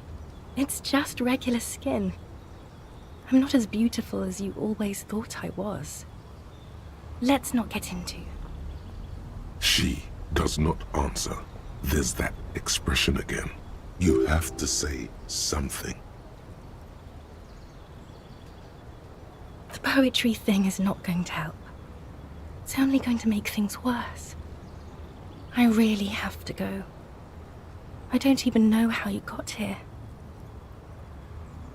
I'm sorry. I'm foam. All I can do is foam. It's meaningless. No, Harry. No. I don't want a massive, epic showdown. I want to go to the aerodrome. I have tickets for the 10:20 flight to Morova. Really. We don't have anything to talk about anymore. Every combination of words has been played out. The atoms don't form us anymore. Us. Our love. Our unborn daughters.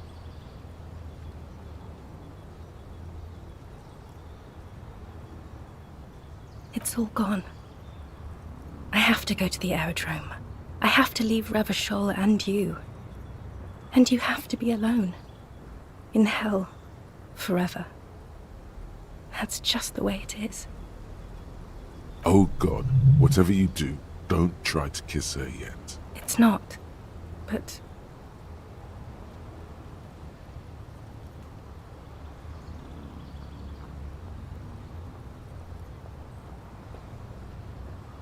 I don't know why I said but.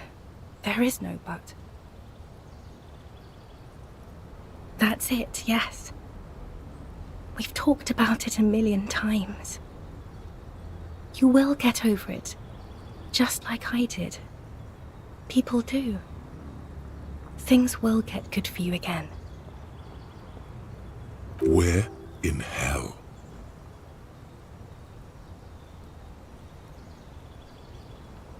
Stop. You're only making it worse for him.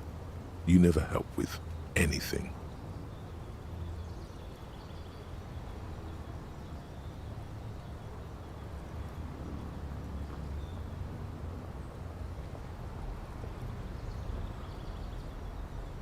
See? It just takes some time. For you, it will take something like 20 years, maybe? It was hard for me, too. I used to think I couldn't live without you. But I can.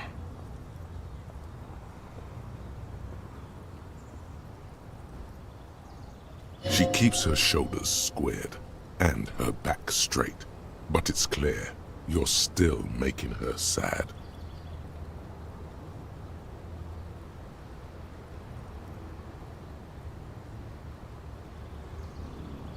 Yes. But that time is gone now. Yes. It only took me 1 year, maybe 2. It's okay. No, Harry. We can't. We already tried again, and it didn't work. Is that how it is now? We should just try all good things twice and then give up. By that logic. Not you too.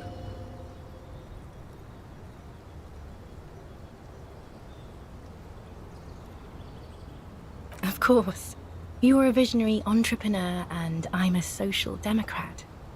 Because I don't want to keep hurting you. I don't know. Please.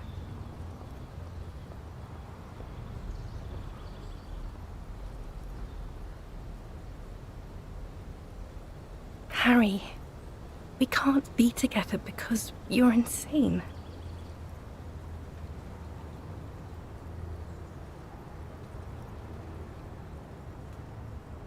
She avoids turning them to you.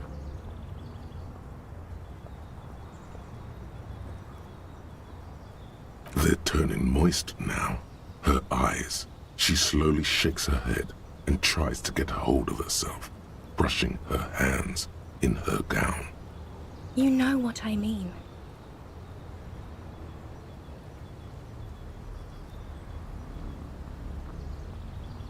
A little down. You've worked there for so long, you can't even talk like a normal person anymore. It's always lists with you. Questions.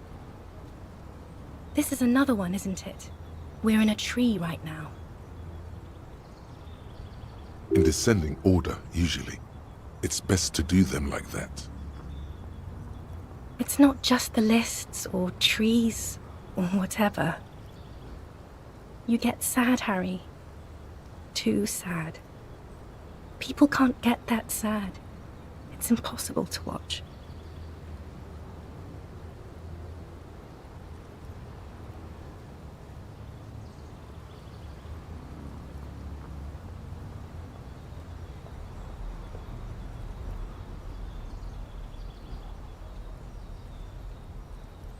Other people get sad too, but not like you. You stay down for too long. You only communicated with encyclopedic trivia. I was so alone.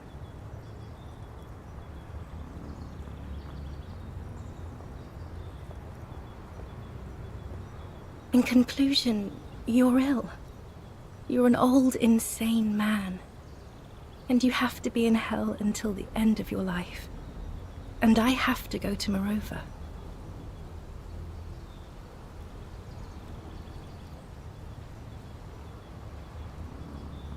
We both said a lot of things. We were very young. It was her. I can feel it. I can see it in her tender, long fingers, in her wrists. Her hand wrote it, said those things. As Queen Regnant, I write a lot of letters. You need to recite it to her, for effect. All of it. No summaries. Yeah, put a stake through your heart. She'll get hurt too. Collateral damage.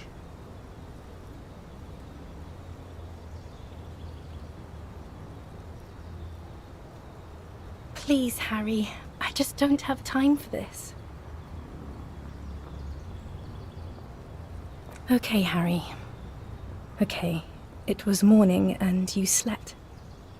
The room smelled of cigarettes and Rowans. There was hoarfrost on the ground when I left. It was autumn, the first one we had together. But you have to understand, it was 1,000,000 years ago. No, it was 100,000,000 years ago. I was someone else then, filled to the brim with love for you, hanging on your every word. Oh, Harry, you were the coolest. But I am no longer that person. This has taken her place. It will devour you. Harry, I will eat your mind.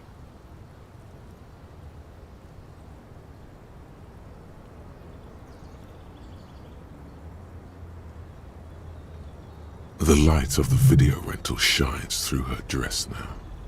A DeLorean figure, cut in black, moves below. It's still her.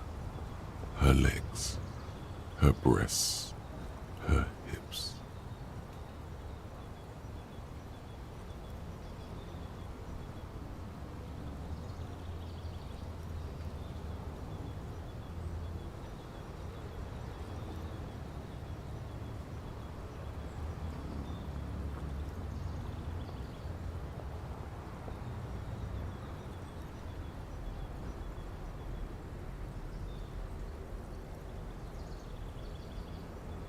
And my crown of immortality?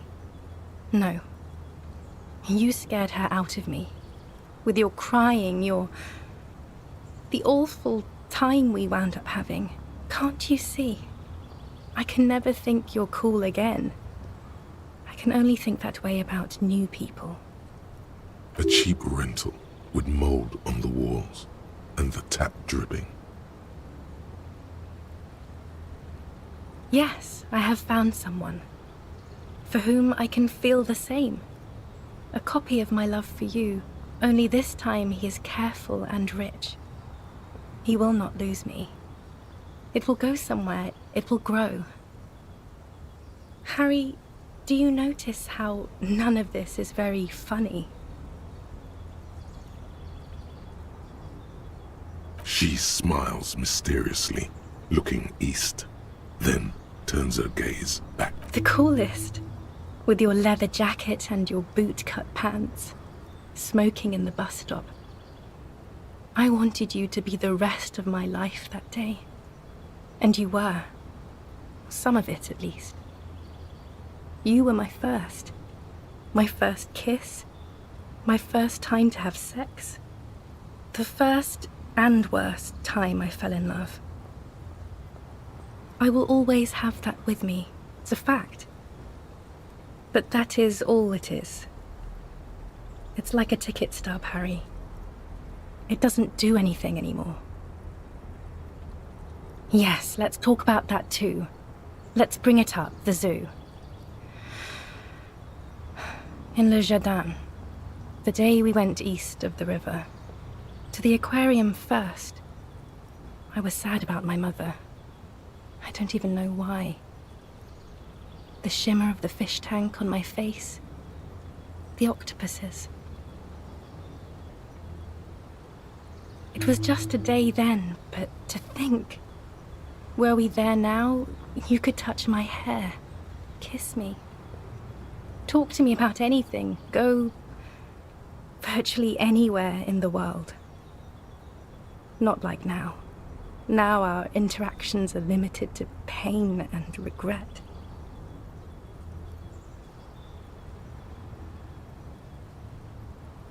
It's here, Harry. We are on Voyager Road. At the end of it, 300 meters from the stop. We used to come here to rent videos. There, you could not pay the electrical bill. It became a lightless tomb. The years you spent training for the militia, my parents' money, it was not good. Surely the alcohol didn't help either.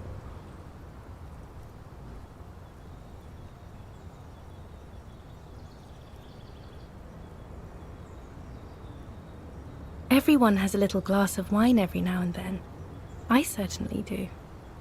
It's a queen regnant thing. I don't think it was the alcohol. It was inevitability. See? If you drank with her, you'd be cool again. If you drank with her, you could have sex on alcohol. 42. That is the light rail that took me to Coron, to school and work. Every morning. It's the same stop I met you at, Harry. 100,000 million years ago. No human being should still remember the position of atoms such eons ago. It must feel unnaturally sad.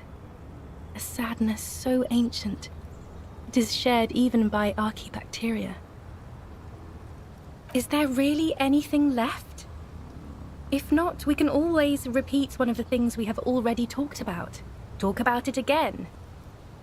If you do not feel like doing that, then you should let me go to the aerodrome.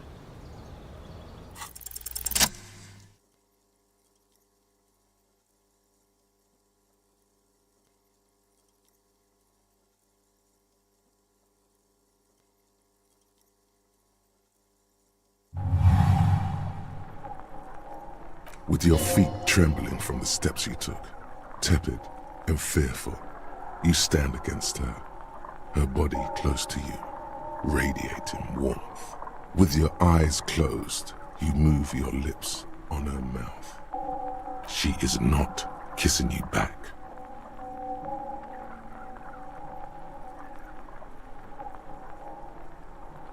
Her chest rising like a pillow, warm exhalations against the side of your mouth, her tender soul moving through her lungs. Hidden, distant, kept safe from you. This was not about failure or success. This was always going to be horror. I should not have suggested it, and you should not have listened to me. Feels like soft fuzz, a bird covered in down feathers, brushing against your broken capillaries. The world's most precious material, reserved for those she lets close enough to feel it. You are stealing a touch. It's not yours to take. The delicate wreath on her forehead pressing into your temple. The silver is cold from the spring evening air. Her hand does not return the grip. Her body is rigid. A current of unease courses through it. Distrust. For you. The curve of her spine, her shoulders hunched. She keeps herself stiff, her center guarded from your motions, unresponsive to your guidance. Nothing, just pillows against you, unresponsive, but for the taste of apricots, apricot-scented chewing gum. The moment is ending. She is going to move her face away from yours.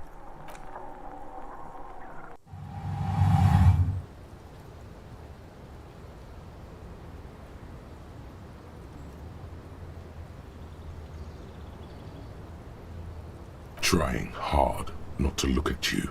When she withdrew and you held on to her hand, she tried not to look at your face and see the expression there.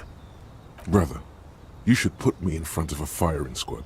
I have no words for how I failed you. No, I'm just Dora. Why did you do that to yourself? You know I don't cheat, Harry. I never cheated on you. She breathes out heavily, as if something painful has passed through her, and shakes her head. She shakes her head one more time.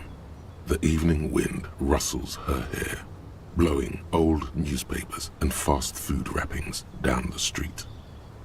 No, Harry. Not yet.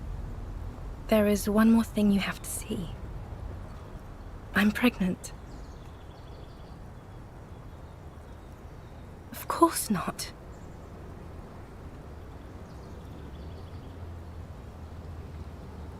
I terminated yours. Don't you remember? You poor fuck. poverty-stricken fuck. Now, go ahead. Ask me more questions. Let's talk about something else. No, this has to end.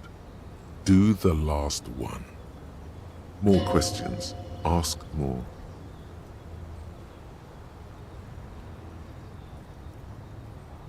I have to, Harry. Really, I've already missed the 8:30. I'm gonna go now. Lies, sire. She cannot but love you. She has said so 100 times. Light, life, culture. It's so much better than here. Everything here reminds me of you and the horrible times we had. The nights we stayed up fighting for our dying love.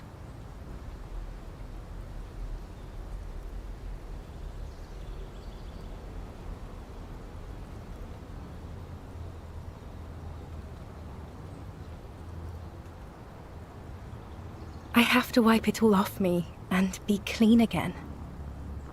I want to be a good person again. Not this. Not what you made me into. No, that would only be painful and dull. At the aerodrome, life, love, and laughter are waiting for me. At the cafeteria, dust, hell, and tragic comedy.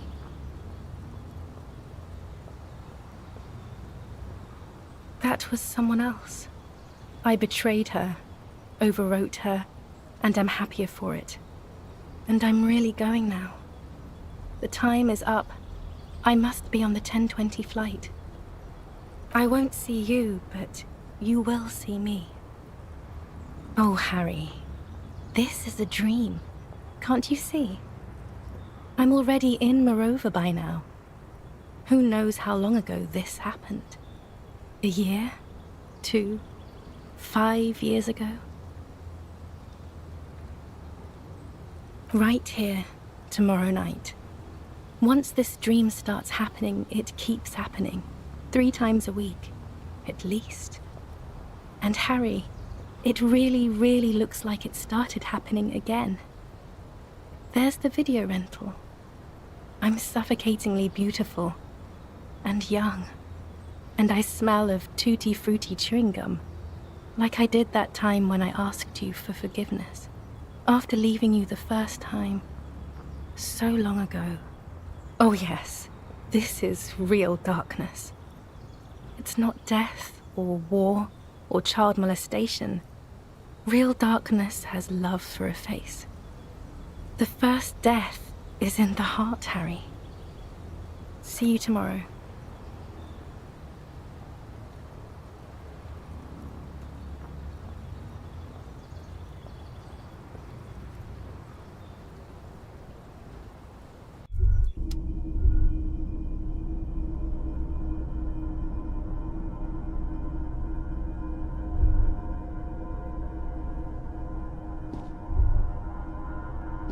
You're up quick.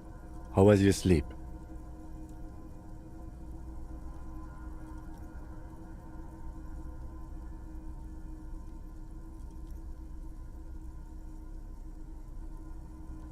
Okay. He's still worried. You must have really thrashed and squealed in your sleep. The greasy old spring mattress lies in the corner. Yes, anytime. If you need... You don't have to be...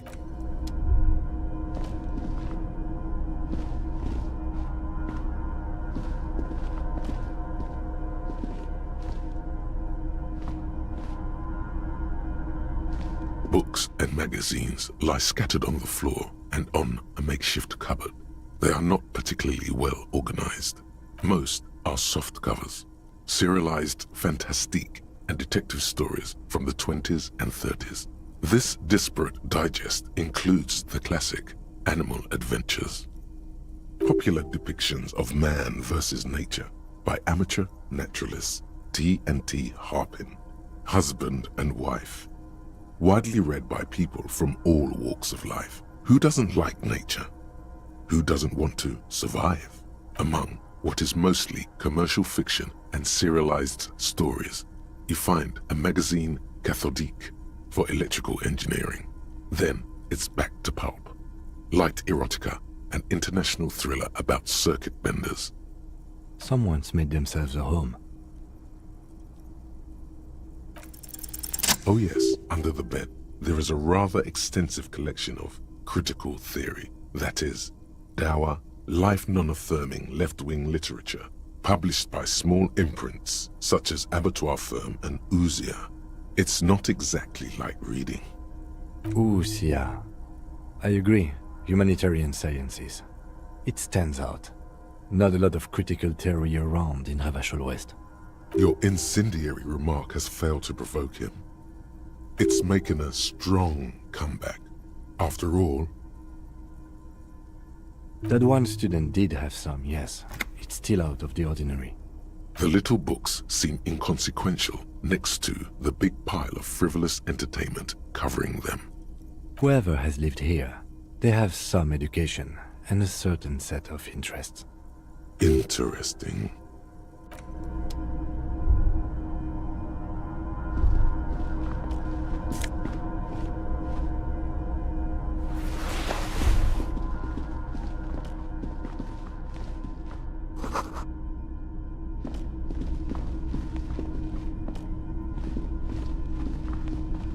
An old cylindrical generator is nested above the ammo lift, with makeshift electrical wiring running out of its side and across the floor.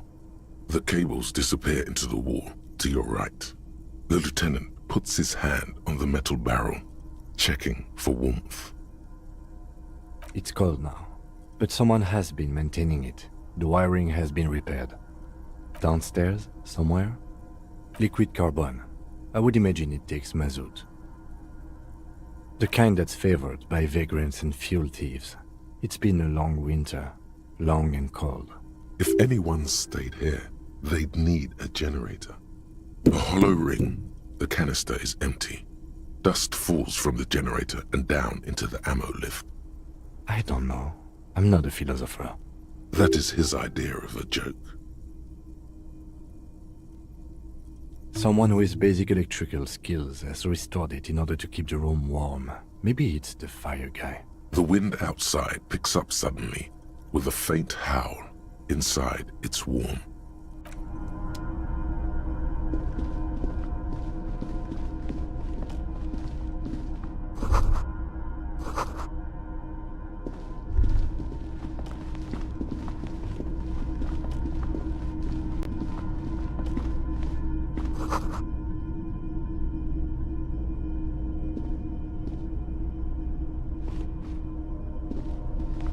You see a small metal door nested inside a larger one, a heavy steel blast door.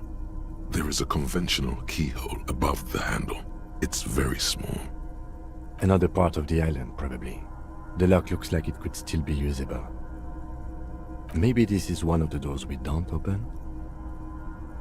He's right. It would be better to open its big brother. A powerful engine hangs under the ceiling. It must control the blast door. All right, I retract my statement. It was naive. Let's look around and get it open.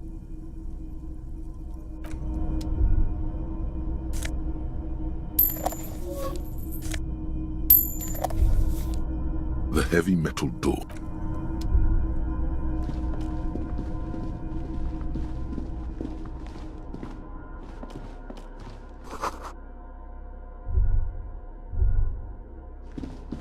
Green paint flecks off the monoblock aluminium cabinet. There are rows of switches on the front panel, a frequency band, and even a keyboard.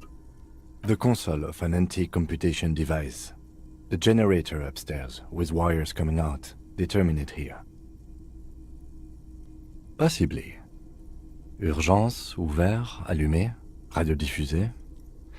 It sounds like this device was used to control the electronics here. Maybe it still does. This device was used to control the electronics in the room. It could open doors, control lights, function as a radio computer. The dial slides under the glass, silently. You make out defunct stations on the UKV frequency. The words, Feld Insula, are written on the band. Insular. This is an off-air radio computer, I believe, used for military communications. It's an air-gapped system, an off-air military model. Its circuits are nearly impossible to bend, i.e., it cannot be remote-controlled. Nothing happens. We need to restore power before using this, officer. The generator, it didn't look like there was fuel in it. We should look around outside. There are barrels all over. Maybe one of them still has something in it. The boat engine.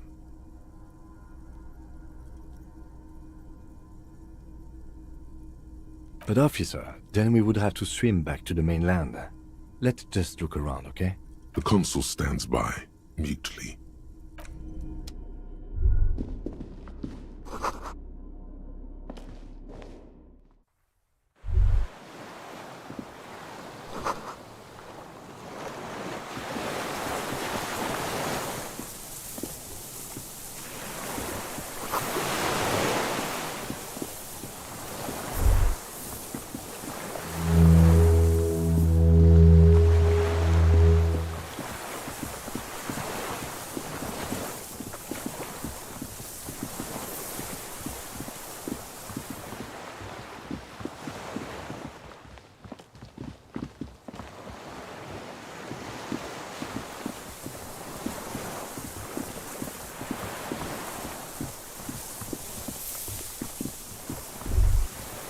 A strange feeling, looking at the water. Maybe you should just wander off into the sea. Leave it all and walk in with a bottle in your hand. Always. Perhaps there's someone there, under the water, waiting for you, where it has always been, in front of the video rental, on the corner, at the crossing. Baby, you know it's going to hurt. Yes, cold and still. But love is warm, like the inside of her mouth. Oh fuck, yes. Go there in your head. It's been days since you thought about her. A week. No, we're not starting with that. Not now.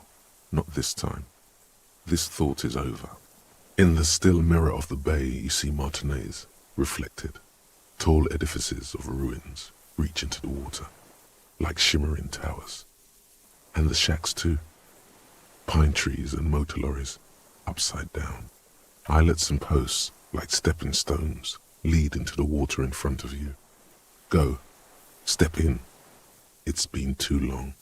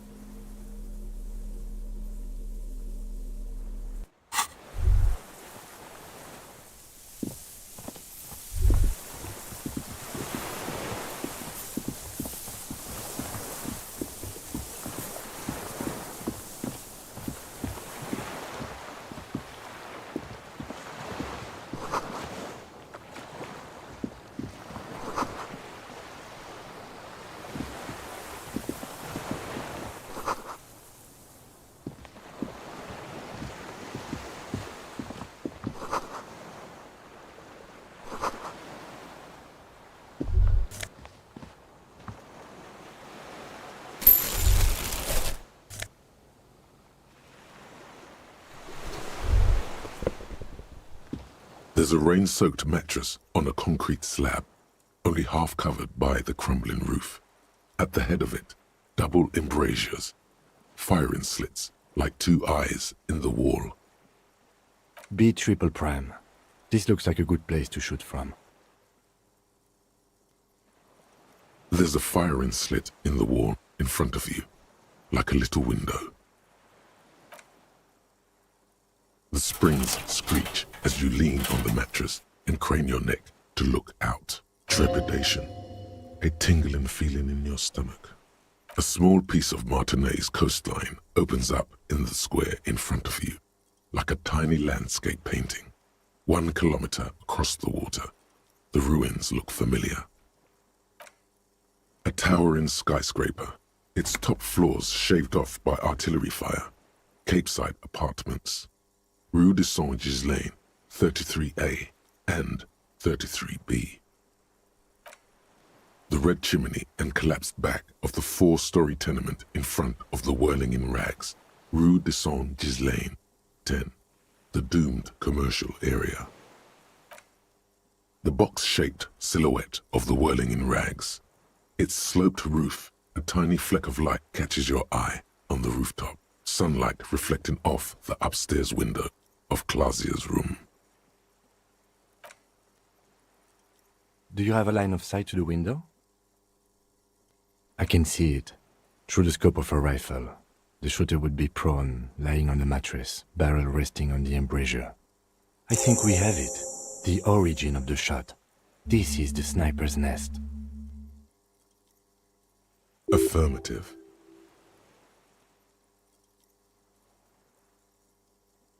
Why? We don't go everywhere in a 1,000-meter radius of the crime scene.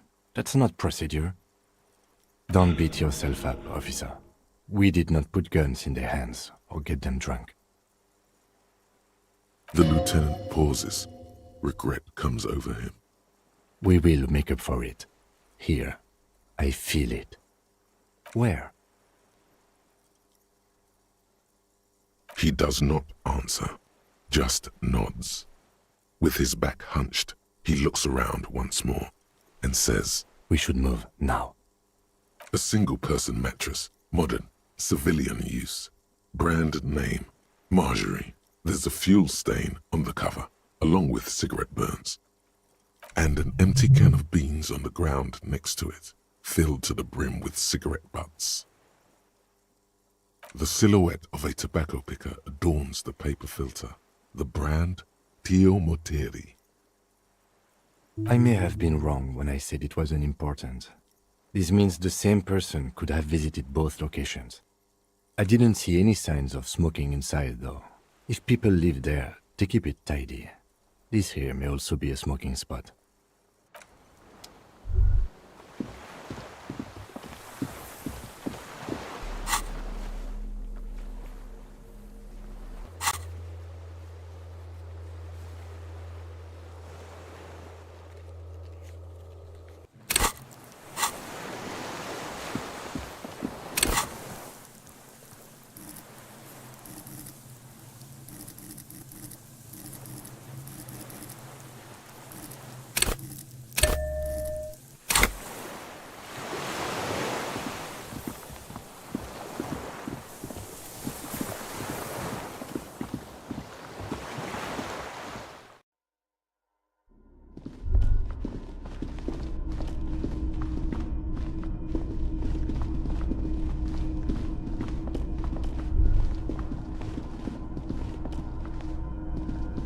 This old cylindrical, the lieutenant assists you, holding the canister up to the fuel tank as you tilt.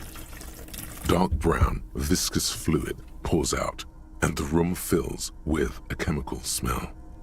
There's a red starter switch on the side of the cylinder and a start rope on the other side.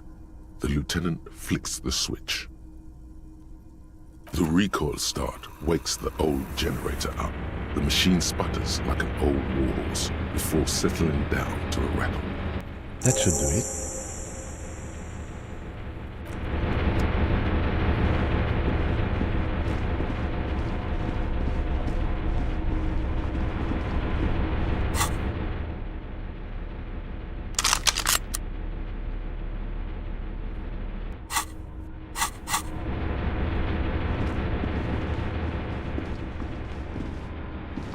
A dim golden glow. It's on. Turn emergency open. Automatic boot. The blast door opens with a series of clicks. A shaft of light appears, then widens as the light shines in.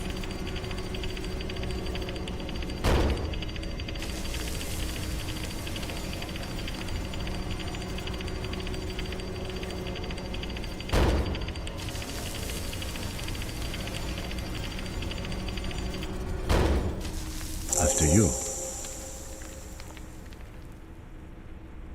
Don't worry. I have a gun. I know. It was not easy to acquire. I don't know. A thin wisp of smoke rises from a charred black fire pit.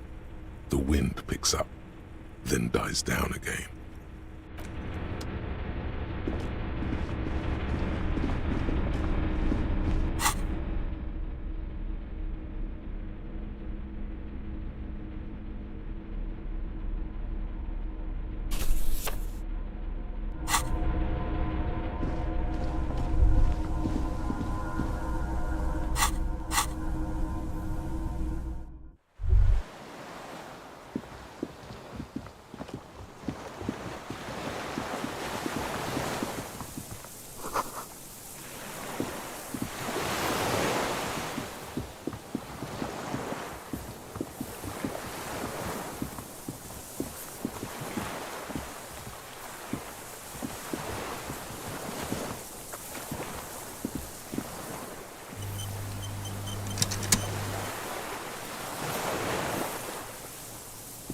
An old man wearing tracksuit trousers leans on the frame stock of his rifle.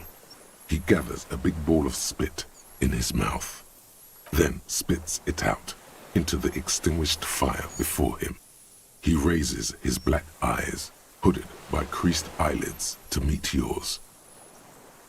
Unclouded by cataracts, his eyesight is sharp.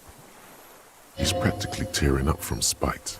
Hatred got the best of him a long time ago. This man hates everything.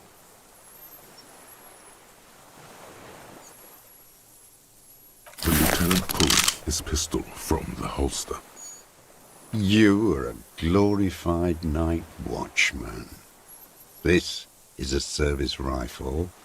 I can only lay it down before an enemy commander of corresponding rank. The lieutenant aims his pistol square at the man's forehead. Put it down now, sir. Or you're gonna blow my brains out before you question me. To hell with it. It's a walking stick anyway. It's out of bullets. Like an amputated limb in the sand, he stares on, his wrinkled mouth moving without a sound. A strange sadness, like a song. The future teaches you to be alone. The present. The present to be afraid and cold. Real music. It's La Révacholière, you shit-licking bougie dog. Chanson de soldat of the black and whites. Marching song. Forget about that for a moment. You need to address that remark first. The job of a bougie dog. There you go.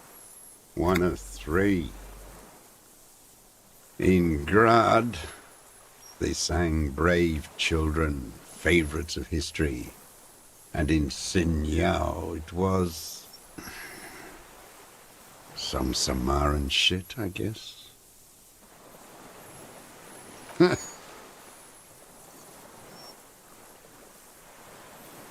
My name is Josef Lilianovich Dross, Political Commissar of the 114th Anti-Aircraft Division of the 4th Army of the Commune of Revachol. I am a deserter, a partisan, and a prisoner of war. This is my termless surrender. There, behind them, across the delta, the INSACOM building. Coalition government, Insulindian mission control. The commune of Revachol? Do you mean the ICM? Your holdover from the... From the Insulindian Citizens Militia, the army of the revolution. I was recruited in Jamrock in 07, trained in the École de Contrôle Orient. and consigned to emergency defense duties in '08. I left my unit on the eve of the landing. When I returned here on May 14th, the Commune had fallen. Still armed and ideologically trained, I wrote a criticism of myself and resumed partisan duties. 51 minus 8 equals 43. No. I've been on other islands, too. I was an resurrection until they turned it into a spa in 18. Then I was an E-48, a nameless sound, until the sea washed over it. Then I came back here. That was 22 years ago. I was just 16 years old, 15 when I volunteered. I had a lapse of faith. And of courage, too. Well done. I won't explain it to a minion of capital. It's not an island, Dwat. It's a defensive fortification of the Commune of Revachol. And I am its last surviving defender. The congenitally deformed King Philip II built it to restrict access to the Bay of Revachol. We captured it in '02, retrofitted the fort with an AA gun to defend against an airborne landing, against the whole world. Coalition military called it Operation Deathblow. I later found out on the radio they called it Deathblow. You're one of them. Tell me, who speaks like that? We had 50 million people on Caillou alone. Sure you are. You're RCM. Answer me. Who calls an operation against 50 million people Deathblow? Iblis. The black-eyed angel. Shaitan Ahura, the darkened one. How does anyone survive? I steal. Now hold on there. You're insane and grotesque. Everyone steals. Vegetables, supplies. It's the life of a dog. How is your health, Mr. Dross? I've been throwing up blood since winter. Red, like beetroot. Been passing it in stool, too. He does seem frail. Gaunt for his age. More like 75 than 65. Trouble putting on weight could mean cancer. The RCM can provide medical services. You need to be looked over. I need to die. You don't have medical facilities. You have guns. That's all they give you. Toy guns. We also have Druamine.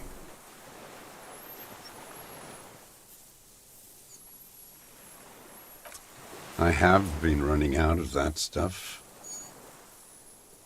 There's no way he could manage the pain without them. It's safe to say he is addicted to painkillers by now.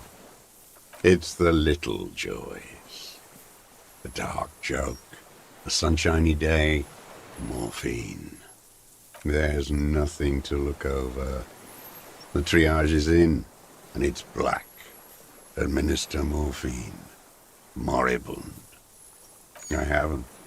I have holes in my brain. Years missing.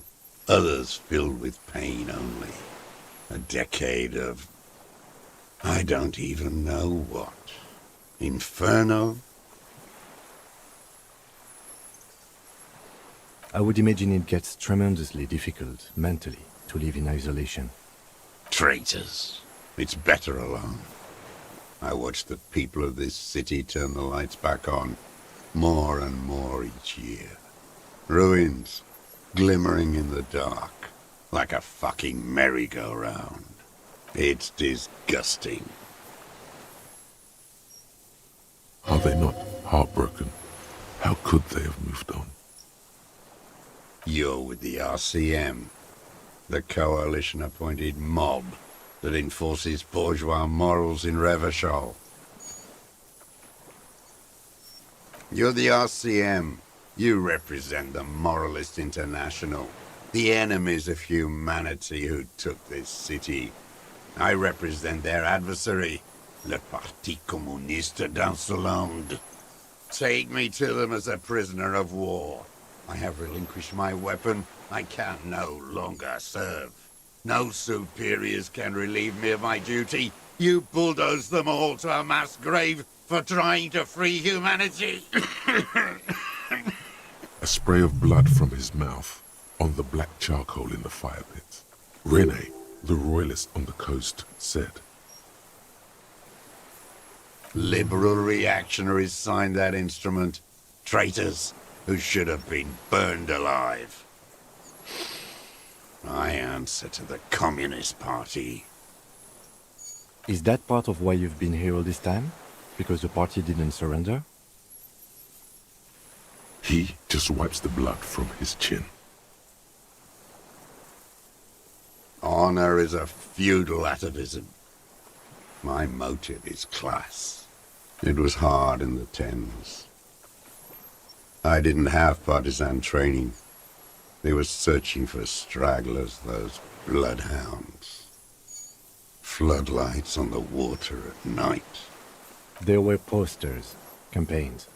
We communards still hoped, and they needed to snuff that hope out.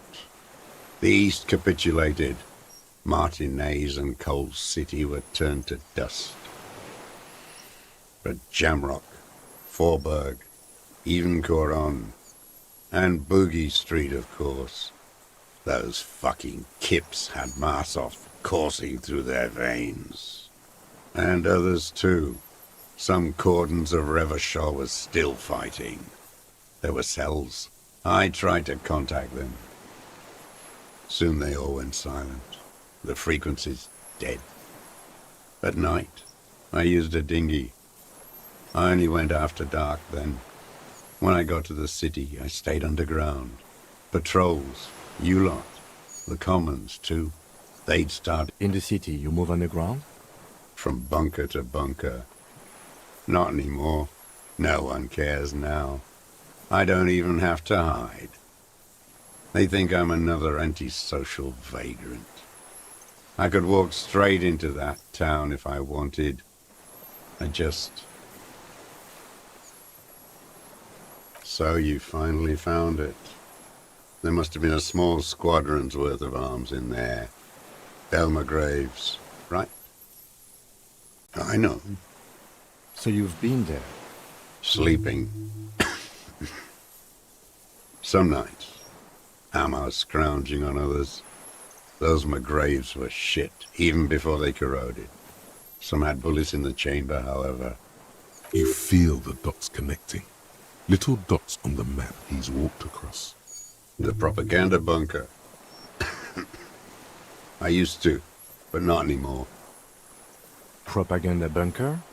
They stored leaflets there. Broadcasting equipment, too. Made broadcasts, I think. Propaganda officers. I buried them with their leaflets. They killed themselves. 2 young boys. A lot of our boys did. I spent some winters there. Never liked it. Kept thinking of them. No need to go underground anymore. It's better in the ruins, on the ground. I don't want to.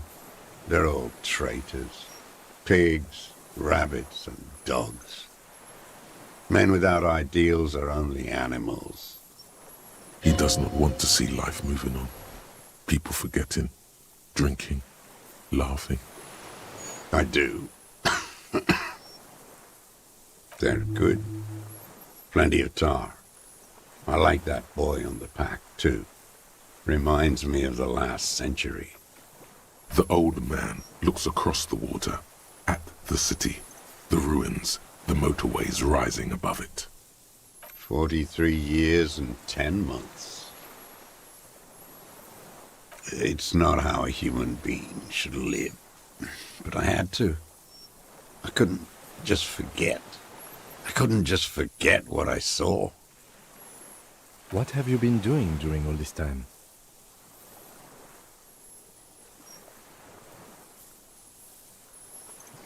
Hiding, fishing, waiting.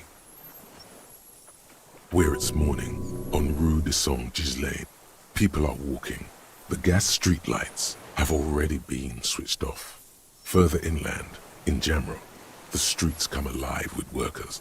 Men, women, children rushing. Muddy avenue after muddy avenue. The temperature is rising. Alto cumulus clouds form above Precinct 41. Always waiting. For her to return. Her who? Girl, child, revolution. Always. The material base for an uprising has eroded. The working class has betrayed mankind and themselves. The historic opportunity for a revolution has passed. It will not come back anymore, however hard I try, whatever I do. No, I am not a soldier. I am an ideological officer. I belong to the party, not the army. Trained in historical materialism, then assigned as a political commissar by the party.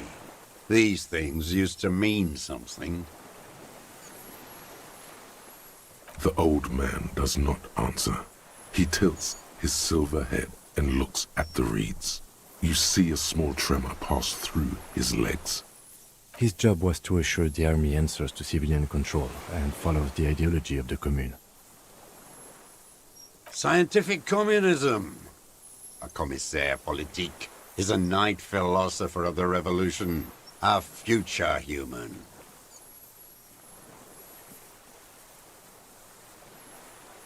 He nods slowly. Then another tremor. You're inert lumpen with a gun. Detective, we have not come here to discuss ideology. We have come to ask questions regarding a murder investigation. The old man spits into the fire pit. He does not say anything more. A jitter passes his lower body. There's definitely something off with his body. Something more than just metabolism, or even cancer. There's nothing serious in this world. His gaze follows your motions. The rifle feels surprisingly light in your hand. Frame stocked and patched in places with tape and wire. The rifle's in a shabby state, like a crutch that's seen too much travel. Hieroglyphs are embossed into the forearm, made of walnut. On the butt, you see Vespertine writing, burnt into the wood. Triangon, 4.46mm, made in Sinyao. The rifle's in a shabby state, like a crutch that's seen too much. On the butt, you see Worn, personalized even. Looks like this weapon has seen a lot of use, hasn't it, sir? No response from the old man. The plastic cape around his shoulders rustles in a small bout of wind. Jacketed, military-grade ammunition. Stable in flight. Good for hitting something that's very, very far away. As he speaks, he stresses every word. He's liking this. The old man keeps following your motion with his gaze. His right arm twitches suddenly. This looked very much like the murder weapon. It could be used against him to get a confession. In time. I've used it for killing people. Killing people? It's a gun. That's what they're for. You want a moralist euphemism? Defending your family and your property. I haven't done that. I've used it to kill people. Interesting. During or after the war? There is no after the war. Class war is never over. So he's continued killing after hostilities ended. Okay. Go in straight. No euphemisms. He doesn't like those. No. Be careful now. Slow and steady does it. Make him repeat it first. Don't mess this up. Remember, he wants to tell you. Get personal. What did I just say? What did I just tell you? Don't drop the ball now. The who now? He heard you. He just wants to hear you say it again. This is dramatic flair on his part. Right choice. We're in. Do it, sire. Oh, yes. That one. Ugly piece of work, that boy. Did you kill him? I am a son of a welder and an officer of the commune of Revachol. I do not collaborate with murderers and pederasts of the liberal regime. Exhaust him with proof. Pile it all on him. Get a confession. The scent of blood in the air. But what else? There was something you can't remember. Something about the tracks. Suddenly, all those tracks are so confusing. Go with something else first. I saw you poking around there, looking for evidence. You're damn diligent when it comes to dead fascies. Did you like the view? You had direct visibility. There are embrasures in the concrete, specifically meant for a top follower to use. And you had a long-range rifle in your possession. You've been here a long time, Mr. Dross. Too long. You clearly need medical aid. I'm ready to die. I've done my part. He's practically admitting to it. Dead fascies, for fascists, done his part. Just one thing remains unclear. The rifle does not seem to have a scope. Forget about your stupid fucking scope. I don't know where it is. Find it yourself. It's your problem now. He lost it. He just doesn't know where it is. Forget it. Push on. You're sad for your fascia brother, aren't you?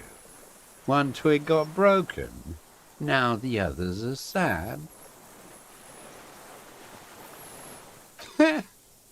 Not a lot of guns around that use military-grade ammunition, are there? It's a real gun. Not like your little musketeer pistol. I've seen you prance around with that, jumping hoops for the liberals. You look like imbeciles. Why don't you ask them to give you real weapons? Going against automatic rifles with these toy guns. Of course you got those boys killed. Damn, he saw you. He's watched it happen. He would have a good view of the Tribunal from here. It's not just empty boasting. So he saw you. Okay. So what? Don't let it divert you. You know what? You're right. I'm convinced this made the shot. Should we call it?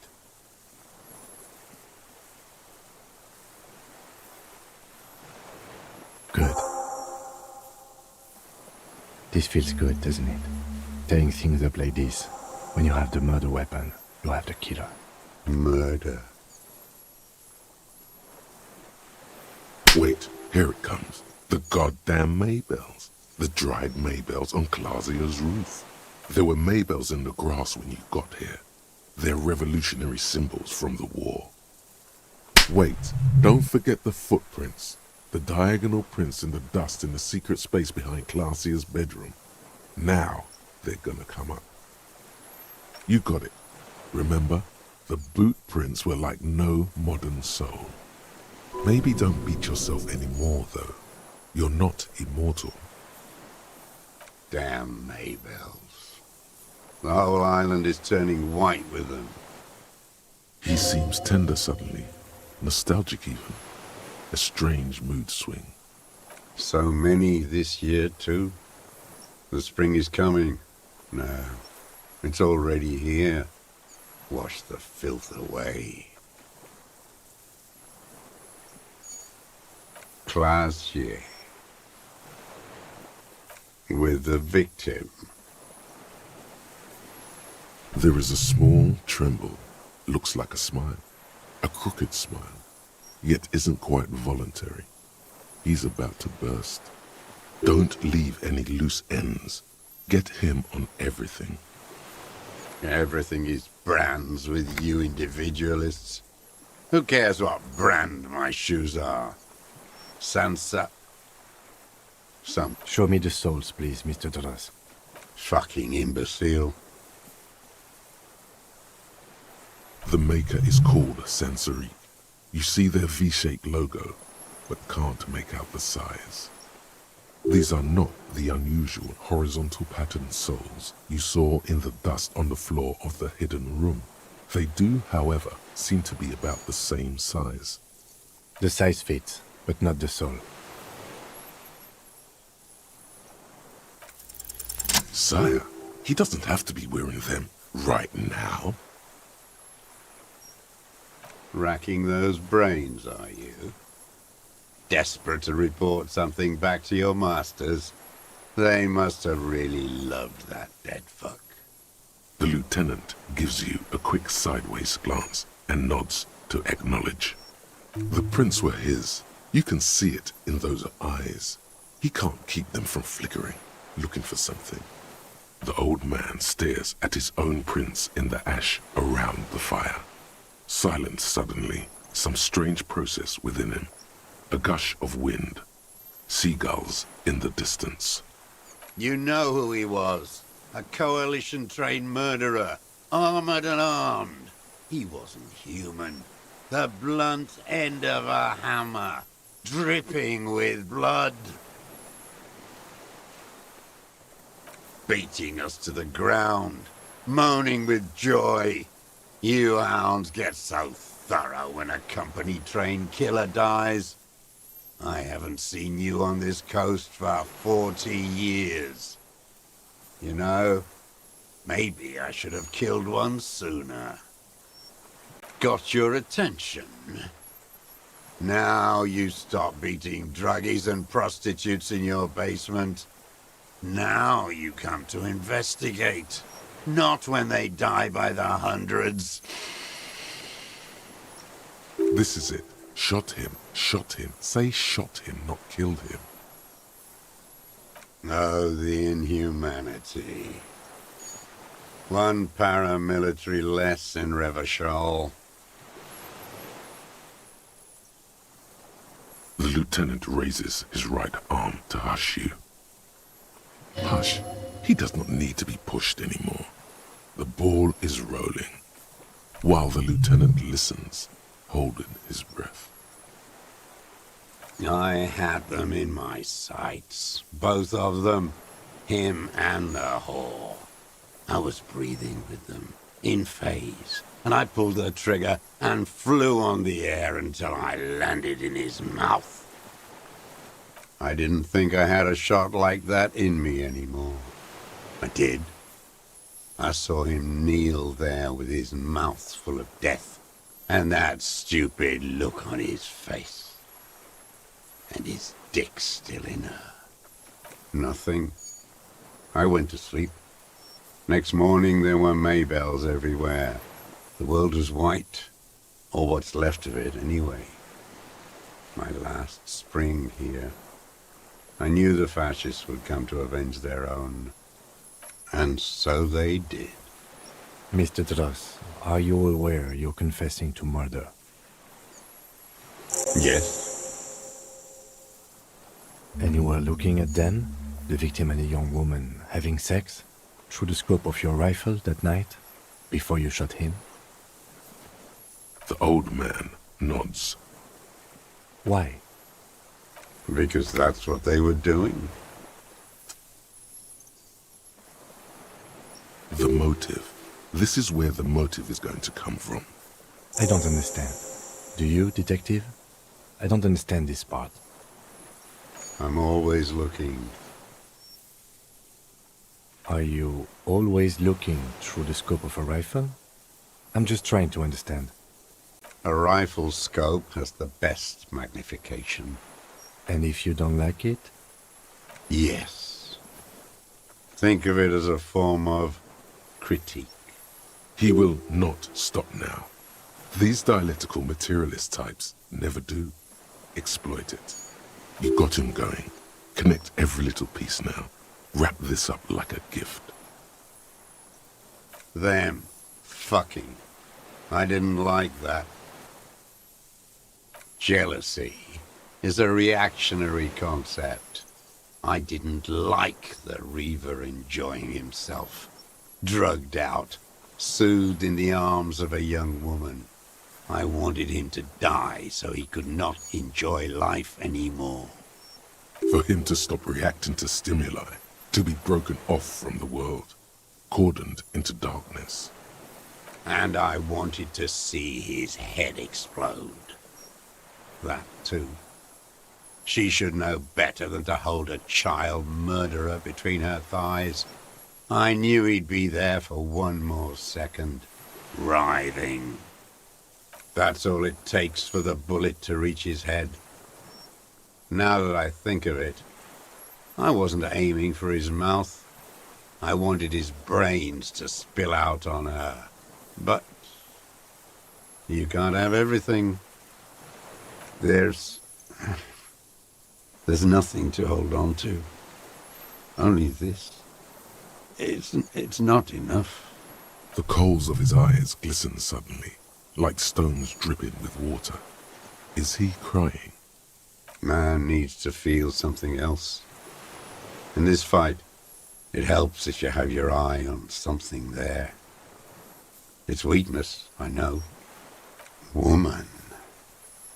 And inexplicably, it doesn't go with his pained voice.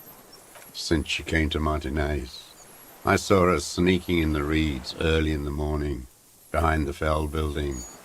It was dark, still winter. She didn't have her skimpy outfit on then, just a spot in the night, moving. Past the Fell building on the coast? What was she doing there? Hiding something in the water. She had a fag after she'd done it. I was up in the ruins there. She couldn't see me, but I could see her, smoking. She was nervous, but not scared. And beautiful. Her passport and tickets to Villiers. And from there to Cachet Brut. In the free state of Seminine, hidden away at the edge of the earth, near the Pale. After she was gone. Did you keep what was in it? When we found the submersible, it was empty. No. Why would I do that? I didn't need tickets to Villiers. I'd put them back. If I wanted to extort someone, I'd do better. This implies that he's thought about extorting her. Also, a little inconsistency here. He was surprised to hear her name Clausia before. Would he not have seen it on the documents? It didn't say Clausia in there. It was something. I don't remember.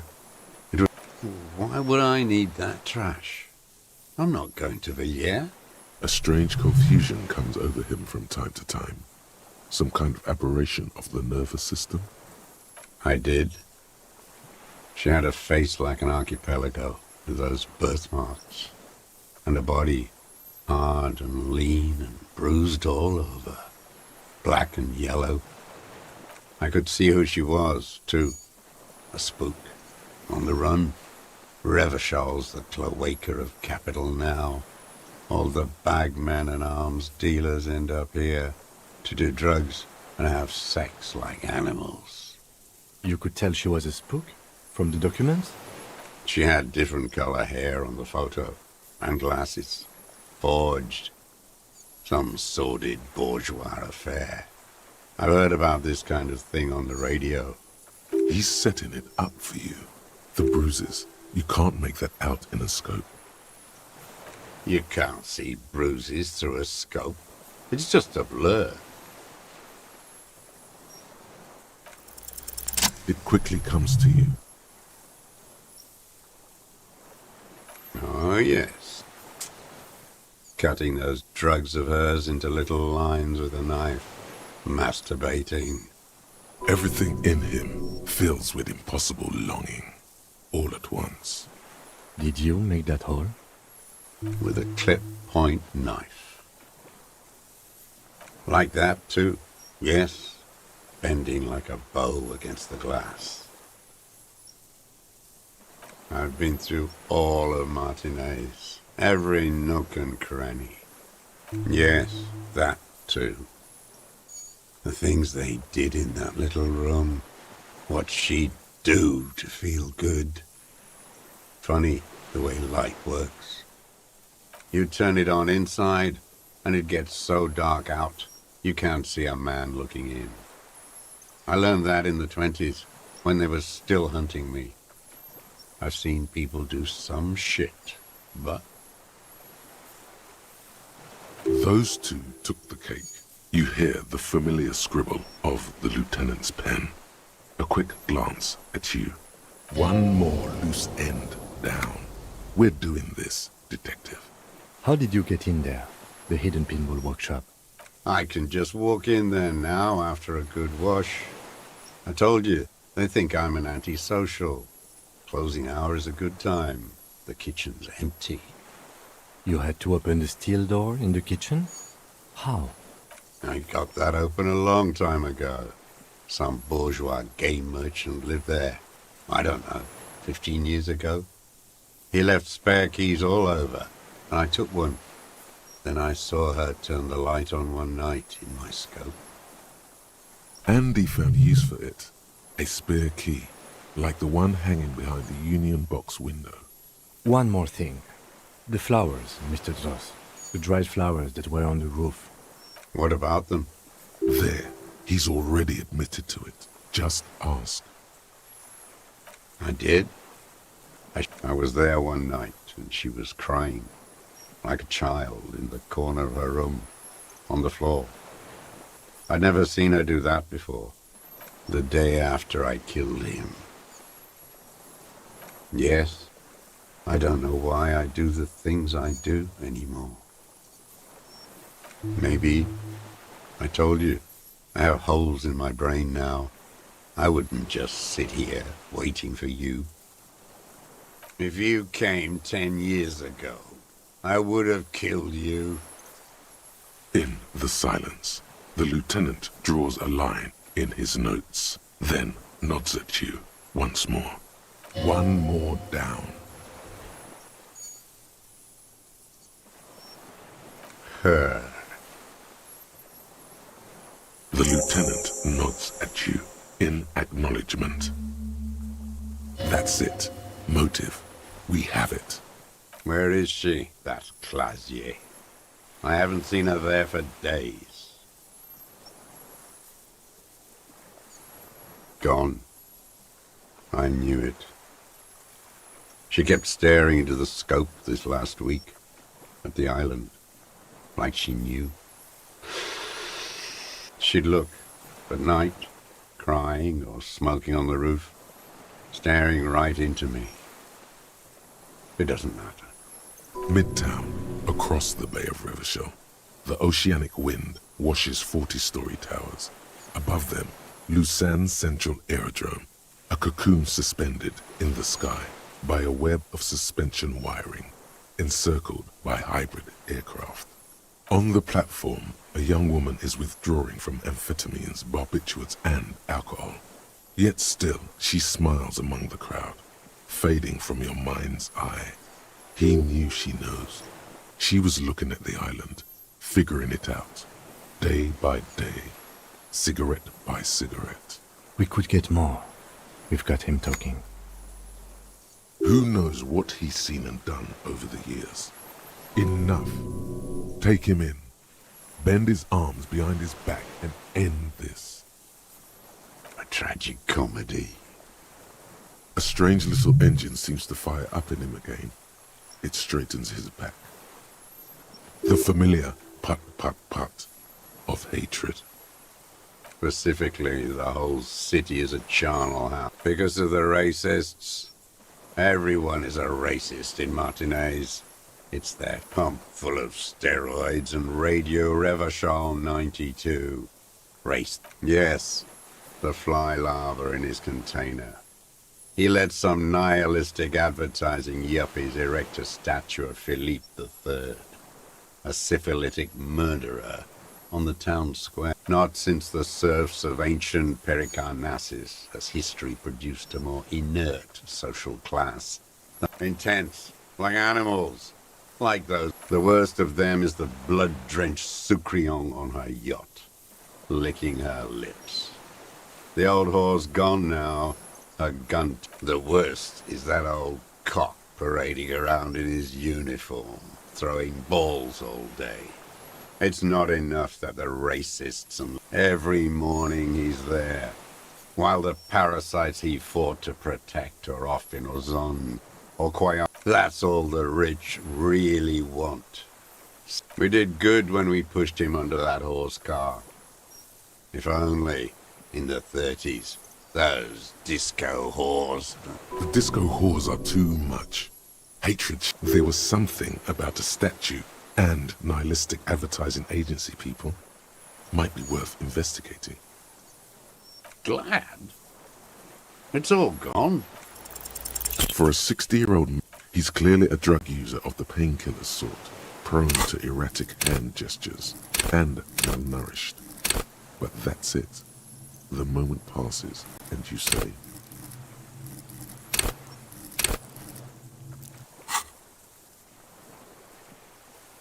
What? But you said I would be taken to the... the sum of all the erratic movements, fidgeting and mood swings. The wind picks up. The silence on the water is broken all around you. Little shivers of waves appear. Your wayfarer rights have been suspended. Information provided to the officers on the scene will be used against you by the prosecution. You will be given legal counsel within 1 week and must face court in 44 days. Do you understand? Do you understand? But... no, I don't want to. I have to stay here. He's sweating. Beads are forming on his forehead. Pupils are dilated too. Eyes getting blacker and blacker. Your confirmation is not required, sir. Now on to the boat.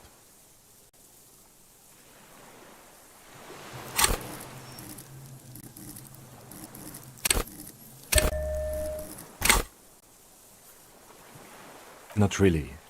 We could escort him to the pier, then... But then, who watches him while you... You come back for me? How about I go and send a boat back for you? What is this farce?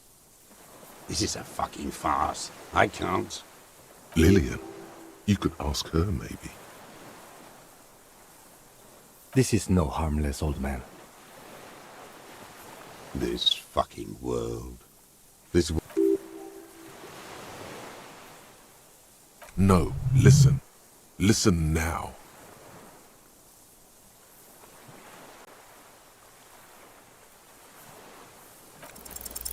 There it is again. To your north. Something completely different. It sounds like a bow. Very... Maybe there is room for 3 on the boat. What? What are you talking about? Is this... really us? Your skin crawls.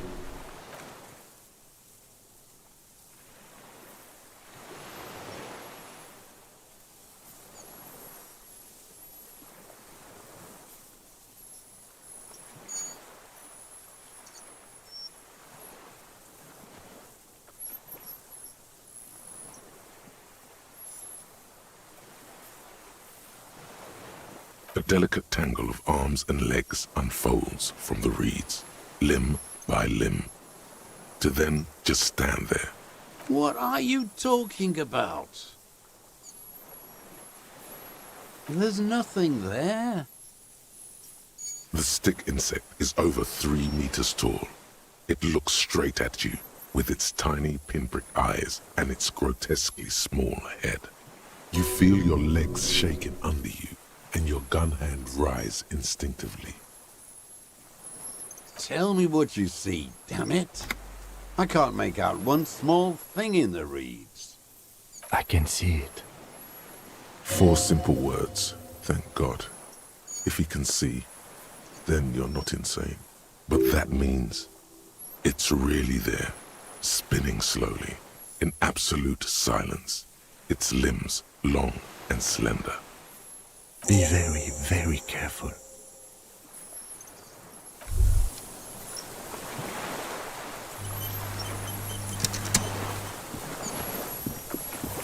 The creature stands on long stilt-like legs, antennae hanging from its reed-like tufts stick out of its joints. As the insect moves, the hiss is different from the strings you heard before.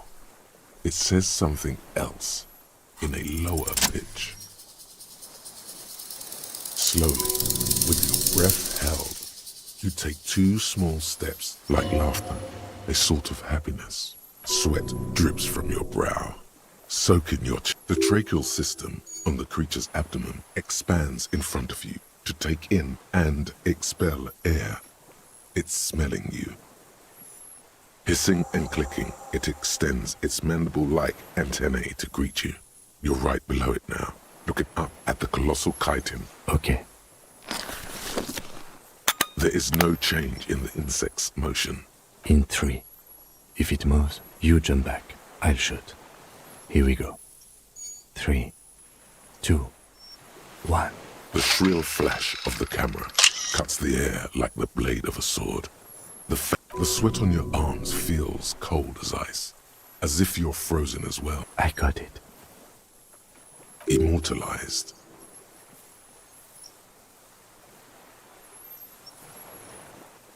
The antennae hang from a great height. The sensation is electrifying, resounding through your body.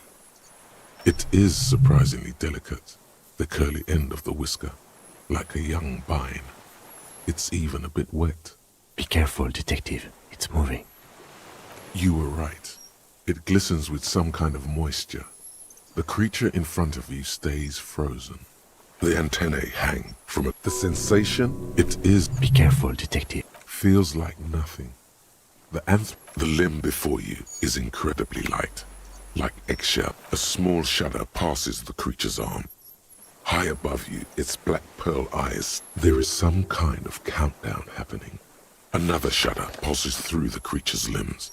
It jolts back to life. The insect stops its stridulation, seeming to observe. Suddenly, there is silence. The invertebrate comes back to life, stridulate. Maybe it is real, the pheromone. About now, he is ready to believe in anything. The insect's head is crowned with reed-like, breathing you in. Your sound. No reply. A total ancient song. You were right. Little bubbles form on the mouth parts of the creature. Careful. It may be poisonous. The foam slowly turns a darker shade, like burnt caramel. I exist.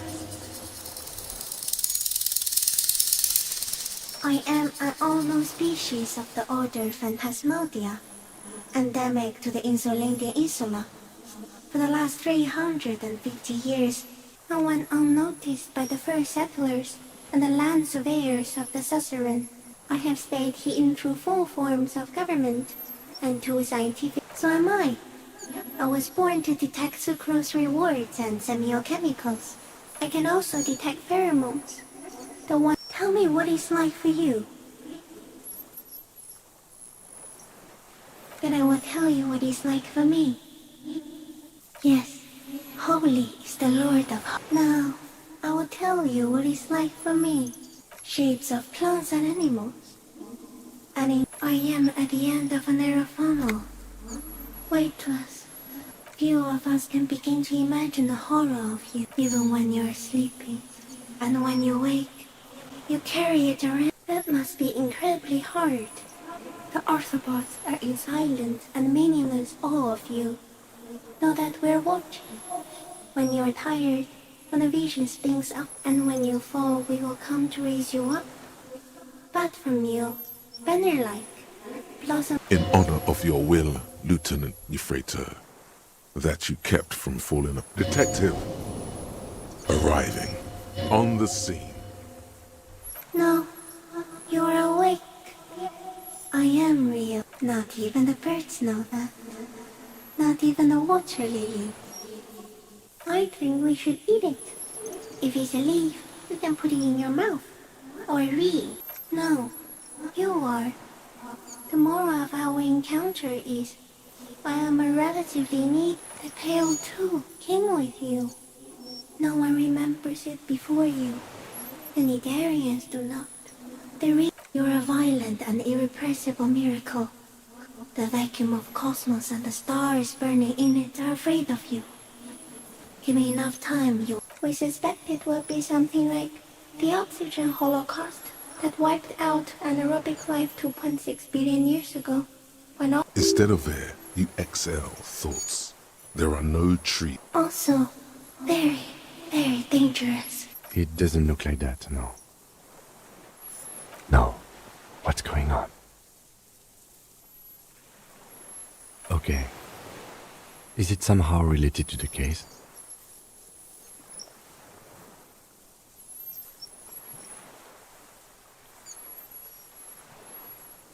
I think you should back away from the unstudied species now. No, there is one more.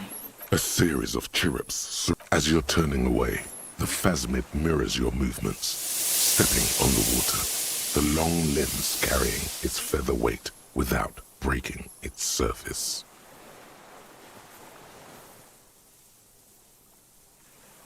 And just like that, and something under it. In the place it stood, bobbing there, among the reeds. It's gone.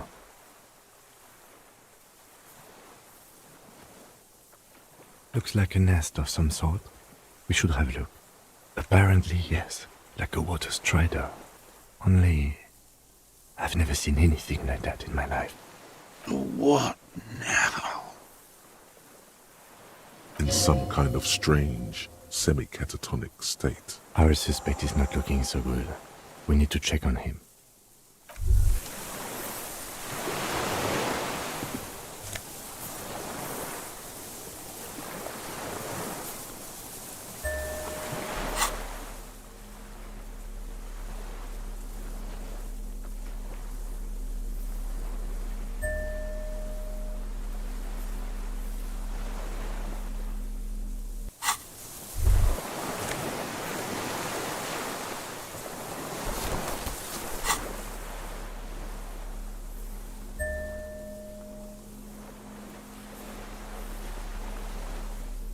This passport, issued by the Sovereign Republic of Classius' hidden documents. Maybe our man, Mr. Dross, took it from Classius, or whatever her name was, hiding place, like a magpie? What a coincidence.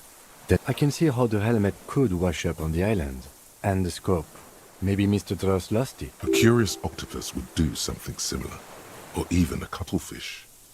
Phasmids are not capable of holding grudges. It's Clausia, with short black hair. She said it would be for Anouk Meyer-Smith. Katarzyna Alazia was supposed to be her real name, where Clausia comes from. Remember? God. Yes, somehow she managed to lie to us. One more time. In a way, she's still lying to us right now. I don't know, but it's not Katarzyna Alazia, or Clausia, or Anouk Meyer-Smith. Perhaps it's better that we didn't arrest her. Who knows what hell she'd be raising in my district by now. The winds are silent.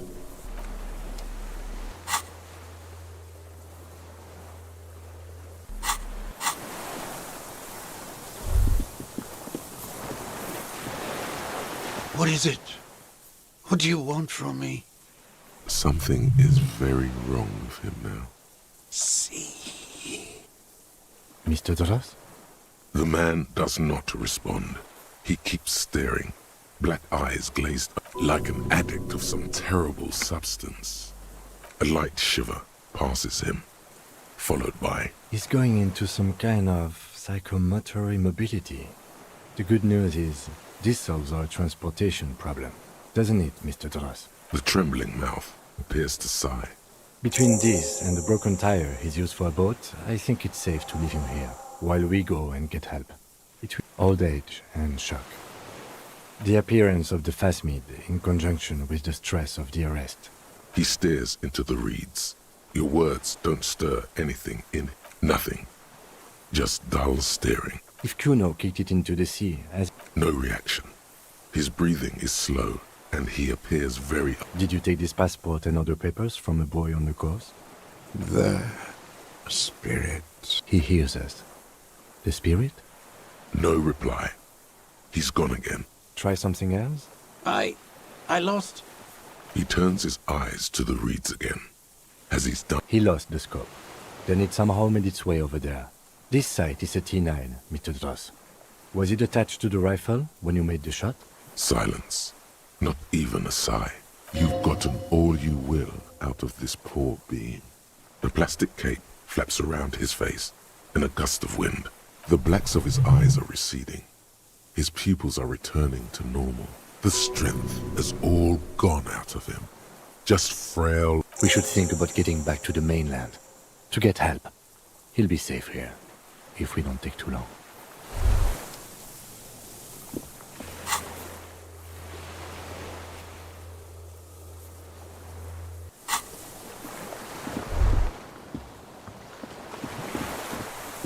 The old man stares.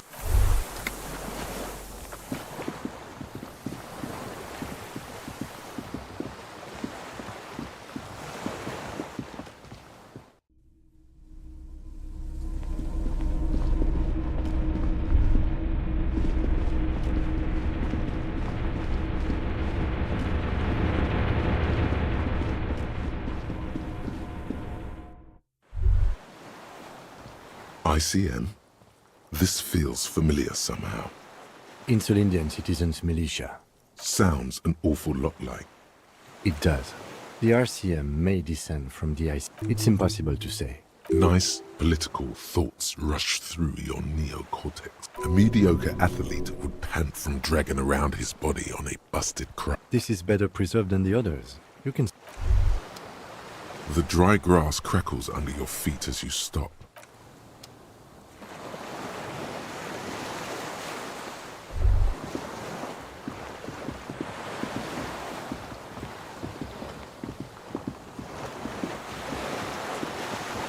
The skiff is swaying. Let's. We are done here. The skiff rocks gently under your weight as you get in. The ride back is uneventful and quiet. But for the two men and a woman stand on the concrete square, you reach the jetty and climb out of the skiff.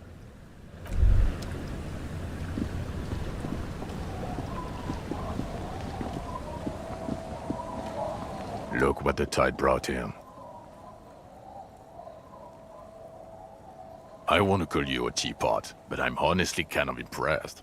No idea where you got all that gear, but there's no doubt in my mind that some bad people are looking for it. Also, you look like a fucking idiot. Whatever this is, it is completely unimportant compared to what you've just seen. This is the man with sunglasses from the Whirling in Rags. But where are his sunglasses?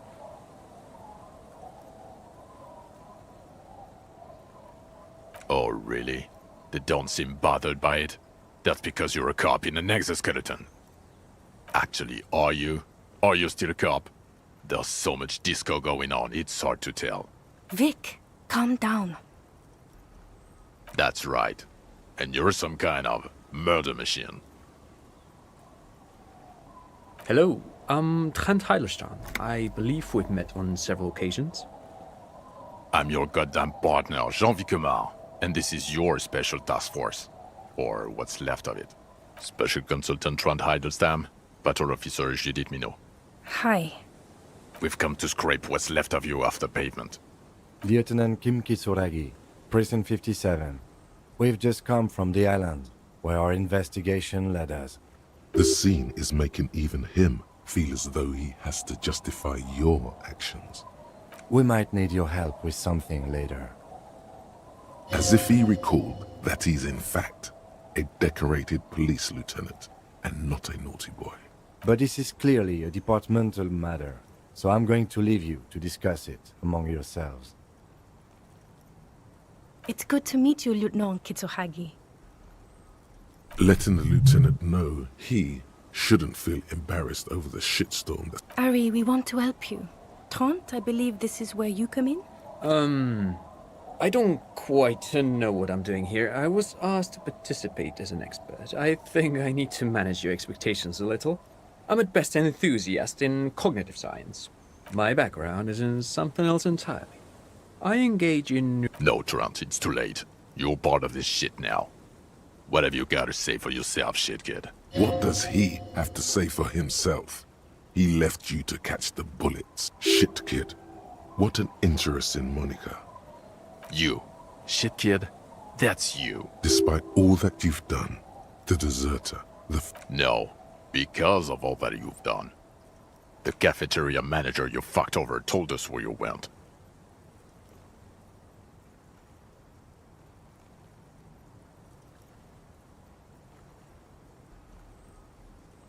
Strange. He didn't mention that.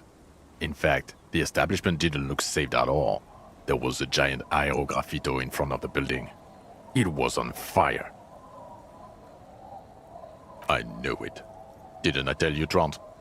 The line is from Lou Giatun's Mirova 82, isn't it? About girl-child communism. He is correct. It was the Seraillese poet, Lou Giat... Don't encourage him, Trant. Okay.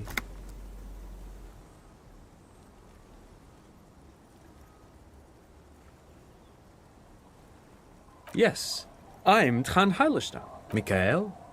Mikhail's my son. No, I was just interested in the Feld building and the Martinez beachhead. Again, I was asked to share my take on some of the more fringe academic theories developed in Königstein in the 30s. He's here to see if you're insane. He is smart. Let's move on.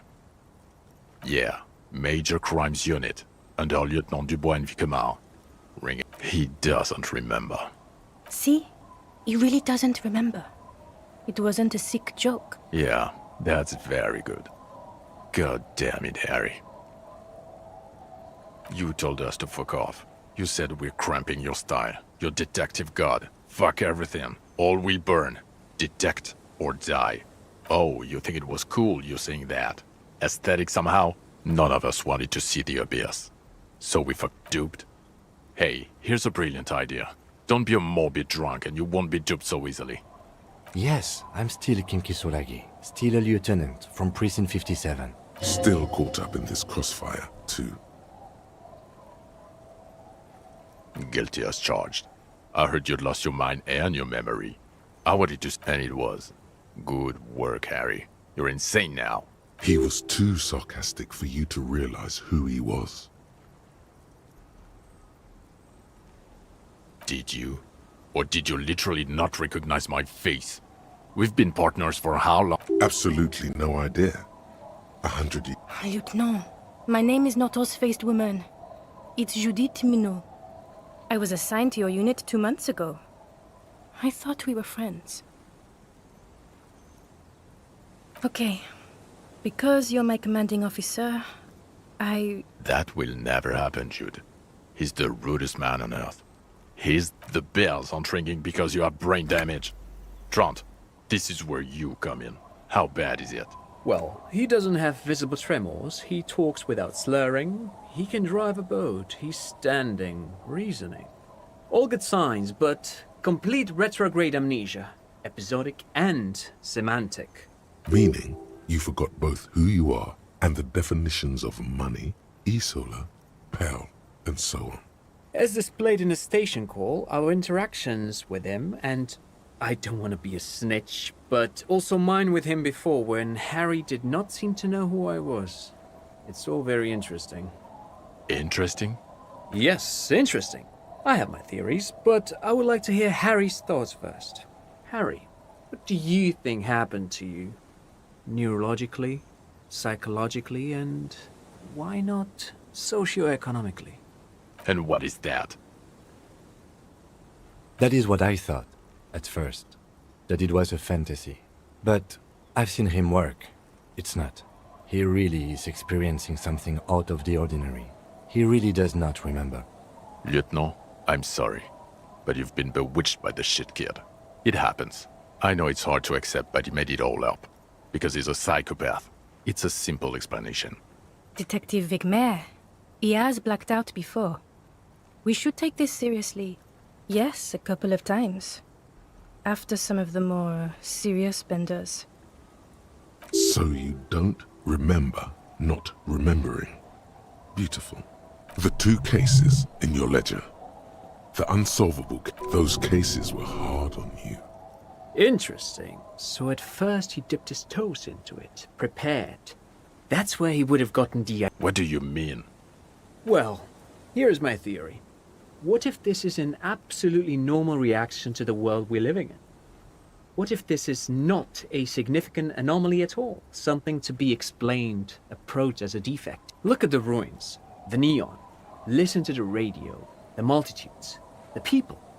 Live here for 40 years. As a police detective, he's like a magnetic reed, hardwired to the free market. He just needed for its end. Okay, Trent, thank you. That's absolutely meaningless. I'm glad we brought you. He's not a cretin, and he is able to do work. If not in his previous leadership role, then as a line detective. No one even mentioned that. Now nothing. Now we're just going to stand here. Yeah. Just stand there. No. Now we discuss that. What the fuck did you do to a motor carriage? Why is it there, Harry? Yes, in the ocean, under the sea. Our work vehicle, with fishing clams and other sea shit. I do.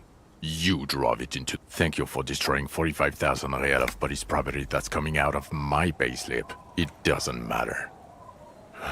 Your badge, Harry. Show me your badge. In a rush to demonstrate your badge, your eager fingers can't sustain a grip on the smooth plastic, and the badge slips out of your hand.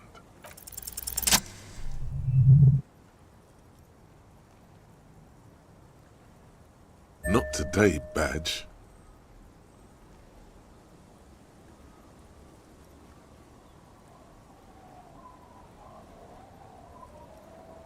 And your gun? As if having your badge, what is it with all these material objects?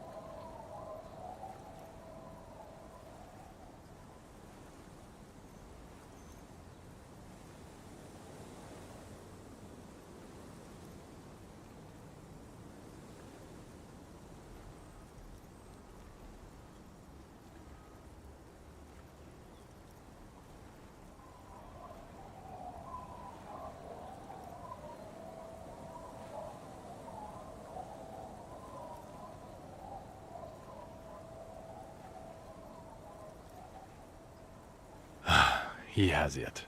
And he didn't drop it. You're drunk like a bum, Harry. Put that thing away before you kill someone.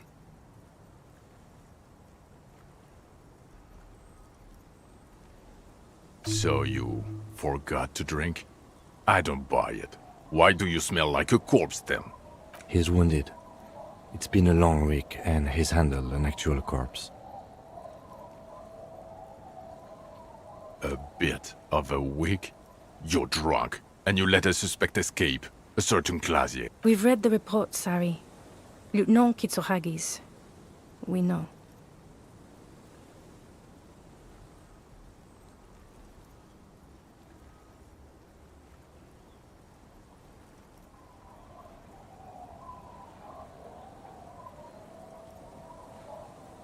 Oh well, if she was nice. I'm not even gonna get into the other suspect, who also escaped. Yeah, Ruby something. Or the fact that you're Everclear's little peony now, doing I don't know what for him. That's small-time stuff. That's not compared to the 7 people who were gunned down. The streets are literally red with blood, Harry. It was fucking mass murder. He did everything he could. We did everything we could. The company hired unvetted mercenaries. Lieutenant Dubois got between them and the locals. He did so at considerable risk to his own life. He was shot and survived only because of his armor. We stopped an execution, not a negotiation. The loss of life was minimal compared to what it could have been. Don't make this harder for yourself. Thank you for the input, Lieutenant Kitsuragi. I didn't mean to suggest you didn't handle the situation. You've spent the week with him on this case. What is your take? On Lieutenant Geoffrey Dubois. Well, the drinking, the gun losing, also losing the badge. That's all true. Although he has not been drinking on the job this week. See? 1 week. Then there's the self-flagellation issue. He likes to apologize, profusely, making it sound like he's guilty of at least first-degree murder. It's not a good communication strategy for an officer. It's worrying, especially considering his political views. Detective Dubois is, as you may know, a Mazovian socio-economist. You should yell something. Yes, let's let the big boys talk. Other still, he is also a full-blown fascist, an ultra-nationalist, woman-hater, and then there's the motor carriage in the sea, and the constant smoking everywhere, all the time. But despite all this, he is a great detective, one of the best I have seen, in fact.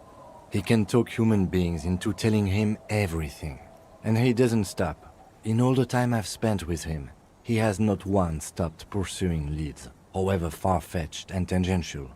He is tireless, madly driven. Well, except that one time when he stopped to sing karaoke, which by the way was a valiant effort. He really sang his heart out. Yeah, it was what it was. Other than that one time, he has tirelessly worked on the case, and he solved it. We have a confession, a murder weapon, and the perpetrator, locked on the island right now, awaiting transportation. He apprehended a straggler who stayed hidden for 50 years, ever since the revolution, who's probably committed other murders over those years. Oh, and he also discovered a new species. A new species? A colossal stick insect. It was on the island, camouflaged as the reeds. It unfolded from the reeds. I think we may be dealing with the Insulindian phasmid. He takes out the photo of the phasmid and shows it to the officers. You hear gasps beneath the howling of the wind. As you can see, it's about 3 meters tall. In fact, we think it may be the largest land invertebrate ever discovered. Fucking hell is that? Is this somehow connected to the case? The killer did not seem to be aware of the phasmid's presence, exhibiting a strange, atypical dementia. He fell into a stupor after its appearance. He became near catatonic. So it is connected. I must say, this is absolutely extraordinary. I don't even have words for it. Yes, it really does make it hard to fire the drunk. This is a very, very sad man who has just seen something that's made him forget his sadness. Now you make your case. Now is the time. Now or never.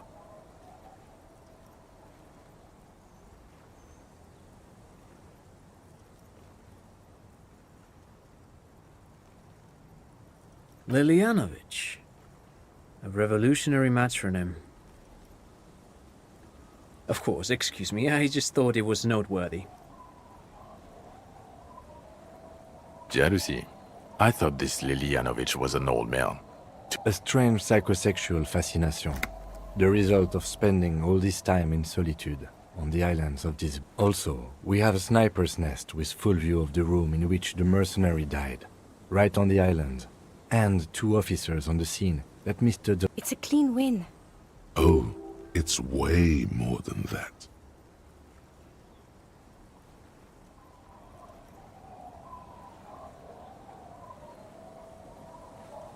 I've never doubted you can pull yourself together and work. In bouts. Bouts don't last. I can still smell the booze on the wind. God damn it. Doesn't it ever leave? It is there. Like in your bones or something. It will pass. In time. Female? You had to see it. It had the subdued colors of... Incredible. Were there eggs in the nest? Not as far as I could see.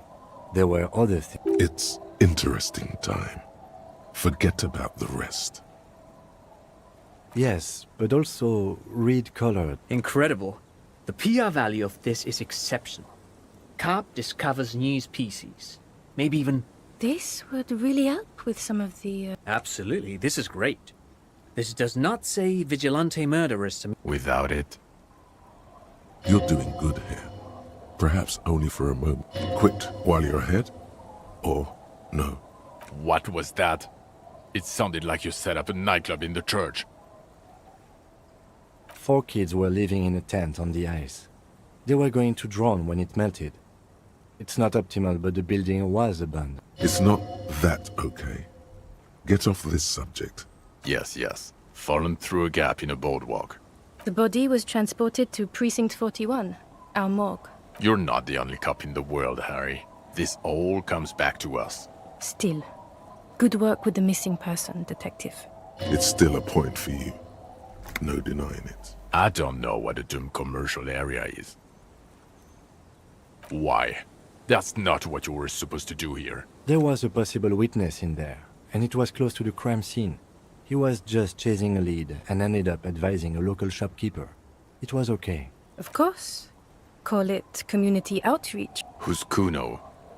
You don't want to know. You're right, Lieutenant. I don't.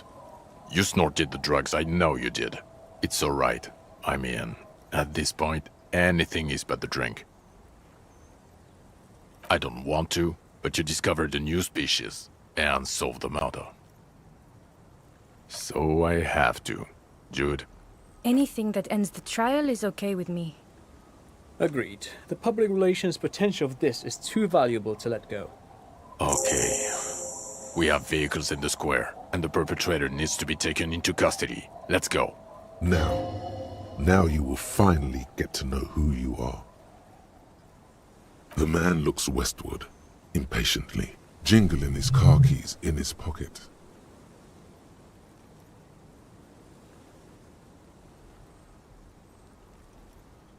Well, first I will go back to my station and write the most detailed report anyone has ever seen. It will have to be good to cover all these. Then I will have a serious talk with my captain. Detective, we just stopped a small-scale war. Something is happening to Revachol. I don't know what yet, but it's going to be a hard spring for the RCM. We need... Distant traffic. A scrap of newspaper drifts by. Talk to Captain Price? I'd rather not ruffle the feathers of 2 captains with my doom. Work with... Price? I'm flattered. Would fit in. And crazy enough. This truly came as a surprise to him. Not a bad one. Flattered? You're Lieutenant Kitsuragi. We would be flattered if you even considered. I would have to tie things up in GRIH first. But, I mean, whatever is coming, Jamrock will be more central to it than the harbor. And we also have a huge caseload, Lieutenant. Piles that we need to get back to. I do like the sound of that. He's really considering it. Us? With the bloody murder station, haven't you? That's not true. Jamrock is too big for one precinct. Thank you, Lieutenant. You're being kind. It is an understaffed station and the district is too big, which is why... Get back to it. We left Torson and McLean to run the Sea Wing. It's not good. So he remembers that. Shooting up churches never is. Our enemies were hiding in... He means it. The RCM and its enemies will not be discussed on this code. Your clearance will not go up while you're within earshot of the Union. Okay. It's not the bloody murder station. It's an old... Jamrock is the largest ghetto in Revachol. Faubourg, technically, but it's the... The press will blow over. Jamrock is lucky to have you. Thank you again, Lieutenant. Good. Fuck it, let's go. Tron brought his motor carriage. It's a 20... Under the afternoon sky, the great district hum. You close your eyes and hear the dogs bark. A lone woman sits by a Torson? Yes. McLean? Yes. Really? Nick Gottlieb looks up from the list. Wonderful. Then can we please just go back to Jamrock now?